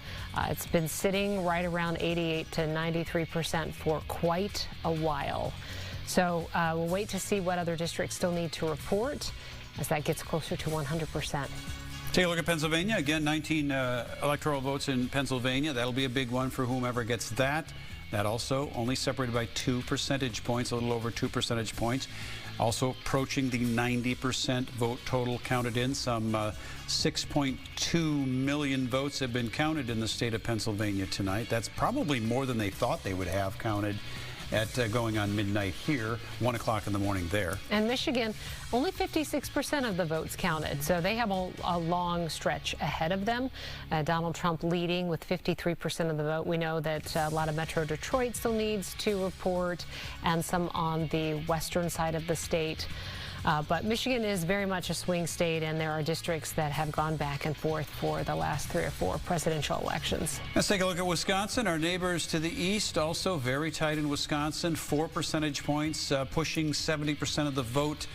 having been tabulated in Wisconsin. Again, what makes this state unique as well, at least here in the upper Midwest, is the fact that until we know what Milwaukee and Madison have done and how much of the vote has come in from those two metropolitan areas, we still don't know and won't know how the vote actually ends. And in Minnesota, 10 electoral votes, 65% of the vote now counted. Kamala Harris leading in Minnesota with 51% of the vote. We could see Minnesota called before the rest of the swing states. That would maybe be the likely state to go next. Let's go back to that 3rd congressional district. Kelly Morrison was just addressing the DFL party in St. Paul. That was an open seat. Open seat. Dean Phillips' seat. And she's an OBGYN coming over from the state Senate to run. And has a moderate Democratic profile, like Dean Phillips did as well. But what is so fascinating about Minnesota's 3rd is that for decades it was represented by moderate Republicans, going back to Bill Frenzel, Jim Ramstad, then Eric Paulson, and in 2018 it flipped to the Democrats. And it's an example of this dynamic across the country where these sort of well-educated, affluent suburban districts are flipping Democratic. Let's hold that thought for just a second. We do have an election alert. Georgia is now in. For Donald Trump. And so we were watching that just moments ago. 93% of the vote counted. This is the 2nd swing state to now come in. Georgia and North Carolina both called for Donald Trump. So the tally will go up for Donald Trump. Georgia was one of those hotly contested states. This is where it goes in at approximately 2.3 percentage points ahead of Kamala Harris. Pushing 94% of the votes tabulated, pushing toward that number as we move. But again, Donald Trump projected to win the state of Georgia and its 16 electoral votes. Catherine? That's right. And so in order to get to 270, Trump then needs 19 electoral college votes. So that's Pennsylvania, if Pennsylvania goes to Trump, or it's some combination of 2 other of the remaining swing states. Meaning he could do it with Wisconsin and Arizona? But not of Nevada. If it's Nevada, it has to be 3. Right. Otherwise, he wouldn't get there. There you go. Doesn't look like Michigan and Wisconsin are close. Pennsylvania has more of its total vote count right now. So, yeah, we'll just have to wait for these other swing states to report in, which could happen overnight, or they could take this slow approach. We really don't know just how quickly they might get those numbers in. Let's group it all together so we can kind of get a broad overview of where those swing states sit at this hour. Again, Minnesota right now with almost 70% of the votes tabulated. Kamala Harris with 50.3, Donald Trump with 47.7, only about a 3 percentage point difference between the two in Minnesota. Wisconsin, 10 electoral votes, 68% of the vote counted, and Donald Trump is leading in Wisconsin. In Michigan, 15 electoral votes. That's a big one for whoever gets that one. Right now, Donald Trump leading by 7 percentage points with, again, pushing towards 60% of the vote being tabulated in that state. And Pennsylvania, 90% of the estimated votes counted now, and Donald Trump is leading in Pennsylvania. All right, North Carolina projected Donald Trump taking North Carolina in its 16 electoral votes. You can see it there with 98% of the votes tabulated in North Carolina. Georgia, 16 electoral votes just called for Donald Trump. He is the projected winner in Georgia. And a razor-thin race in the state of Arizona for 11 electoral votes. 51% of the vote tabulated there. 0.7% separating those two candidates right now. 13,000 votes is what we're talking about, with almost 2 million votes tabulated. And Nevada not reporting its numbers yet, and so we have no information from the state of Nevada to add to the conversation right now. So Georgia's now going toward Donald Trump, and as you point out, the math gets better for him, but still 19 electoral votes. That's either Pennsylvania or a combo platter somewhere. That's right. That's right. Michigan and Nevada, just those 2 states would do it. Wisconsin and Arizona, Michigan and any of these states. Yeah. Okay. And then we have we showed the 2 parties headquarters, and you have the crowd leaving, being told to go home from the Harris party, and then you have the party at Mar-a-Lago where they're staying right now too. So you have those two scene setters. What are the trends telling you? Well, Minnesota aside, where Harris is ahead, and I think we're just waiting for numbers, you know, Trump is ahead, Nevada aside, since we have no numbers, you know, Trump is ahead in all of those other states. And so I think Democrats are sort of hoping that the DFL the Democratic strongholds will sort of come in at a higher rate than expected, and that's why it's still too close to call. But in general, you know, things don't look good for Democrats right now. All the votes have not been counted, and that's important to state, but the trends are favoring Trump in the key swing states where we have information, so Nevada aside. And if we look closer to home, some of our key races here in Minnesota, we're talking about congressional races, and no big surprises there. Everybody seems to be in position to go back to Congress. Yep. But there is some movement in the Minnesota House, which is another race we are watching very closely. Republicans needed to flip 4 seats. Right now, I think the latest numbers were that they had flipped two so far tonight, right? That's as of the latest reporting. Yeah, yes. And there were some very tight races, though, so that one's still very much up in the air. This is Minnesota House District 1. Brad Finstad with 62% of the vote. Angie Craig also projected winner there over Joe Tayrab. With a larger margin, perhaps, than expected. Yeah. 3rd Congressional District, Kelly Morrison, that race called for her at 59% of the vote in the 3rd Congressional District. District 4, this is a mystery to us tonight. Don't really know, although we do know that Ramsey County has alerted us to tell us that they are going to make a big vote total dump here soon. That was about 15 minutes ago. It's a little bit unusual, but when that happens, that will change a lot of these numbers in Minnesota in a very quick manner. And in the 5th Congressional District, the projected winner, Ilhan Omar, the incumbent. This has been a reliably blue district. And in the 6th Congressional District, Tom Emmer headed back to Congress with 66% of the vote, beating Jeannie Hendricks. And let's take a look at the 7th Congressional District. This is western Minnesota. Michelle Fischbach, the incumbent, the projected winner in that race. And in District 8, Pete Stauber, the incumbent Republican, winning up north in District 8, going back to Congress, the Republican Pete Stauber. And let's look at that southwestern Wisconsin House race. The 3rd Congressional District there. Looks like 93% of the vote counted now. Derek Van Orden leading. He's the incumbent. He has 51.5% of the vote. And when you look at the balance of power in Congress, the Senate looks like it will flip to Republican majority, and now we're looking at the House seats to see what will happen there. That's right. That's right. Nebraska's Deb Fischer, the Republican candidate, hung on as well in sort of a surprisingly close race. So Republicans definitely have majority party control of the U.S. Senate, and then there's several races that are still too close to call. How do you see the House shaping up at this hour? Again. Well, at last glance, not a single U.S. House race had flipped in either direction. Right. None toward the Democrats or Republicans. I mean, we know that incumbents are overwhelmingly reelected, but these are some really tough races, and you expect that trends at the top of the ticket will affect these races. So we'll obviously have much more information in the coming days, but I do think, you know, whichever presidential candidate wins, it will be helpful to the House races. An interesting race in Wisconsin. You talk about how things sometimes go down ballot. Let's look at the U.S. Senate race in the state of Wisconsin. Tammy Baldwin, long-time U.S. Senator there in Wisconsin, but you can see that Eric Hovde there, the challenger, Republican challenger, he funded his whole campaign, by the way, a wealthy businessman. He is pulling away, at least with what we're seeing right now at 84% reporting in, up by 3 percentage points, or just under 3 percentage points with Tammy Baldwin. What do you make of that? Yeah, well, I think this tells us about the influence of the top of the ticket and party loyalty, because this was definitely rated as a competitive seat, but a tilt Democratic seat. And so Baldwin had the advantage. She's been a popular incumbent, and actually sort of political scientists have found that self-funding one's race actually is not that helpful in many ways, because you don't build that broad, small donor base that will sort of tell their friends and neighbors to vote for you. So this is a race that, you know, was clearly competitive, but that I would have predicted really would have favored Tammy Baldwin, especially if Harris was doing well in Wisconsin. Okay, we have numbers from Nevada. So the first numbers to be reported out of the state of Nevada, let's take a look here. And it's only 5%. So the polls closed there at 9 o'clock Central Time, but these are the numbers so far. Really can't tell you much about the bigger picture because it's such a small sample. But maybe that is an indicator that Nevada will be giving us some more results very soon. Maybe things are moving. Who knows? Yeah. But 6 electoral votes. Both candidates would love to have those 6. So we shouldn't diminish the importance of what's happening in Nevada. But we will continue to watch that because hopefully if 5% are coming in, they'll rattle those off pretty quickly now.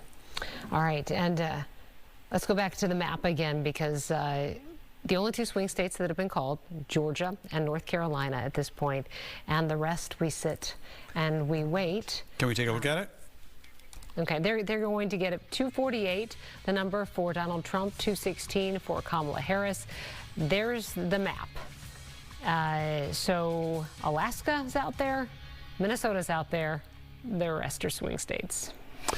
Yeah, and again, this is exactly why the states of Nevada are exceedingly important. Pennsylvania, of course, very important. Pennsylvania, at this point, would put Donald Trump over the top. So that's one that we're looking at very closely. Is my math right on that? No, it's not. It's important to note that we are assuming that Alaska goes red and Minnesota goes. So there's some other numbers baked into that as well. Okay, because I didn't want the math to be wrong. Right. Not on a night like tonight. Well, it's late to be doing math, too. Yes, exactly. I will. I'm assured, though, that if either candidate wins Pennsylvania, anybody's in this race at that point. But you know, they just they've been under the microscope for the last 4 years, and what some of those states went through 4 years ago, I don't see them making any, nobody's going to call the race quickly. They're going to wait until they just have so much information so that it doesn't put those states in a precarious situation. That's in stark contrast to what we saw at Kamala Harris's campaign headquarters tonight, where her followers had been told to just go home, that there were still votes being counted, and we would check back in tomorrow. Donald Trump's supporters, on the other hand, they seem to be waiting breathlessly for one of those swing states to come in or more. And if that's the case, then I think it's pretty safe to assume Donald Trump would probably come out onto that podium as well and talk to the folks that have gathered there. Then it's quite a crowd. We'll continue to just keep this picture up for a little bit. And there's somebody addressing the crowd, keeping them engaged, keeping them there. Trump is about to take the stand and speak there, so we're listening. Yeah, we're listening. I can hear through the loudspeaker that Donald Trump was about to take the stage, which wouldn't be unusual to rally the troops, so to speak. So we're not quite sure exactly when that will take place. Just a note to the crowd that he was planning to take the stage. And it is 1 a.m. Eastern Time in West Palm Beach, Florida, at Mar-a-Lago. That crowd has been there for a long time, and typically candidates, if they want to keep the crowd around, they will go out and say thank you and keep them engaged. Tim Blotz is still looking at sort of the national picture, balance of power, some of our state races. So, Tim, let's go ahead and you can take a deeper dive into some of the counties and what's happening at a local level. So why don't you go ahead and show us what you're seeing? Well, we're still waiting on a lot of numbers to come in here to the state of Minnesota, right? We just got a little bit of a data dump here within about the past 2 minutes. We are now up to 72% of precincts reporting across the state. And I think some of the latest numbers just came in from St. Louis County, where they're now reporting 44%. It had been about 3% all night long. So these new numbers are coming in, and Donald Trump is just slightly ahead there by about literally 100 votes up in St. Louis County. You'll notice that 94% reporting in Lake County now, and then up in Cook County, 71% with Kamala Harris in the lead. But seriously, what we're still waiting for are these numbers here in the metro. Randy, you were mentioning just a couple of moments ago that Ramsey County was saying that hopefully we would get a big data dump here within about sometime soon, and that was about, what, maybe 20-25 minutes ago? We're still waiting. In fact, Ramsey County is still reporting at under 1%. Hennepin County is now at almost 100% of the vote. Kamala Harris winning handily as expected here. Dakota County, 55% of the vote for Kamala Harris. And what we're still waiting for here is Carver County and Anoka County. No data coming in from those two counties yet. And my strong suspicion is that once those two counties and Ramsey County finally report their vote totals, that AP may feel comfortable enough to call this race here in Minnesota. We're still missing some outstanding counties across the state. Lake of the Woods, no data from there yet. No data from Clearwater County. No votes from Anoman County. None from Hubbard. None from Wadena. None from Todd County. And we're still waiting on a big one down in southeastern Minnesota. Nothing in from Olmsted County yet.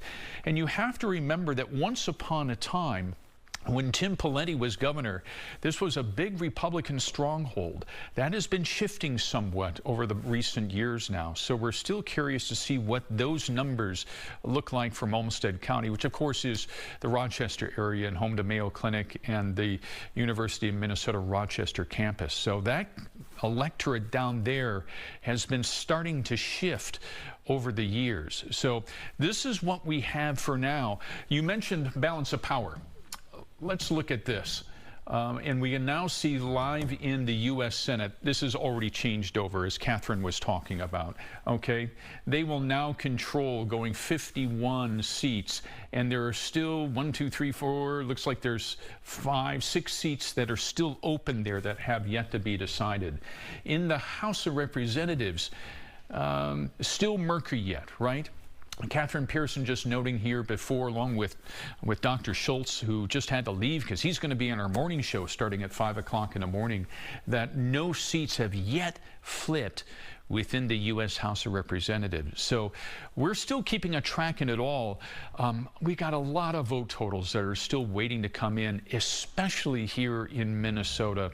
Once they do, I'll be here at the map to kind of walk you through to see where these votes are coming from and who is taking the lead, and are we any closer to being able to call Minnesota for one race or the other.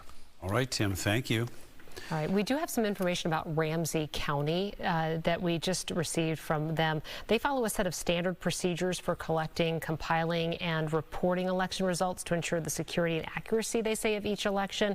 So this is how it's a little bit different in Ramsey and why we do often wait for numbers to come out of Ramsey after minute. Prime example, okay, District so 4. here's District 4. The voting system used to count ballots in Ramsey County is completely non-networked, and precincts in the county do not electronically transmit election results from the polling place on election night. So the complete final results will not be available until all of the polling places in the county have successfully and securely returned their materials to the election office. And that timeline can depend on the turnout. So they wait for all of them to return to the election office. Has it always been like that? I guess I don't know the answer to that. It seems unusual that, based on history, but I guess yeah, and just like Tim was just saying, Anoka, Washington, and Carver counties as well. Those are big. Still waiting for numbers in those districts. Indeed. All right, let's take a look at that electoral map again as we watch the count heading toward 270, which is the number that either candidate needs to head to the White House. Right now, Donald Trump with 248, Kamala Harris with 216. Kamala Harris's number has not moved recently. We are waiting. We just dumped 16 electoral votes into Donald Trump's category. We're waiting on Pennsylvania. It seems to be the closest to having a finality to their counting. But again, Michigan, Wisconsin, and Arizona. Nevada has started to count their votes. We're starting to get some tabulation in on Nevada, but that's very early in that state. All right, let's take a look at some numbers again. Minnesota with 72% of the votes counted now. Kamala Harris leading with 50.1% of the vote. All right, let's take a look at Wisconsin. Also 10 electoral votes. I just mentioned it there. Donald Trump leading by 4 percentage points. That stayed pretty steady now with the number of votes tabulating up now at 72%. And let's take a look at Michigan. 60% of the votes counted now, coming in a little bit slow. Donald Trump with 53% of the vote, and he is leading in Michigan right now. In Pennsylvania, reference that, 90% of the votes have been counted. Donald Trump holding on to a 4 percentage point lead in the state of Pennsylvania. That would be big if that one gets called tonight. That would certainly bode well. Right now, we do know that North Carolina was called for Donald Trump with 98% of the vote tabulated in that swing state. Georgia also called for Donald Trump tonight, and we just don't have the check mark on the graphic just yet, but 16 electoral votes. Georgia was a state that was decided by about 11,000 votes in 2020 when it went for Biden. This is a very close state in Arizona right now, 49.9 to 49.2. That hasn't moved much, but the percentage of votes tabulated hasn't moved in the last 20 minutes or so either. But right now, yeah, there's only about 14,000 votes separating those two. And then Nevada, 75% now. So it's just a huge number that just came in for Nevada, and Donald Trump leading with 50.9% of the vote. All right, so things are changing a little bit. There is RFK Jr. You can see the non-cowboy hat head there that's facing away from you. RFK Jr. there at Donald Trump's gathering in West Palm Beach. Of course, he did endorse Donald Trump, ask his supporters to vote for Donald Trump. A lot of talk about how some states couldn't get him off the ballot, right? So there was a lot of speculation on how that might affect the vote, Catherine. Right, but I think for those who were truly enthusiastic about his message, even if he was still on the ballot, they would take their cues from him. But for others, voting for any third-party candidate is just a way of expressing dissatisfaction with the two major party candidates. So I think, you know, although it sounds like it's highly consequential, it really probably didn't have much of an impact. All right, and again, that's the scene at Mar-a-Lago in West Palm Beach, Florida tonight at the Trump and Vance party.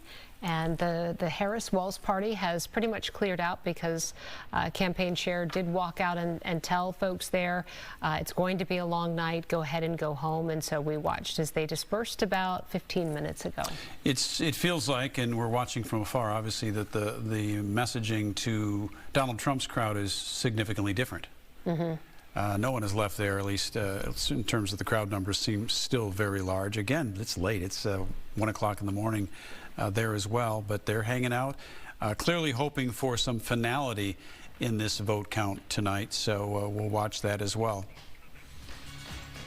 Okay. Well, there you go. There's some, oh no, I guess not.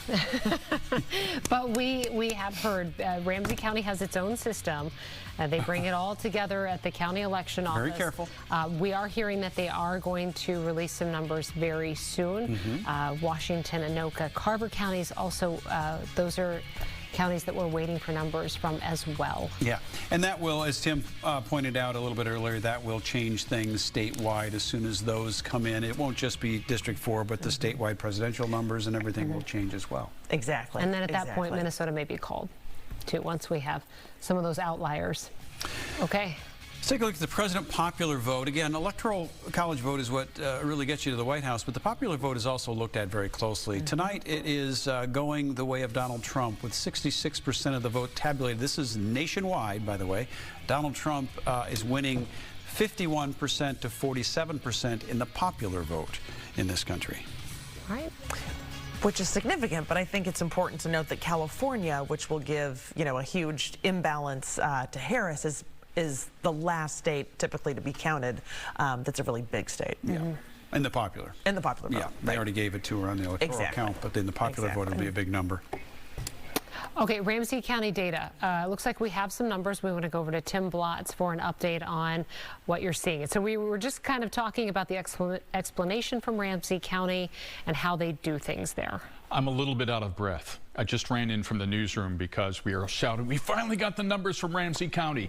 So we can update a little bit here on District 4 in the U.S. House. Betty McCollum, no surprise here so far, with an almost 2-to-1 lead over her opponent. This is with 46% of the data coming in so far of the votes. So not a big surprise there.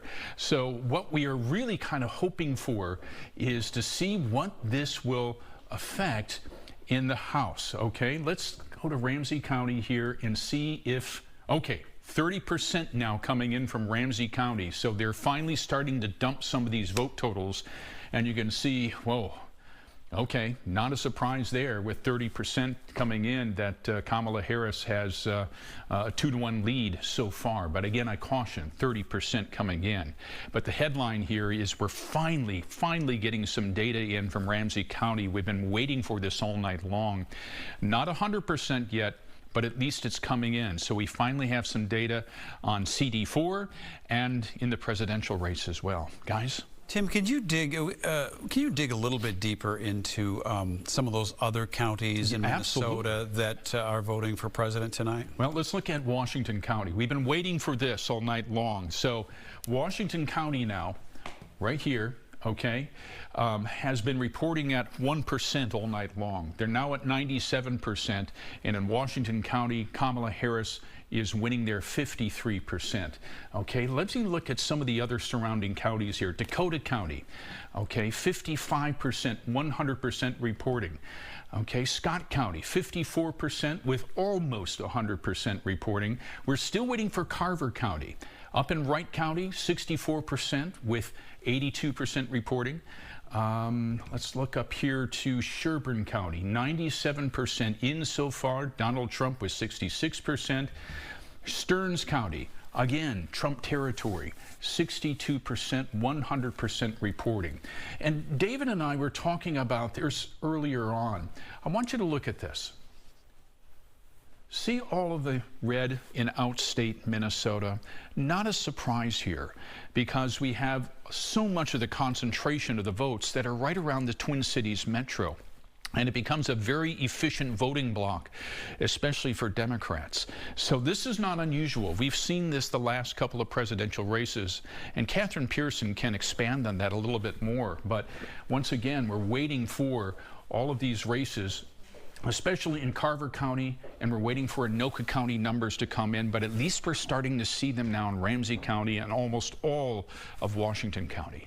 You could argue, Tim, that Wisconsin is very much in the same category. Now, I'm not necessarily not asking you to go to Wisconsin, but I know that Madison and Milwaukee oftentimes determine those big races as well, much like it does here in Minnesota with our metropolitan area. Absolutely, and there have been other Democratic areas in Wisconsin over the years. Central Wisconsin, Portage County was also a huge Democratic voting bloc for many, many generations. Also up in Superior, Washburn, they have been traditional Democratic voting areas. The Fox cities, Green Bay, Appleton, Neenah, Menasha, Kaukauna, mostly Republican. And then you've got Waukesha County, just to the west of downtown Milwaukee, that has been a very strong Republican stronghold for so many years. That was Scott Walker's base, and where Scott Walker came out of before he was governor of Minnesota for 8 years. So Waukesha County might be starting to shift a little bit.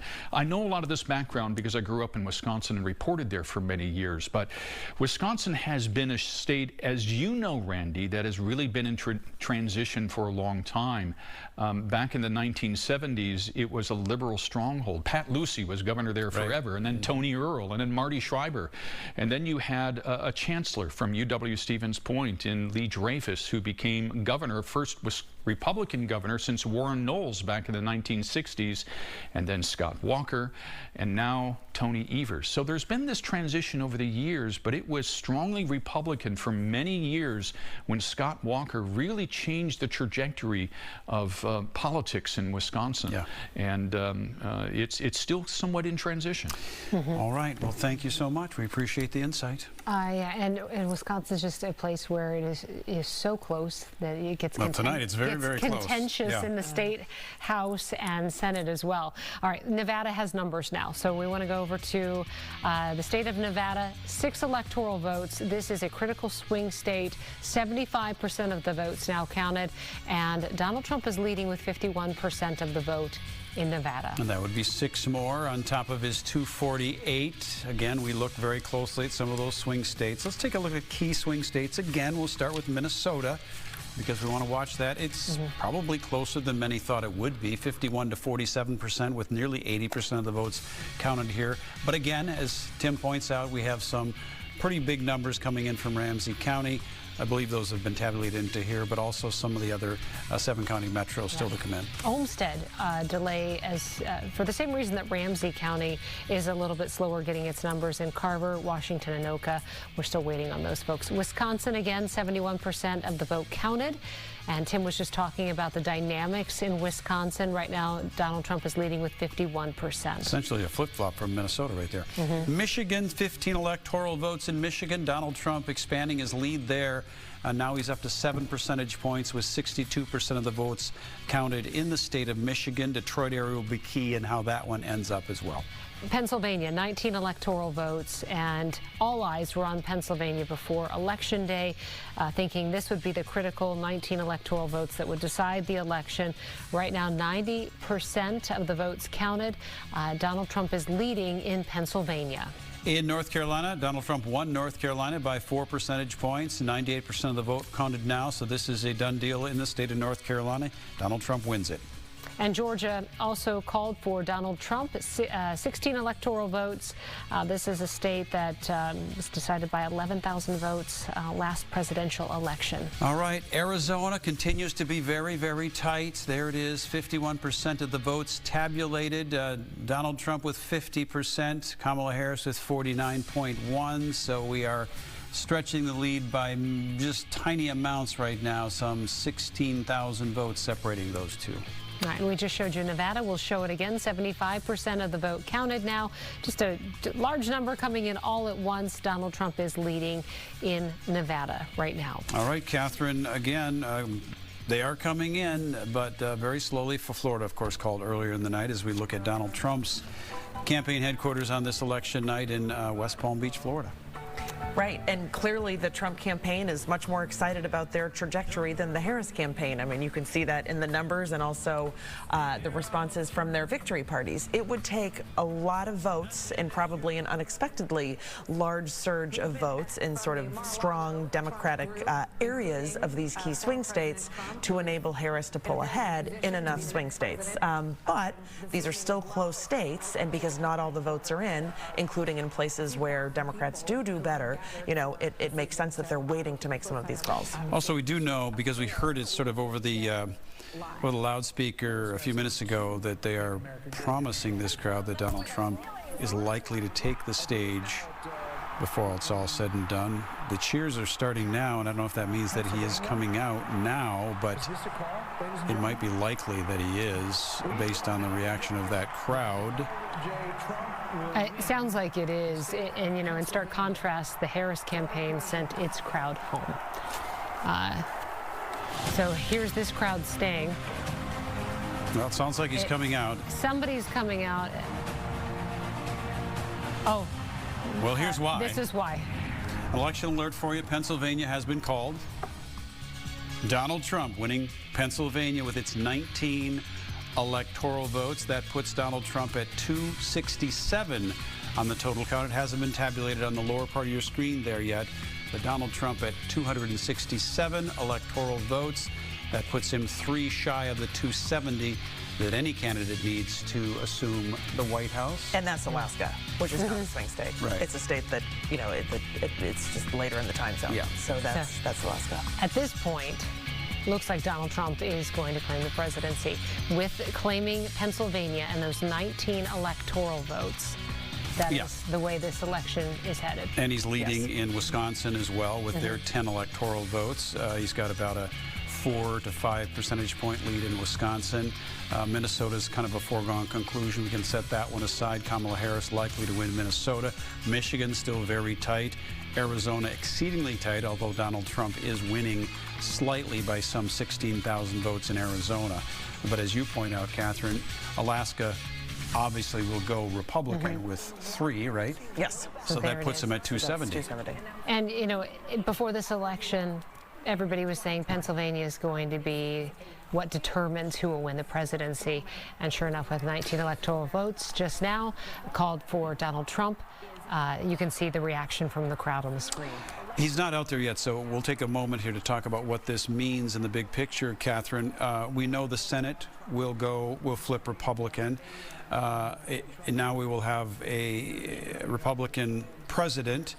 And the House, as far as we know right now, has not flipped to Democrat. Just looking at the maps, no seats have flipped in either direction so far, which means that the Republicans would have a 4-seat edge. But I want to caution on that one because there are many, many close seats in the House that have not been called yet, including some where Republican incumbents are currently behind, but again, they have not been called. So I think we probably won't know majority party control of the House until tomorrow or even a couple days from now because it will be that close. But there is the potential for unified party control in Washington, that trifecta. That'll be interesting. If it happens, that would be interesting. It doesn't happen that often. I can't remember the last time. I know it's out there somewhere. 2017 and 2018 for Republicans, and then, of course, the first 2 years of Biden's presidency for the Democrats. So a big night for the Republican Party. Oh, absolutely. The swing states were always going to be close, and there was always the possibility that they would all sort of move in one direction. But the polls said they would be close, and they were, but they also clearly underestimated support for Trump in these states, even if just by a little bit, that critical difference mattered. Yeah, and it really was, what, a 60-day campaign for Kamala Harris when you think about how it went, right? It was... 90, but yes, very, very quick. Right. Absolutely. Unconventional when you think about you have a sitting president who then drops out of the race at the end of July. Okay. While we're waiting, and we're presuming that Donald Trump will come out at some point, but while we're waiting, let's go to GOP headquarters here at home in Minnesota. Courtney Godfrey is there tonight as well with reaction from GOP tonight. Courtney, what are you hearing? It's very exciting here tonight. The crowd is going crazy. Obviously, they're getting more and more confident by the minute that Donald Trump may be our next president. I actually have House Minority Leader Lisa Demuth joining me now. And in addition to Donald Trump possibly winning this election at this point with the announcement that he has clinched Pennsylvania, you are seeing the possibility that we possibly flip the House of Representatives here in Minnesota to Republican. How are you feeling tonight? I'm feeling very good about that, very hopeful. We have heard from voters and Minnesotans across the state that message of balance, just bringing balance back into the legislature is what is needed to gain control over our out-of-control spending in the state. We know we're headed for a deficit, so there's hard decisions that are going to have to be made, but we're ready for that challenge. We're ready to work with our Democrat colleagues and find the best way to serve Minnesotans over the next 2 years. And last I checked, Donald Trump down 3 points here in Minnesota. How do you feel about those totals? Is it a smaller margin than you expected? It is a little bit smaller than we expected. We know with Governor Walz on the ticket, we didn't know exactly what that would do, but I think having Governor Walz on the ticket really brought to light what was done to our state over the last 2 years. We're hearing a lot of cheers right now. Excuse me, Minority Leader Demuth. They are projecting that Trump wins Pennsylvania, and it looks like he has the 270 electoral votes. This crowd here in Bloomington is going absolutely crazy as they see this as the way to the White House. It looks like Donald Trump will be the next president, and you can hear the cheers here tonight. Hopefully our camera is catching the crowd because it is pure pandemonium and excitement here tonight at the Minnesota GOP, guys. Well, yes, as Catherine points out, Fox News has projected him winning in Pennsylvania, but when you look at the numbers, there's still a 3 electoral vote difference there to get him to 270. It can be assumed that the state of Alaska, with its 3, would put him at 270, and we presume that that's exactly what others are doing with this news out of Pennsylvania as well. But with Pennsylvania, that would determine the winner in this race, and that's why you see all of the excitement in West Palm Beach, Florida, at Donald Trump's campaign party. We're waiting to see if he'll address the crowd very soon. We'll stay with that shot. And then you saw the reaction at GOP headquarters tonight with Courtney Godfrey when that was announced there. Big night, 12:27 Wednesday morning, and this race was called, pretty much we can assume the race has been called much sooner than what was anticipated. But I think people kept saying, well, it could be, we might know late Tuesday night, but it might be Saturday. I think many thought that it would have to be somewhat of a landslide for it to be called tonight. And again, it hasn't been called, so let's just be clear. I mean, we're very close, obviously, and the math is hard to defy at this point for anybody doing the Electoral College math on this thing. Donald Trump, it should be noted, is also winning, at last check, the popular vote, although California had not been dumped into Kamala Harris's numbers yet. And that would be a big popular vote number, so we don't know who's going to win the popular vote at this point in time. But presumably this crowd has been told Donald Trump will come out. It's unlikely that Donald Trump would miss this opportunity to not come out, so he will eventually do that. And so we'll be on the air. We're going to continue to follow the results here throughout the early morning hours. We have our morning crew ready to take over once we are done here tonight, and so we'll be streaming, and of course our morning news begins at 4:30 in the morning. This is the electoral map as it stands right now, with the addition of Pennsylvania. Fox News projecting Pennsylvania for Donald Trump, so that gives him the 267. Kamala Harris sitting at 216, and then, as we've talked about, Alaska assumed that those would be the three that would get him to 270, while the nation waits for the rest of those swing states to finish counting ballots. You see Alaska there with its three, kind of covered up there by the electoral count vote in the lower left side of your screen, but also noted here, Nevada would also put him over the top. Nevada is starting to put some pretty serious numbers on the board as well, and Donald Trump was winning the state of Nevada at last check as well. Again, those numbers have just started to come in the last 25 minutes or so from Nevada, but they came in a pretty big dump at 75% of the numbers coming in, and Donald Trump was winning by about 4 or 5 percentage points in Nevada at that point. Here are the Minnesota numbers right now. 81% of the votes counted. Kamala Harris with 51% of the vote in Minnesota. All right, let's take a look at Wisconsin as well with its 10 electoral votes. Again, Donald Trump so far with 72% of the votes tabulated, winning in Wisconsin by 4 percentage points in our neighboring state. And then Michigan, still slow, lagging districts that need to be counted there. Okay, some of this is foregone conclusion. I don't think there's any doubt that the state of Alaska will go red, which means that Donald Trump will get 270 electoral votes. Again, it hasn't been called, but these are the things that you look at with the Electoral College, and the numbers are pretty simple. Right, if not many more. Right. As the other, many of the other swing states are sort of clearly, he has a lead in them. So give us your sense of what this means. Are you at all surprised at the pace at which it came in? What's your take? Yeah, I mean, I was one of those people who said, we will not know the day after the election who won. Looking at those 7 swing states and how close they are, and the different counting mechanisms in some of the states, and thinking back to the results 4 years ago that took until Saturday to decide. So I was definitely in the we won't know the morning after the election camp. But it clearly seems the case that, even though these 7 states were very close, they pretty much were all in the same direction. And so it'll be interesting in the days to come to disentangle sort of what happened. Was inflation in the economy just the biggest issue on voters' minds, across the country and in these key states?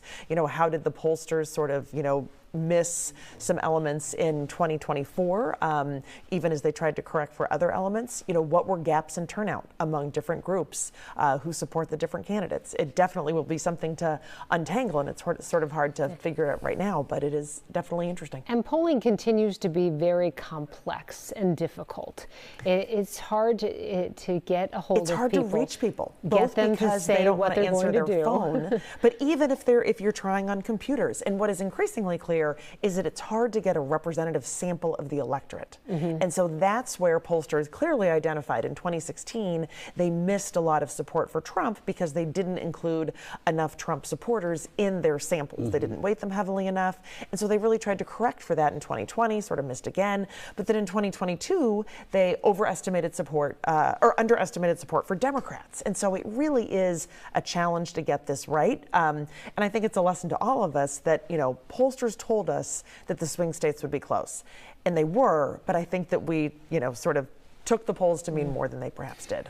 Let me ask you something about the finality of something like this. With the percentages at a 4 to 5 to 6 to 7% separation point, and now at 270 or likely 270 with Alaska dumped in there, there's nothing close enough in the states, even the ones that haven't fully reported in yet, that could tip it. So lawsuits and all this other stuff that we saw that was so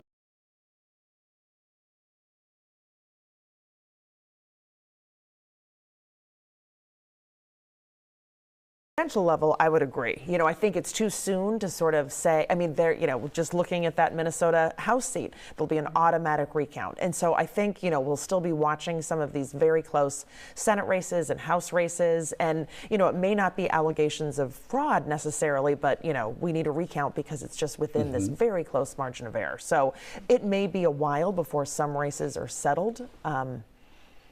It's, you know, it's been an interesting 4 years too. The last presidential election, we were in the middle of a pandemic, and now we're 4 years later, and you look at the U.S. and it's just a very divided country too. That's why the polling it was hard to tell which way a swing state was going to lean, because it was just 50-50, you know, for the most part. It's just very close. And people are calcified in their positions. And so it's also a matter, you know, swing voters are less likely to turn out. So sort of predicting those turnout models, and then also, you know, what percentage of each party's base will turn out as well. Because people these days are pretty loyal to their party when they vote. I suspect, just as we found in the last election, that, you know, 95% of Democrats will have voted for Harris and 95% of Republicans will have voted for Trump. And split tickets is kind of a thing of the past. Split ticket voting is much more rare than it used to be. Yeah. And we're looking at Donald Trump's headquarters tonight in West Palm Beach, Florida. That crowd, which are many, have been informed that Donald Trump will come out and make some sort of statement, likely a victory speech based on the numbers as they stand right now. Again, for those of you that may just be flipping around and tuning in, it doesn't say 270 yet because he doesn't have 270 yet. However, Alaska will go Republican, and Alaska has 3 electoral votes in its pocket, and that puts Donald Trump at 270. At that point, Kamala Harris is not going to make it. Election alert, though. Minnesota numbers are in, and it has been called for Harris, so that will move her to 226. But again, as you said, Randy, the math there for Donald Trump puts us 267 to 270 with Alaska as we wait for the final swing states to come in. There it is right there, 51% to 47% in the state of Minnesota. I think that's considerably closer than many thought it would be. They thought it would be somewhere in that 7 to 8% separation based on polls here in Minnesota. It didn't turn out that way. But again, there's still, you know, 20% still to be counted. Right, and it was 7 points 4 years ago, but a point and a half 8 years ago. That's right, yeah. It would be so interesting to look back too, like you said, just to talk to voters and find out is the economy predominantly the #1 issue that drove this election, or was it sort of mixed in there with you know, the abortion issue, immigration, and other health care? Was there a mix of issues that really got voters to the poll, or was it just predominantly the economy? Right. And the economy is important in every election. And so, you know, both candidates try to win on the issue. But I think the inflation issue and, you know, Harris's role as the vice president and President Biden's low approval ratings made it tougher. Tim Blatz digs a little deeper into these numbers for us tonight. A very effective part of looking at how these vote totals come in and how people actually vote in various parts of the country and various parts of our state, Minnesota. Tim, you've got some information there to share. Yeah, it's always fascinating to look at where the vote totals come from year in and year out. An election an election out. And today is really no different. This is the state of Minnesota. We have 81.7, so 82%. We're still missing 18% of the vote. And I caution you, they're coming from large areas yet that we don't have the vote totals from. We're still waiting for Carver County. We're still waiting for Anoka County tier. So Carver, Anoka. We do not have Olmsted County as well, which is the home of Rochester. So we've got a lot of votes that are still outstanding yet. But I think you see some patterns here, especially over the past couple of presidential elections, where you've got the blue areas of the state, right? You've got the Arrowhead. You have the Metro. And funny, my daughter just texted me here within 15 minutes, and she said, "Dad, what's the lone blue county out here in western Minnesota?" Well, that's Clay County, okay? And that's home to University of Minnesota Morris, okay? So it's got a university campus there. And you can even see here the vote total is very close. So it's only 100 votes apart. So 49% to essentially 49%. So very close there in Clay County. But you see the patterns here, and we're still missing a couple of other counties. We're missing Clearwater, we're missing Mahnomen, we're missing Wadena County. Down in the south, we're missing Mower County, and of course, Olmsted County. But these counties right here are not going to be able to make up for the vast totals of votes that are still outstanding in Carver County, as well as Anoka County, and the remaining, I think 60% of the votes that we're still waiting for in Ramsey County. So let me hit that one more time. Yeah, we're still waiting for 70% of the votes to come in from Ramsey County yet. So those will make a big difference in the vote total. But I think you can see the pattern here, especially since so many large votes are still outstanding here in the Metro, that the vote total may only go up for Kamala Harris as the night goes on. Guys? As long as we're talking about the state of Minnesota, I know that you have a pretty deep breath on the House races here in Minnesota, which is really the significant part, what's left to watch here in Minnesota. Yeah, we're still waiting for a lot of those numbers to come in yet, but as of right now, Republicans needed to flip 4 of those seats. So far, we've only seen 2 of them. All right, there we are. All right, so Tim, we'll sit here and wait some more for other states to start maybe showing a few more precincts and see what those remaining swing states will do as well. If you hear anything on Olmsted or Anoka, Carver, absolutely, let I'll us flag know. you down. Let's take a look at the Electoral College map with Minnesota now in the blue, with Kamala Harris adding those 10 electoral votes to her total at 226. And you can see Donald Trump at 267. Again, a little bit misleading in that the race has not been called, but we do know that Alaska, with its 3 electoral votes, will likely go to Donald Trump, and that puts him at 270, which is a number where Kamala Harris will not catch him. And we're waiting to see if Donald Trump addresses the crowd at Mar-a-Lago in West Palm Beach, Florida soon. The crowd hanging on. They've been told to stick around, and actor Jon Voight in the crowd there. That's who you're seeing a picture of there on the right-hand side of the screen. So the crowd hanging on, waiting for Trump to come out and talk with them and to celebrate the evening. Music's still playing. A ton of people are still there, too. Do you think actor Jon Voight knows it's, what, going on 2 o'clock in the morning? I don't know. I mean, I'm sure Trump appreciates the support, but... We had the time change over the weekend, so technically we have kind of an extra hour that we're dealing with, but it's late. I mean, it's 20 till 1 here Central Time right now. Yes, yes. And again, this is... we heard it sort of over the loudspeaker not so half hour or so ago that Donald Trump would be coming out. It's very likely that he will not come out until that number is officially at 270. And when I say officially, that means that one of these other states, be it Nevada, Alaska, Wisconsin, Michigan, unlikely Michigan because those barely at 62% or so for total votes coming in. But Wisconsin is pushing closer to that 70% or more.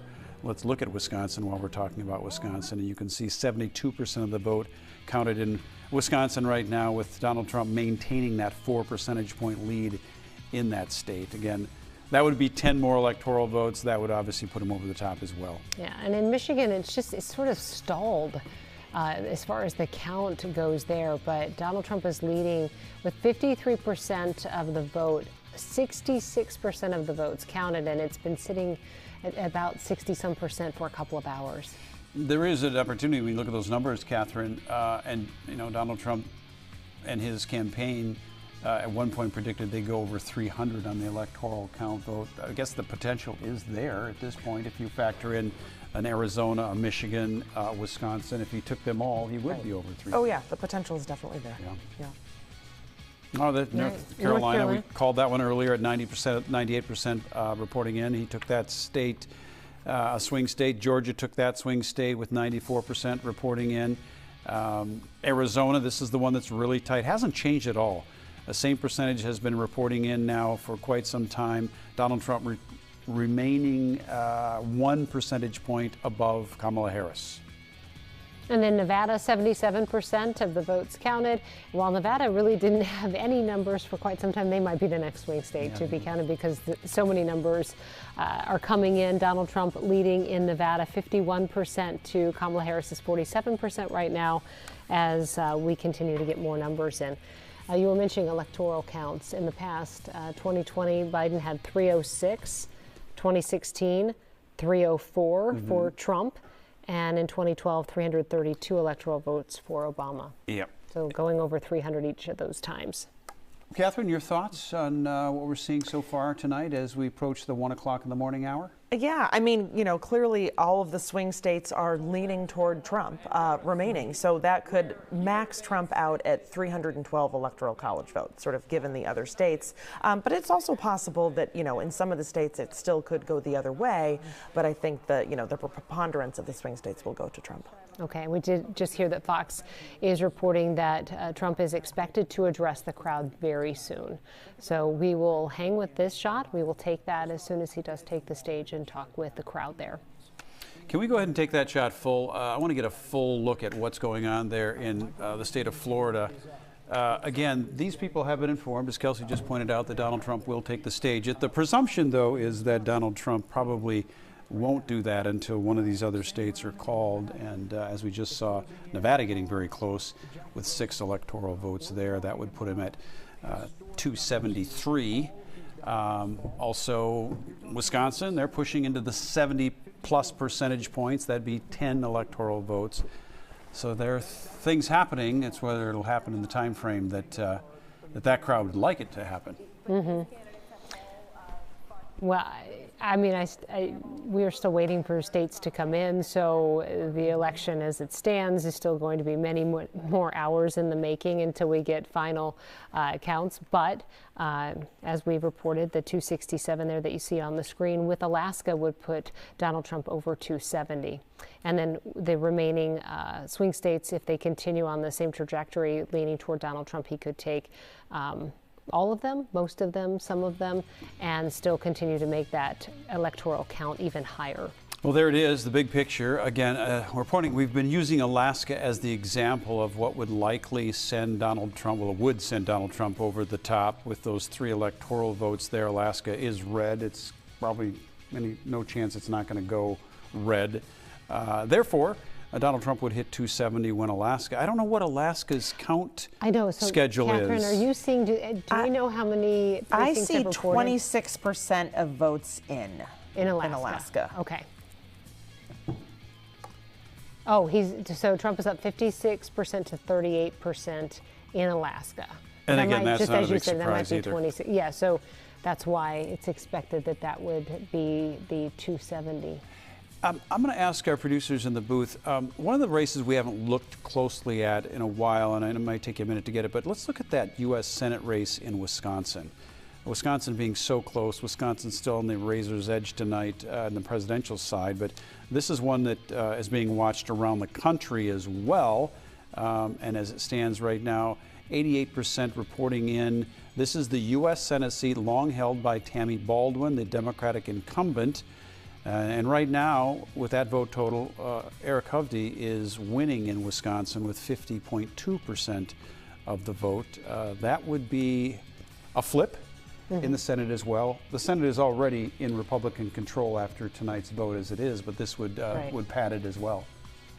That's right. In Baldwin, you know, it was expected to be a competitive race, but it was expected to lean Democratic with the popular incumbent. Incumbents have certain advantages, but increasingly we are seeing sort of party loyalty and a lack of split ticket voting, even when it comes to Senate races. So that happened tonight in Ohio. You know, Sherrod Brown, a very long-serving Democratic senator from Ohio, even as Ohio went red at the presidential level, many elections cycles ago, Sherrod Brown was able to hang on until tonight, and he was defeated. And so I think, you know, that's why Baldwin is in danger right now and may very well be defeated. All right, so yeah, looking at Wisconsin. The way the Senate race goes could be the way the state goes for the presidential race. And again, Donald Trump telling the crowd, or his campaign folks telling the crowd that he'll address the crowd soon. Soon could mean a lot of things. That could mean 15 minutes. It could mean an hour and 15 minutes or more. It may feel like we're hovering here, and in a sense we are hovering, but what we're really waiting for, when Donald Trump has 267 electoral votes, it's only a matter of time before he hits 270 at this juncture, which means we're also waiting for Donald Trump to address his supporters in West Palm Beach, Florida. Many have gathered there, and many of them have stayed. Again, it's almost 2 o'clock in the morning there.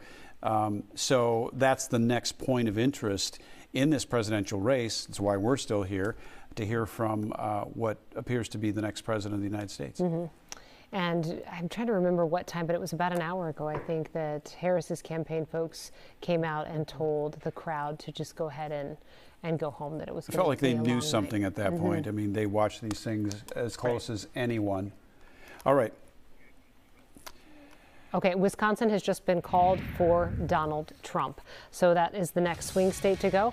That puts him over to 70 without waiting for Alaska. This is a Fox News projection. Donald Trump will, according to Fox News, get 10 electoral votes from the state of Wisconsin, which means that puts him over the top of 270. It sounds like Donald Trump, this is what Donald Trump needed in order for him to address the crowd, and the crowd got the news probably just as we did. And there's an example of some happy Trump supporters down there in West Palm Beach, Florida. Democratic campaign of Harris campaign suggested that just yesterday. Now it is possible that Donald Trump runs the table. We're listening in right now. And builds on a big landslide. There it is. 277 electoral votes have been tabulated for Donald Trump. 226 at this juncture for Kamala Harris. She cannot reach him, which means Donald Trump will win the presidency in this 2024 election. Wisconsin's 10 electoral votes, as we look at the electoral map, go to Donald Trump. Fox News projecting him the winner in the state of Wisconsin. We just looked at that U.S. Senate seat in Wisconsin as well. That also seems to be leaning toward the Republican side, which means longtime incumbent Tammy Baldwin, the Democrat, would lose her Senate seat as well. This is on a night when the U.S. Senate has already been tipped to the Republican side before that. Right. It's already currently at 51 seats, and that's without, you know, some of these races that are heavily leaning Republican, like in Montana, being called. Okay, well, go ahead. I was at just 12:49 Central Time. That's when Donald Trump went over 270 officially. So the projected winner of this presidency, you can see the crowd there listening to, the returns, celebrating, waiting for him to come out and give an acceptance speech. Mike Lindell. Mike Lindell there in the crowd as well, Minnesota man, a longtime supporter of Donald Trump there as well tonight. A few celebrities there as well. Obviously, a lot of MAGA hats and a lot of Trump supporters. That was the big question: is how much of Donald Trump's base, was there enough Trump base left from the previous election to get him over the top? That was the big question. We knew that they're very active supporters of Donald Trump. Would there be enough of those to send him to the White House again? It appears that there are. And this campaign season, we have to also make note of the fact that there was an assassination attempt, and then there was also, another gunman who was taken into custody while he was playing golf. So the last couple of months, this presidential election have been you know, a lot. Unprecedented. Let's go to our local GOP headquarters. Courtney Godfrey is there. They're getting the news as we are as well. Courtney, I assume the jubilation there continues. The jubilation continues here, Randy, the Minnesota GOP. You hear them cheering behind me. There were some other news outlets who had called this election during my last report as we were live on the air before Fox News had called it. So they've been celebrating now for the last 15, 20 minutes, and it just hasn't stopped. I will mention the state races are also still up in the air, but the Republicans here feel like they have possibly flipped the Minnesota House. So they're celebrating not only the presidential win, but they're also celebrating possibly getting a divided legislature once again here in Minnesota. So a lot of excitement here as the Republicans feel like tonight was a major victory, not only nationwide with President Trump being the presumptive next president of the United States, but also with the very, very high possibility that they have flipped the Minnesota House back to the Republicans, guys. Okay, All thanks, right. Courtney. A surprise to many, but not to that crowd, and certainly not to the crowd in West Palm Beach, Florida, which we continue to watch very closely at this hour as they wait for Donald Trump to take the stage. I'm sure he will be very excited to address a crowd that's been supportive of him. We will stay on the air until we can take that acceptance speech as well and continue to report new numbers when we get them.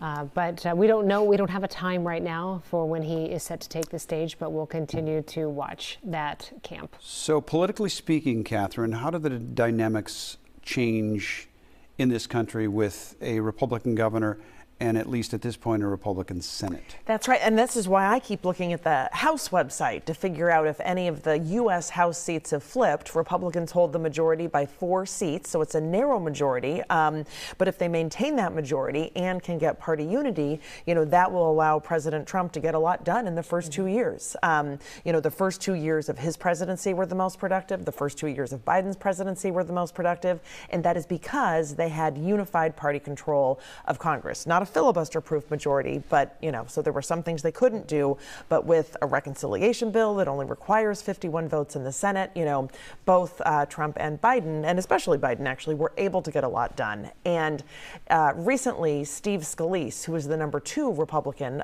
in the House of Representatives, said, you know, if President Trump is elected again and we have unified party control, we're going to be more aggressive in the first 100 days this time around than we were in 2017.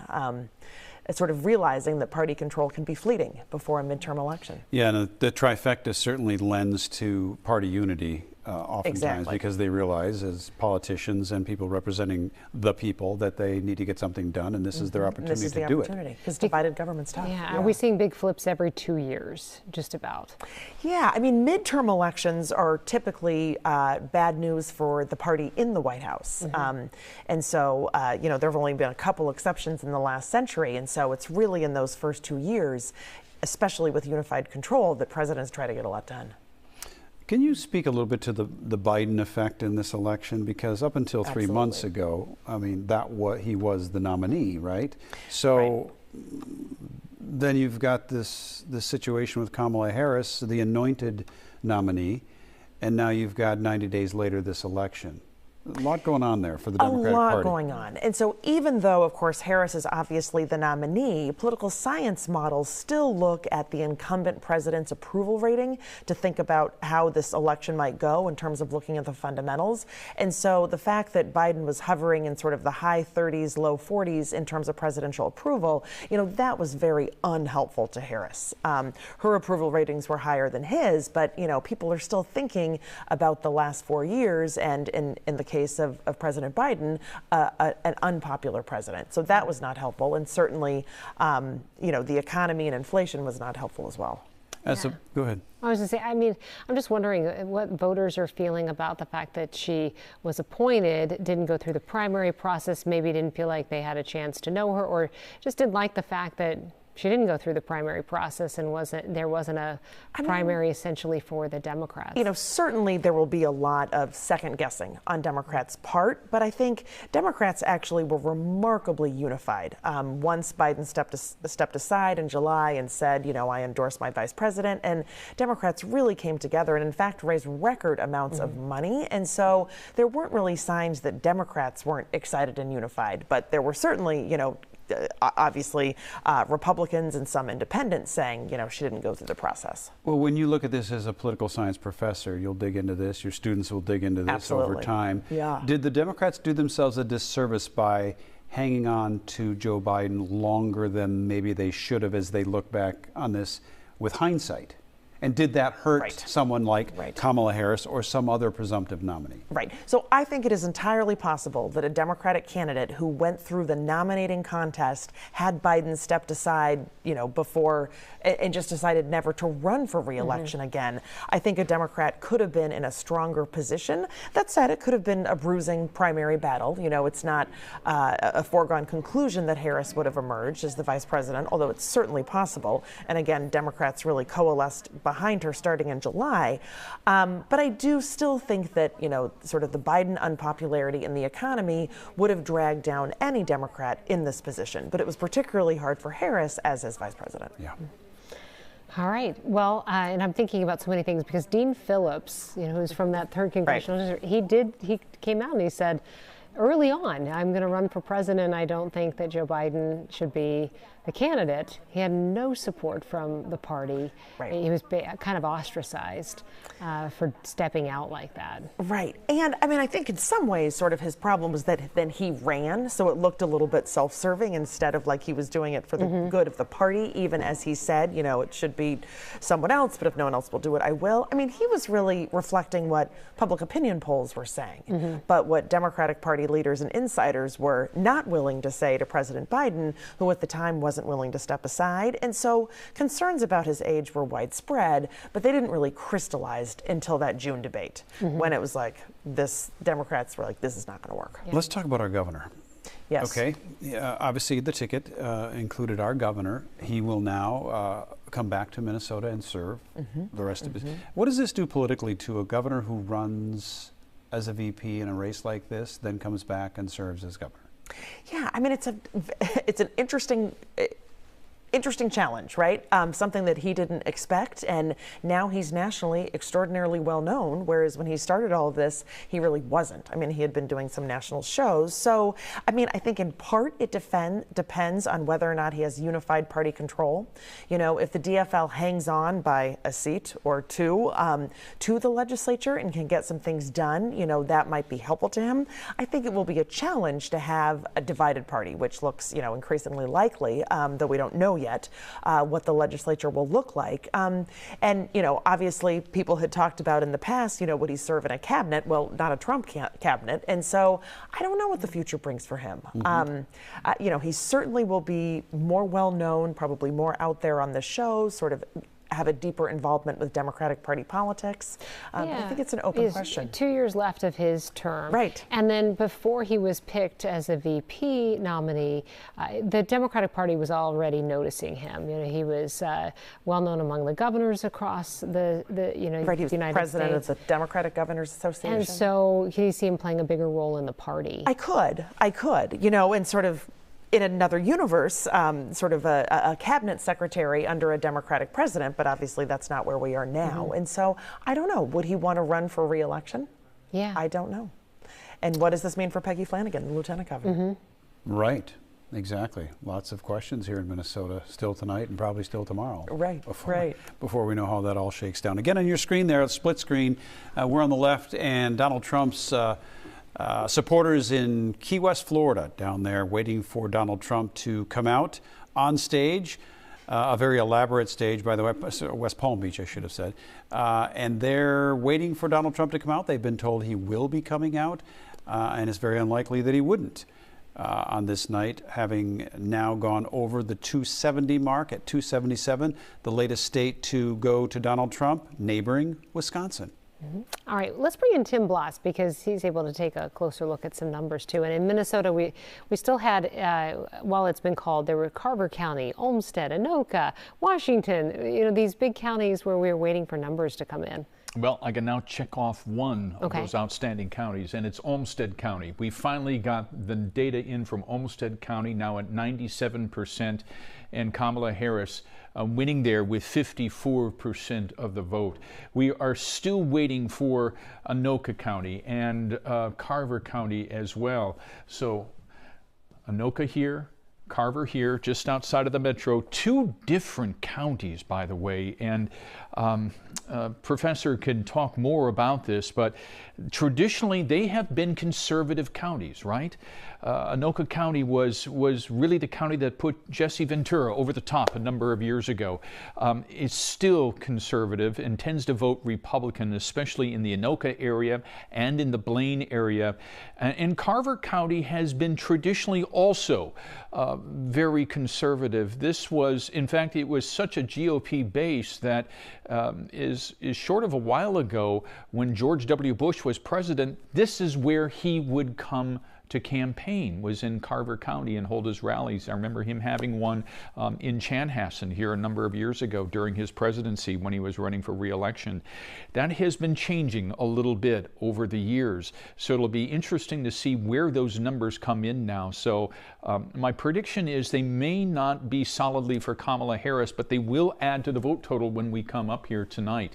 We have had a couple of more counties also come in. Hubbard County, of course, for Trump. Wadena County coming in, of course, for Trump. 75% of Wadena County, the vote there going for Donald Trump. So once again, you can see the urban-rural split that we have here in Minnesota. See all the red all across the state and just a couple of pockets of blue. And so we've got some real division here in the state, as you're seeing in other parts of the country here tonight, that urban-rural divide that has pretty much decided this race for the presidency tonight. And as I toss it back to you, Catherine, I've got a question for you. Will there be second guessing now in the Harris campaign going forward about the decision not to go with Governor Shapiro from Pennsylvania on the ticket as opposed to Tim Walz? That's such a great question, and I think that to some extent there already is. But it's important to note that typically in this modern era, presidential candidates choose partners in governing, not people so much to win a presidential election, because people vote for the top of the ticket. They don't vote for the vice presidential candidate unless it really calls their judgment into question. And, there's nothing about Tim Walz that would cause Harris's judgment into question if you're a Democrat inclined to support her. And so, sure, yes, there's going to be second guessing about everything. There was for Clinton in 2016 and Trump in 2020. And so this will be on the list, especially given Pennsylvania's importance. But it also doesn't seem like this race will have been decided. I mean, it is at the moment, but by Pennsylvania, although that's possible. We don't know how the swing states will continue to go. So I think there'll be a lot of second guessing in general, and this will be on the list, but I don't think it'll be the primary culprit. Tim, as long as we have you there, the still unknown here in Minnesota are those House races in Minnesota. And as you said before, do we have any more clarity on, two of them have been flipped of the four, but is there any movement? Actually, three now. Okay. So there you go. Can you give us three states, and as Catherine has noted, there's going to be one, and David too, there's going to be one that's going to be coming up for an automatic recount. So let me grab some of my notes here and we can walk through what we have so far. One of the races that has flipped is 7B, okay? Cal Warris and Lori Japanopoulos, and this is up in Virginia. So that has flipped for the Republicans. Also flipping here tonight is in District 14B in St. Cloud. And 14B, sorry, it's been a long night here, guys. This one right here, Dan Wolgamott. And this will probably go down to a recount because it's just a couple of votes that separate them. So Republicans are going to be very hopeful about, in the recount, being able to possibly reflip that to themselves. 26A. Okay, 26A is in Winona, and this will go to Republicans as well. This was going to be an open seat. Longtime Representative Gene Pawlowski represented this, so that is going to flip. Let me get back here now to the third group. There's going to be no flipping here in this particular group, but in my fourth group, House District 54A, this is in Shakopee, okay, Brad Tabke, who was the Democratic incumbent, he loses to Aaron Paul. So that's 3 seats here in the Minnesota House that are flipping towards Republicans with the recount on that one. There's a possibility that Republicans could take control of the Minnesota House. Democrats, though, on the Senate side will maintain control of the Minnesota Senate, because in the lone special election that we had here in Senate District 45, Ann Johnson Stewart handily won election here. This is a seat she held before. She held this 6 years ago, and then there was redistricting, you may recall, and her seat was morphed into another seat, so she decided to bow out, not run for re-election. But here she is again, and now back in the Minnesota State Senate. Democrats will keep control of that body. Okay. Right. Yeah, that was Kelly Morrison's seat. She chose to run for the 3rd congressional seat, which she won tonight. We heard her acceptance speech just a little while ago. And so, yeah, so more races coming into view and being decided at this point. Speaking of which, let's take a look at those Minnesota congressional races, give our viewers a look at how those did come down tonight. District 1, Brad Finstad, the Republican, Rachel Bowman, the Democrat, Finstad winning that race, you can see there. The 2nd congressional district also called for incumbent Angie Craig. You can see the results there on the screen. And in District 3, there it is. That's the open seat. Kelly Morrison, Tad Jude. That's the seat that Kelly Morrison will take on an open seat. She won that handily. 86% of the vote tabulated right now. The 4th congressional district, this is Betty McCollum's seat. And it hasn't been called, but it is a reliably blue seat. We're still waiting for those counties to report some numbers in that race. Another reliably blue seat, District 5, Ilhan Omar, the incumbent there, beating Dalia Al-Akida, the Republican. She won that, and she had an acceptance speech already tonight. CD6 in the West Metro, North Metro, and up to St. Cloud, Tom Emmer's seat. He's the incumbent, and that race was called for him quite some time ago. CD7, again, Michelle Fischbach, the incumbent there, winning that one. She's a Republican. A.J. Peters, the Democrat. She took that one easily. And the 8th congressional district up north, Pete Stauber, that race was called for him. And so we've essentially had all of those congressional races called. Betty McCollum expected to win re-election. So no big surprises in those congressional seats. Let's take a look at the Electoral College map right now as it stands. Donald Trump over the top at 277. There are some states, some key states that are still hanging out there, but it's relatively irrelevant at this point, with Kamala Harris unable to catch him. Michigan still hanging out there with 15 electoral votes.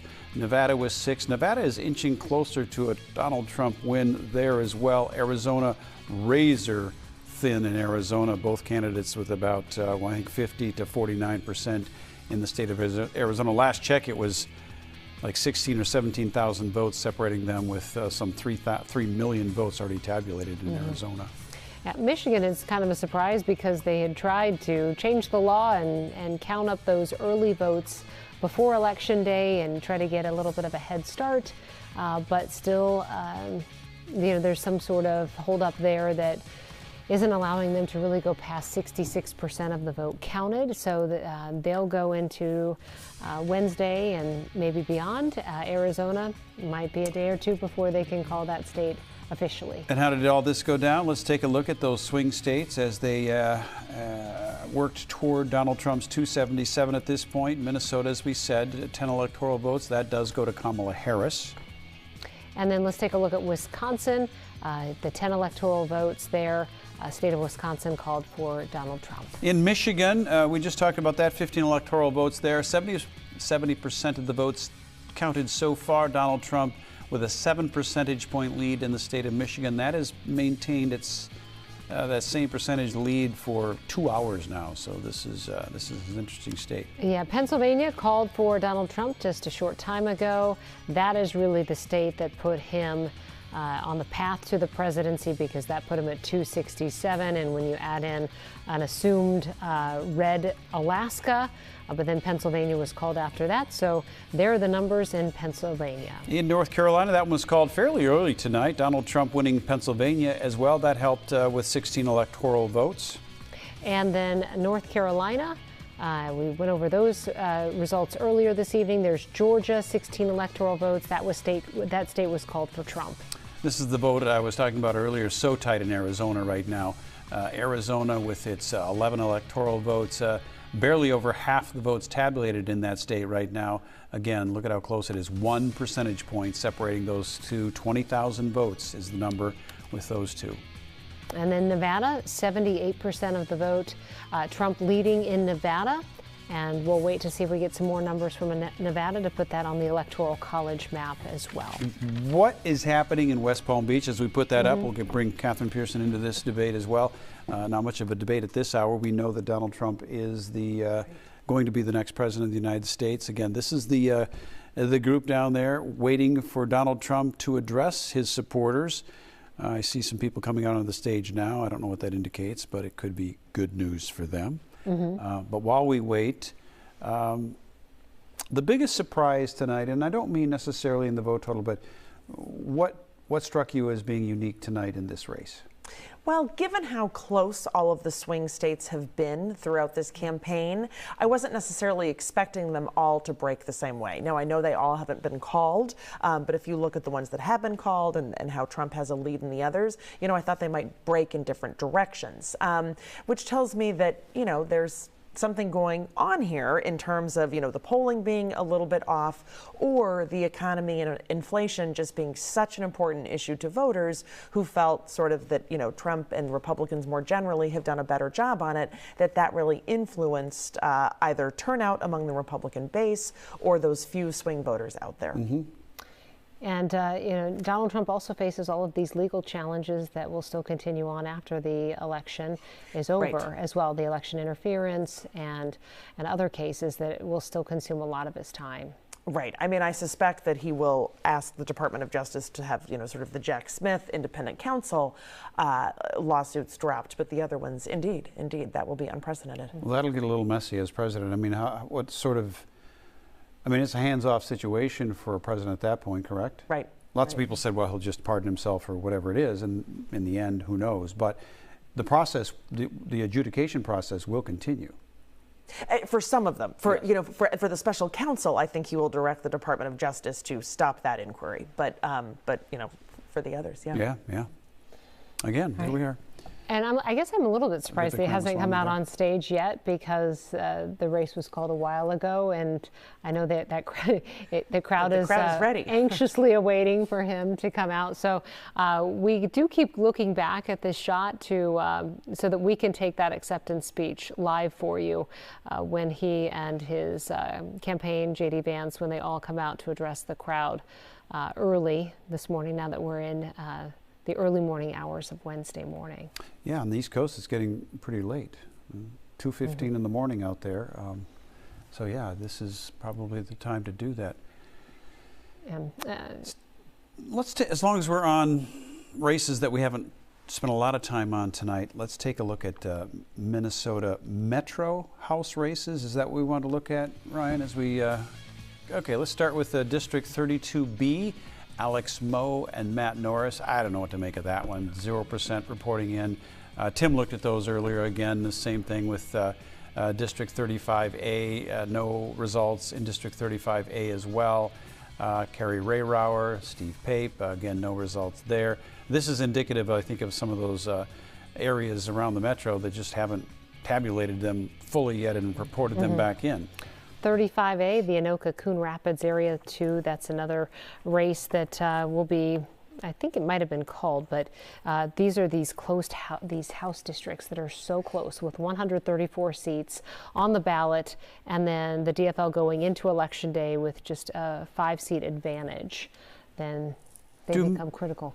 Do Minnesota politics get messy if, for example, Republicans flip the House? We know that Democrats will keep the Senate here in Minnesota. We now know that Governor Walz will come back as a Democratic governor. Does it get messy with a split like that? Well, we've certainly seen it before in many, many sessions, and the bottom line is, in a partisan era, they just don't get as much done. There's still bipartisan compromise to be found on some issues, especially when you're looking at bonding bills, but there are a lot of issues on which it is just harder these days in this partisan era to forge a bipartisan compromise. Now, with narrow margins, can you flip certain legislators with some bipartisan compromises? Maybe, but party unity among legislators is pretty high, just as it is in the United States Congress. So I think it gets partisan. And it's disheartening for those people who elect just to see that dysfunction at this level. They see it at the federal level every day, and to see it at our state level, I think it's disheartening for a lot of people. Right. I mean, we'll see sort of how this goes, but I think having the national spotlight on Governor Walz has also sort of brought some Republicans out of the woodwork to criticize him, which will not necessarily, make things smoother going forward.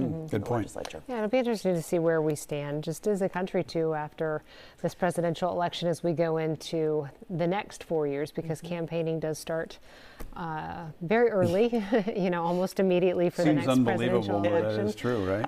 Can't think about the next one. Just the polarization issue of America and just how it's divided people. It'll be interesting just to see what happens as we move forward, and if you'll have some candidates that are representing those very close districts, like Angie Craig, that will, if they go more to the middle and try to build some bridges, knowing that they represent a very a district that can go back and forth so much. That's right. And there's some issues that just frankly lend themselves better to bipartisan compromise than others. So housing is one that I can think of that both parties have been talking about. And then also sort of, no matter who was president, the Trump tax cuts are scheduled to expire, and so there'll be a lot of legislation around that. What will you tell your students about this election?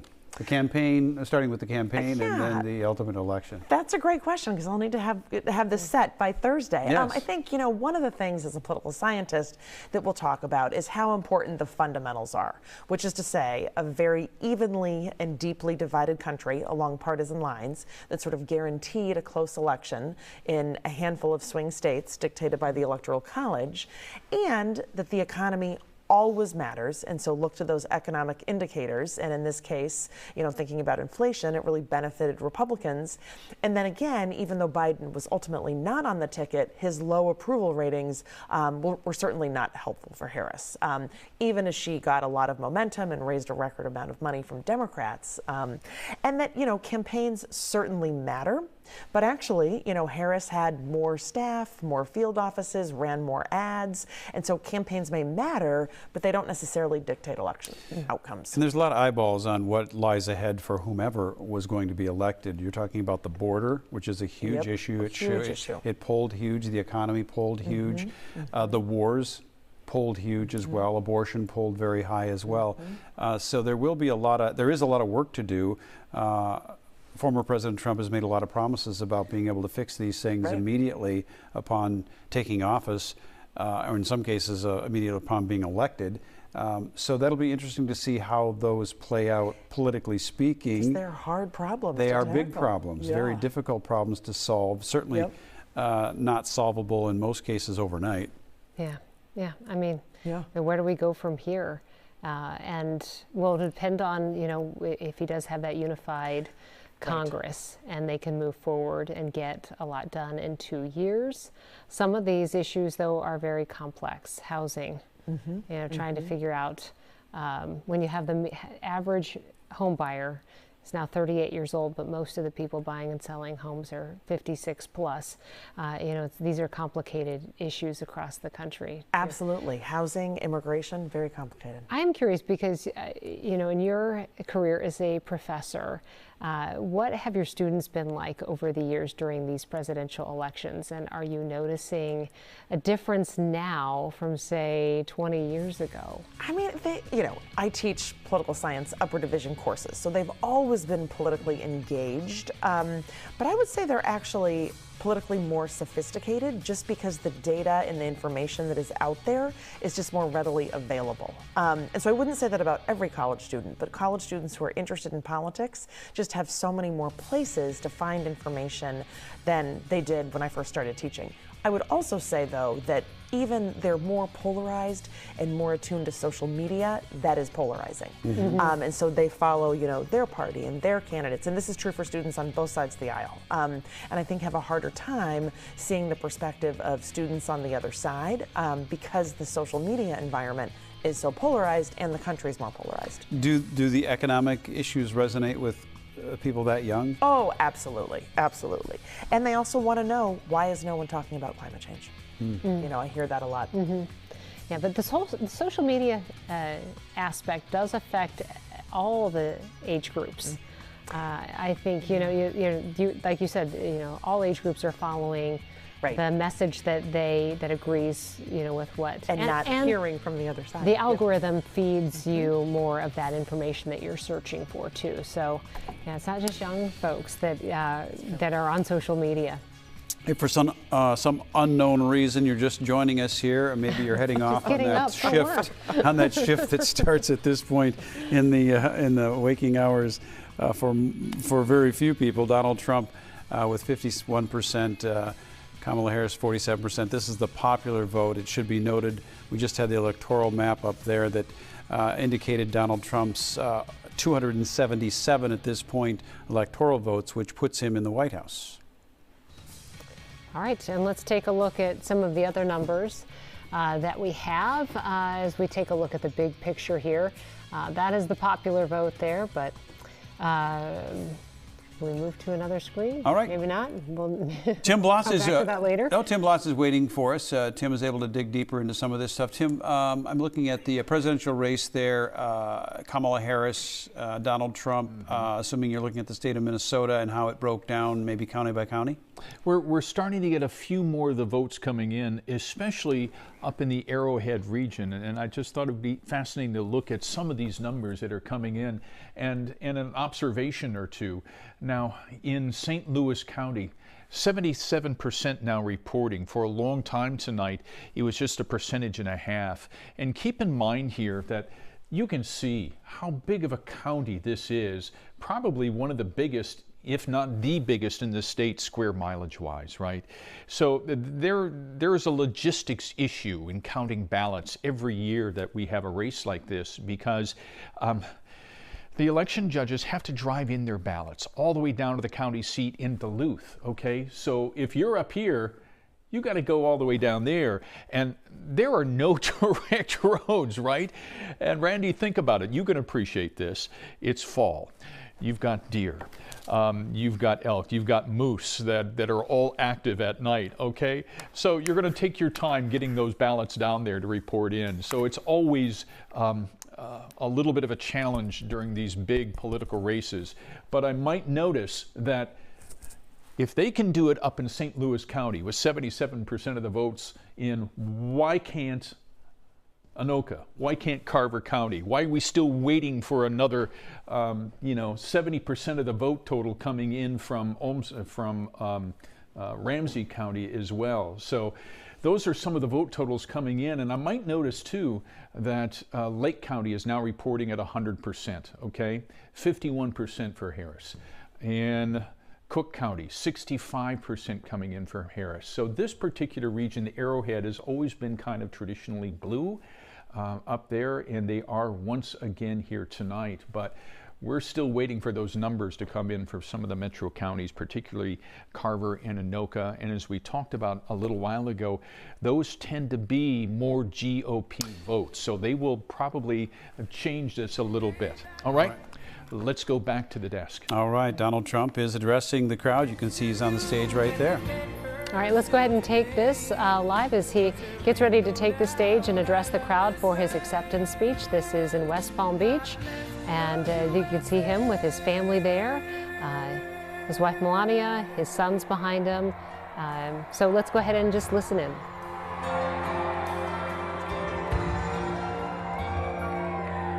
From the lakes of Minnesota to the hills